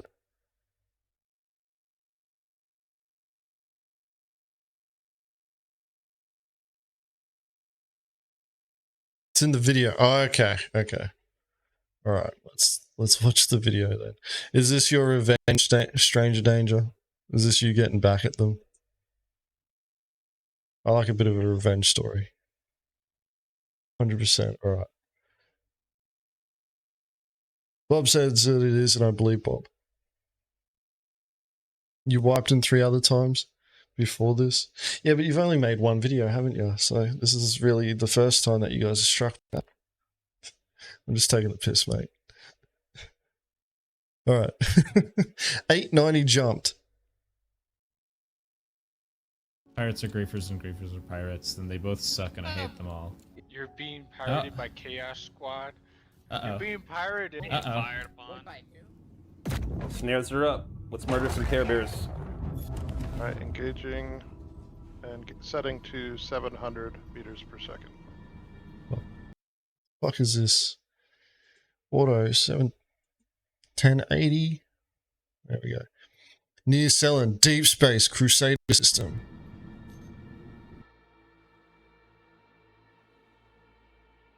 The Interstellar Trading Corporation is a Star Citizen org who claim to be aggressive, monopolistic industrialists with a vendetta to cull the overgrown pirate population of the Is this in 4x3? Sorry, I'm cutting off 30. Is this in 4x3? Is somebody playing on a bloody CRT? I would have just put the CRT effect in there just for memes, but yeah. All right. Claim to be aggressive, monopolistic industrialists with a vendetta to cull the overgrown pirate population of the galaxy and liberate those oppressed by teenage milsim overlords everywhere. Their leader has used cleverly edited footage of their encounters with Chaos Squad to spin a false narrative. They have used this propaganda footage to recruit for their org and claim victories when Chaos Squad has handed them clear defeats.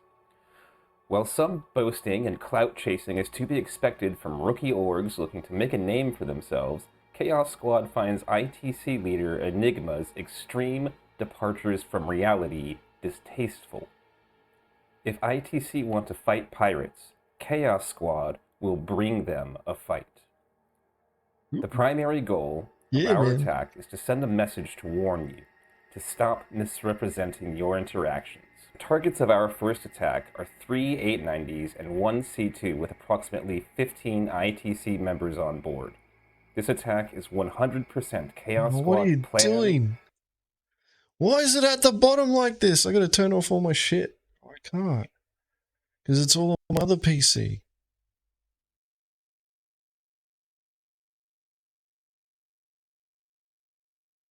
Alright, let me see if this will work. Alright. I'm just gonna play it. Organized and executed. Chaos Squad had no assistance from any other orgs in our attack. I've got the one with no pilot and target. 15 clicks out. Yep. They're not going anywhere. All right, We'll blue hold them ships popping in, blue pips popping in, I mean. Already engaged, right? Yep. 3 torps drop those away. fighters. Ribkey, Citizen Hendart, Hornet Ghost, let's take him down. Yeah. Okay, JT. Okay, JT. Fly by. And turn. Rattler's going off on Citizen. Focusing Citizen. Looks like 1890 disappeared. Citizen's getting shoot up. 1890 down. 189 down. Citizen's dipping. Yep. Sec 2 890s down. All right. He's turning back. I got the last 890. My last torp's out on the last 890. Looks like they got a C2 there, if you've got anything left. That one just turned blue. He's got a pilot in the The seat. shields are gone, shields are gone. Oh, Yes! Hit that C2 with anything you got left. Lost rock eye. Showing another 890. I Where? cannot Gonna- shoot missiles. Gonna shoot missiles there, Citizen. There Might we be go. soft death. Not anymore. Missiles, 2 Yeah. Rattlers going out on 1890 is soft death. Oh, it's Perfect. gone. Good job, good job. C2 Hercules locking on. Dude, thank God I could not shake those fucking missiles. 3 torps. Boom! Eclipse is here on Rock Eye as well, just to help. Nice. C2's gone. Fucking Drop the snares, everybody out. Good job. good. Everybody jump, get out. Good shots. All right, Yep. out. All right. Drop Snare's still up. QED. We out, we out. Drop snares, drop QED. Can't get out with QEDs. There we go. They're down. All right, they're down, out, out. Oh yeah, we're out. Motherfucker! All members, battle stations. Oh, I'm dead. We're gone. I'm dead. Yep.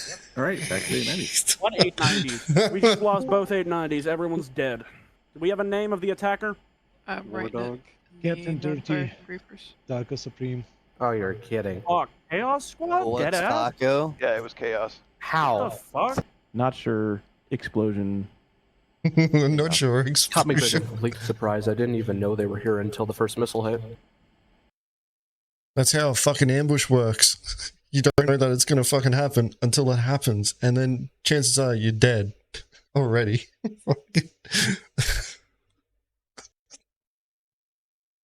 Oh god. I like this. I like this. This is good. The multi-POEs is good. You guys need to do this more. They got in, they got out. Honestly, I want to give them props for it. That was very well executed. They were a little late, and I don't see the point other than being dickheads. You get props for Well, they speed knew what chaos. to expect because if I they will give them brought all those speed. I will drones, they give knew to them bring props. the 890. I'll give them praise. That was very well executed. They got in, they hit us, and they got out. They disrespected us. They didn't even The disrespect. Those were all hard kills. You'd be surprised. There's quite a lot of psyops going on. I am at the spot they killed us at, checking it out. Alright, I found boxes and bodies. There's carnage here for days. Everything here is ours. Chaos Squad sucks. Can we get an anti-Chaos Squad rallying cry, just for the fun of it? Go to hell, Chaos Squad. Go to hell, Chaos Squad. No, don't, you guys don't need to glorify them. Okay, Oh, yeah, God. the entire motive of this operation was just to be fuckheads. Yeah, they logged on, killed our 890 operation, and logged off. Oh, we gotta pause. We gotta pause. Enigma ITC by falling for our Griefer bait event. Chaos Squad is now confirmed as a griefing org on the same level as GrieferNet and Enclave. Any and all comments made by Chaos Squad members are now removed from our videos, lest we continue to reward them with traffic to their channels and Patreon. Their videos may still be posted here in this Discord though. Pirates we can respect and maybe even feed from time to time. Mercs too, but griefers that infiltrated and motor hoboed a private corp event in deep space just for spite. Nah, respect lost is not so easily won back. I had high hopes for Chaos Squad. I do want to thank them though for showing up. It exposed a few holes in our security that we have since patched and have developed new measures to make it even tougher for griefers next time. We will improve with every bait event as we are not intimidated but actually thrive with the knowledge we gain from each encounter. Perhaps that is why we still continue to take up their ad space rent-free. We truly are a threat to them and their way of terrorizing new players, and that's how it should be. What? They made an event to intentionally die. Oh god. The GrieferNet. The GrieferNet expands.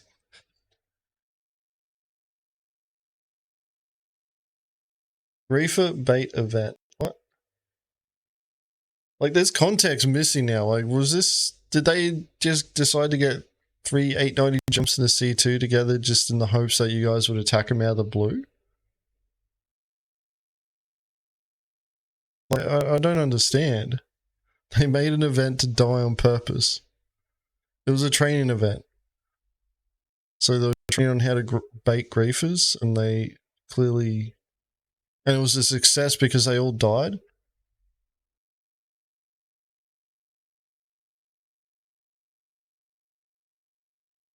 It's just copium.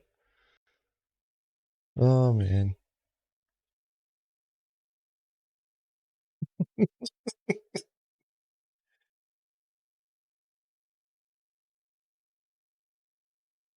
doing a capture the pushy event. Okay. I'll capture the plushie.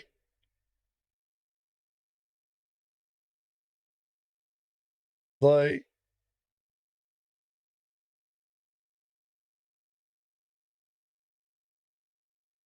Also, you look like the org members you got wiped without looking at all.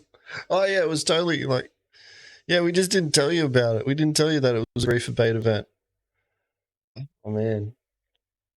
Maybe their existence is just a Griefer bait.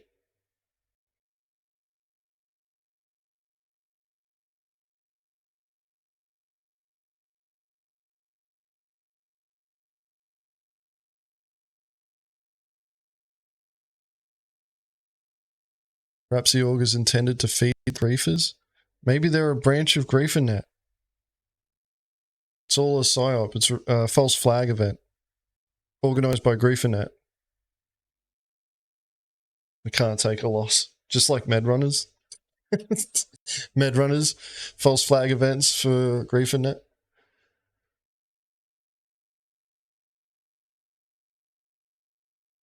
Fucking hell. Oh man. Like, what exposed a few holes in your security. You didn't have anybody watching the skies, and the amount of people that you did have watching the skies couldn't have done anything. Like, you had a group show up en masse, but he pump you full of torpedoes and then fuck off.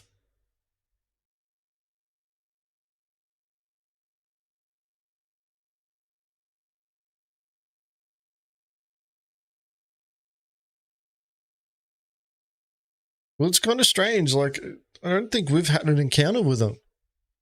If we have, then I didn't know about it. And it mustn't have been noteworthy enough for me to find out. Like, the only reason why I know about them is through you guys.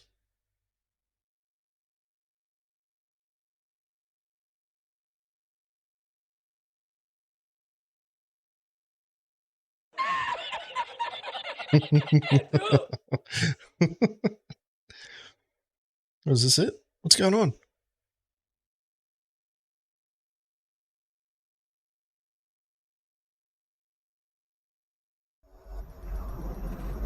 Okay. That's it. That's the end of the video. All right.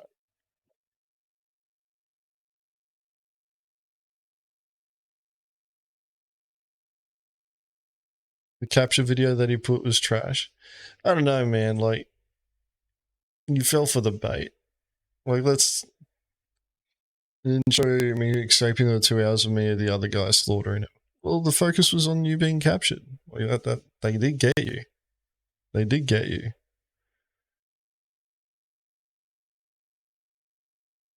Like, honestly, man, I would have been caught. That would have got me too. Like, I'm not gonna lie. That would have got me as well. What is this? No, that store doesn't exist anymore, Stream Elements. Go away.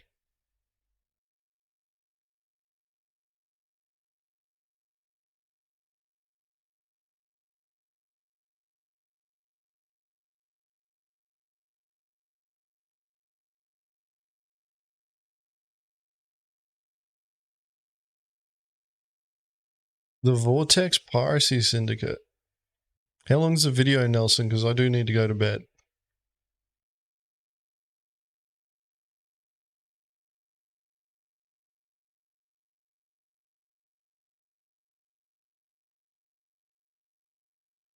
Around 5 minutes. Is this how you guys keep me up all night? Just keep sending me 5-minute videos? It's only 5 minutes. It's only 5 minutes.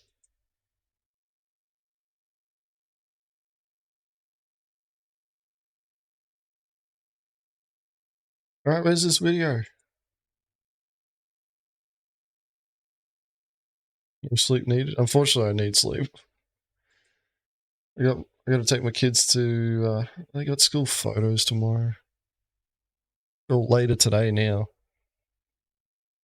And for whatever dumb reason, their sibling photos are done separately to their school photos.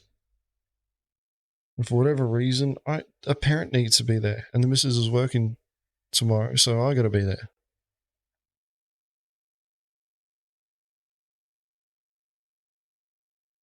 Where's this link, Nelson?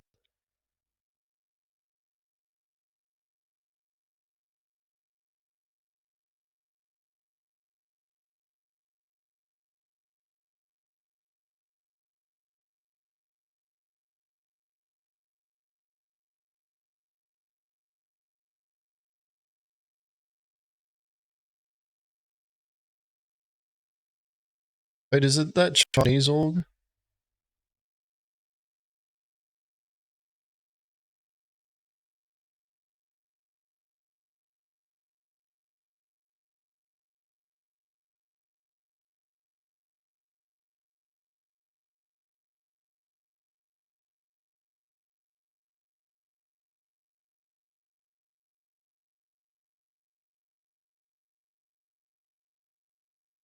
Which one? Is it the new one or the older one? I found the videos.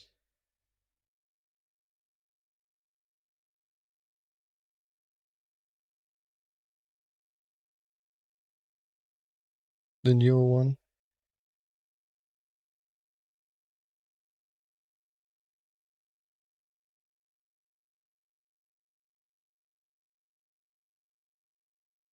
Oh, this one's only 4 minutes.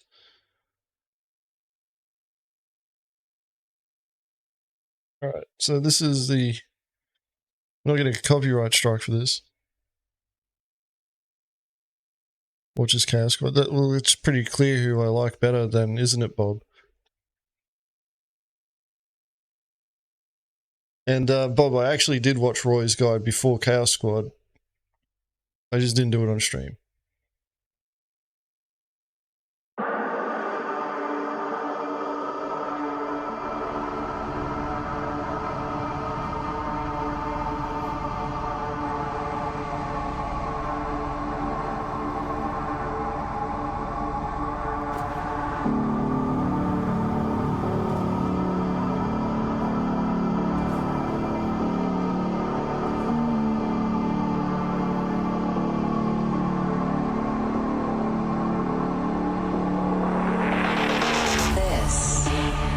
is how we survive. This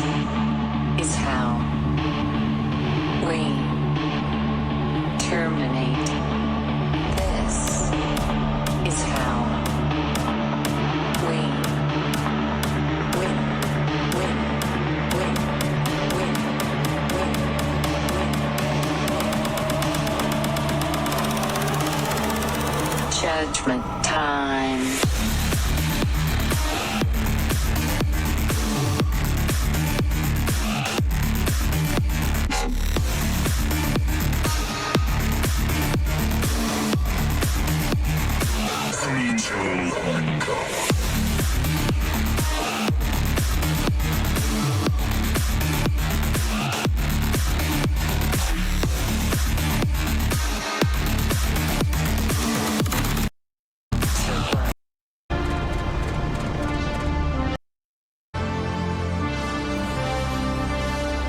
So even though this is only like a few minutes, like I've done more than enough fucking pursuits to know what they're doing. And this is one of the problems that I have watching a lot of these videos. It's like pursuing a target, cool. The music is fucking annoying. Like realistically, everybody wants to see the boarding action. That's the cool part.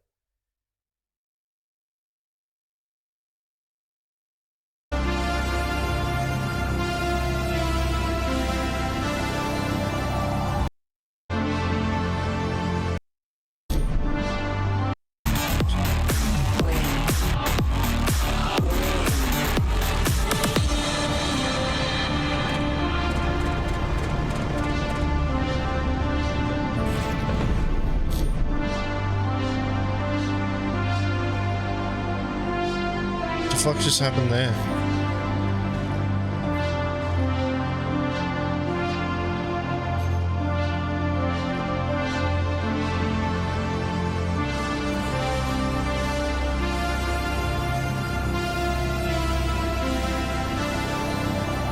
This is how we survive. This is how we terminate. This is how we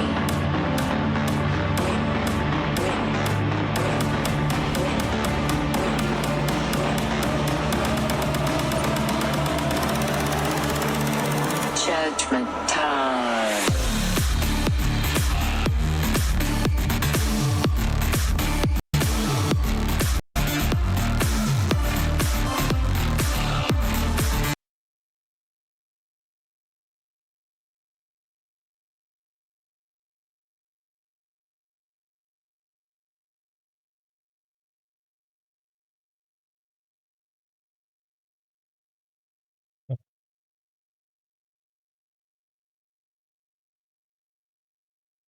I don't know how to say this without sounding like a fucking snob, but to be honest, like that was a very generic piracy hit. Like I could have played any, well, you could put that music over nearly any piracy hit from the 3.19 patch and it would look the same.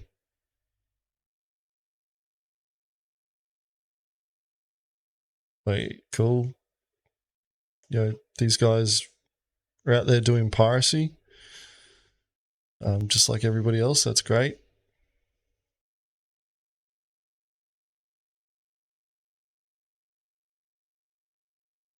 The music would fit on a box delivery mission. Needs more CGI. I don't know.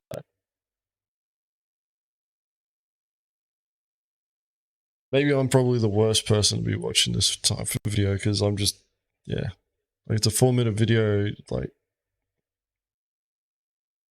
with the balloon pop sounds. Yeah, it needs balloon pop sounds, man.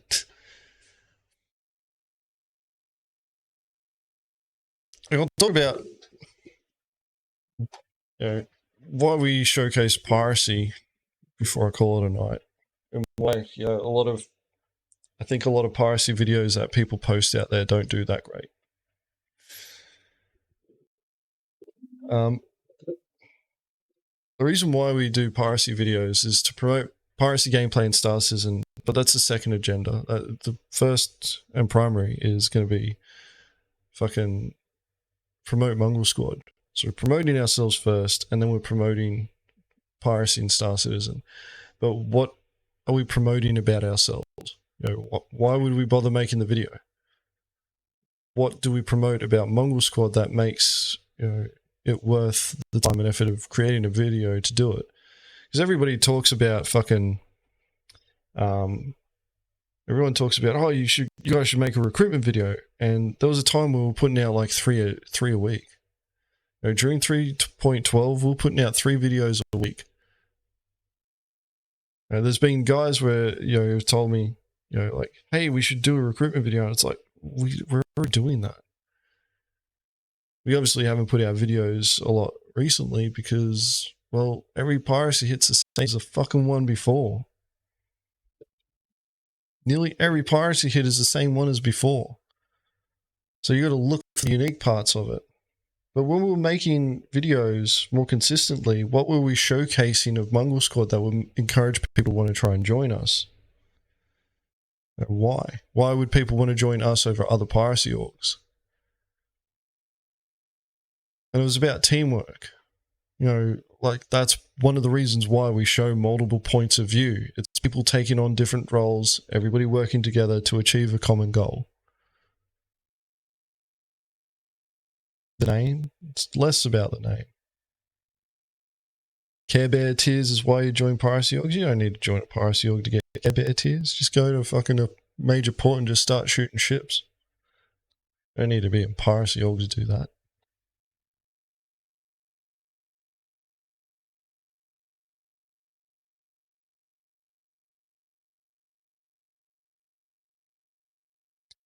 It's, you know, to attract people to Mongrel Squad, we showcase our teamwork, how you could achieve piracy in an environment where, you know, a lot of people turn around and tell you couldn't do it.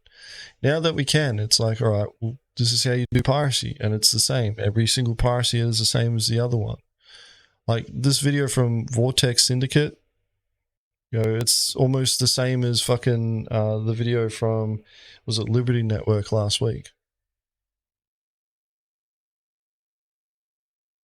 You thought the videos were merchandising? Yeah, well, you know, I'm building my walled garden still at the moment, all right, Bob? So I'm just putting all my pieces in place. Because YouTube, I don't know if you know this, man, but YouTube's a cutthroat business. So I left YouTube and came back to Twitch because it was too cutthroat for me. So I'm just here to regroup, build myself back up. Reefernet needs merch. Can you have the green screen hat? Yes, 100%.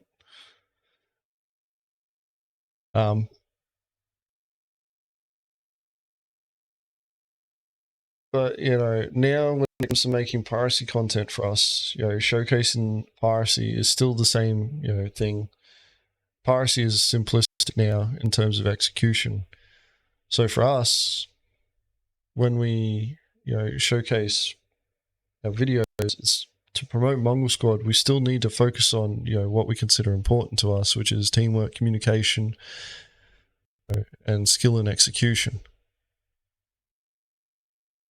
So, you know, when we're showcasing what we do, we're trying to look for the cool things that we're doing and why we're, you know, succeeding. Because anybody can, you know, snare a target, chase it through space, blow it up, transfer the boxes, put it on your ship. Anyone can do that. And that's the majority of how piracy hits go anyway. So if you want to really, you know, showcase what you're doing, like, and really impress, you know, people like me, because I'm a fucking snob when it comes to piracy hits now, apparently. You got to showcase something unique. Like, that's why I liked the last Chaos Squad video. I thought that was cool. Like, the guys did an ambush, showed up, fucked up a bunch of 890 jumps, and then fucked off. And the best part, the icing on top, like, it was still a good video without it, but the icing on top is that they got the comms of the guys crying, because that's exactly what was happening.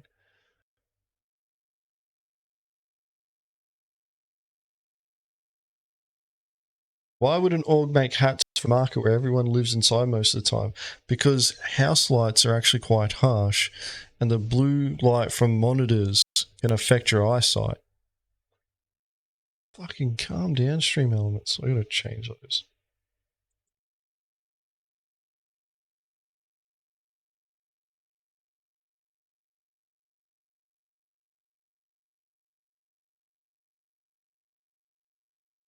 They make glasses?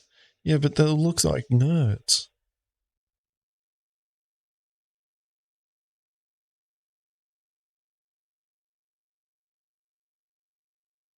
We are nerds. You're a nerd. I'm not a nerd. I know I'm not, because I wear a hat and not glasses.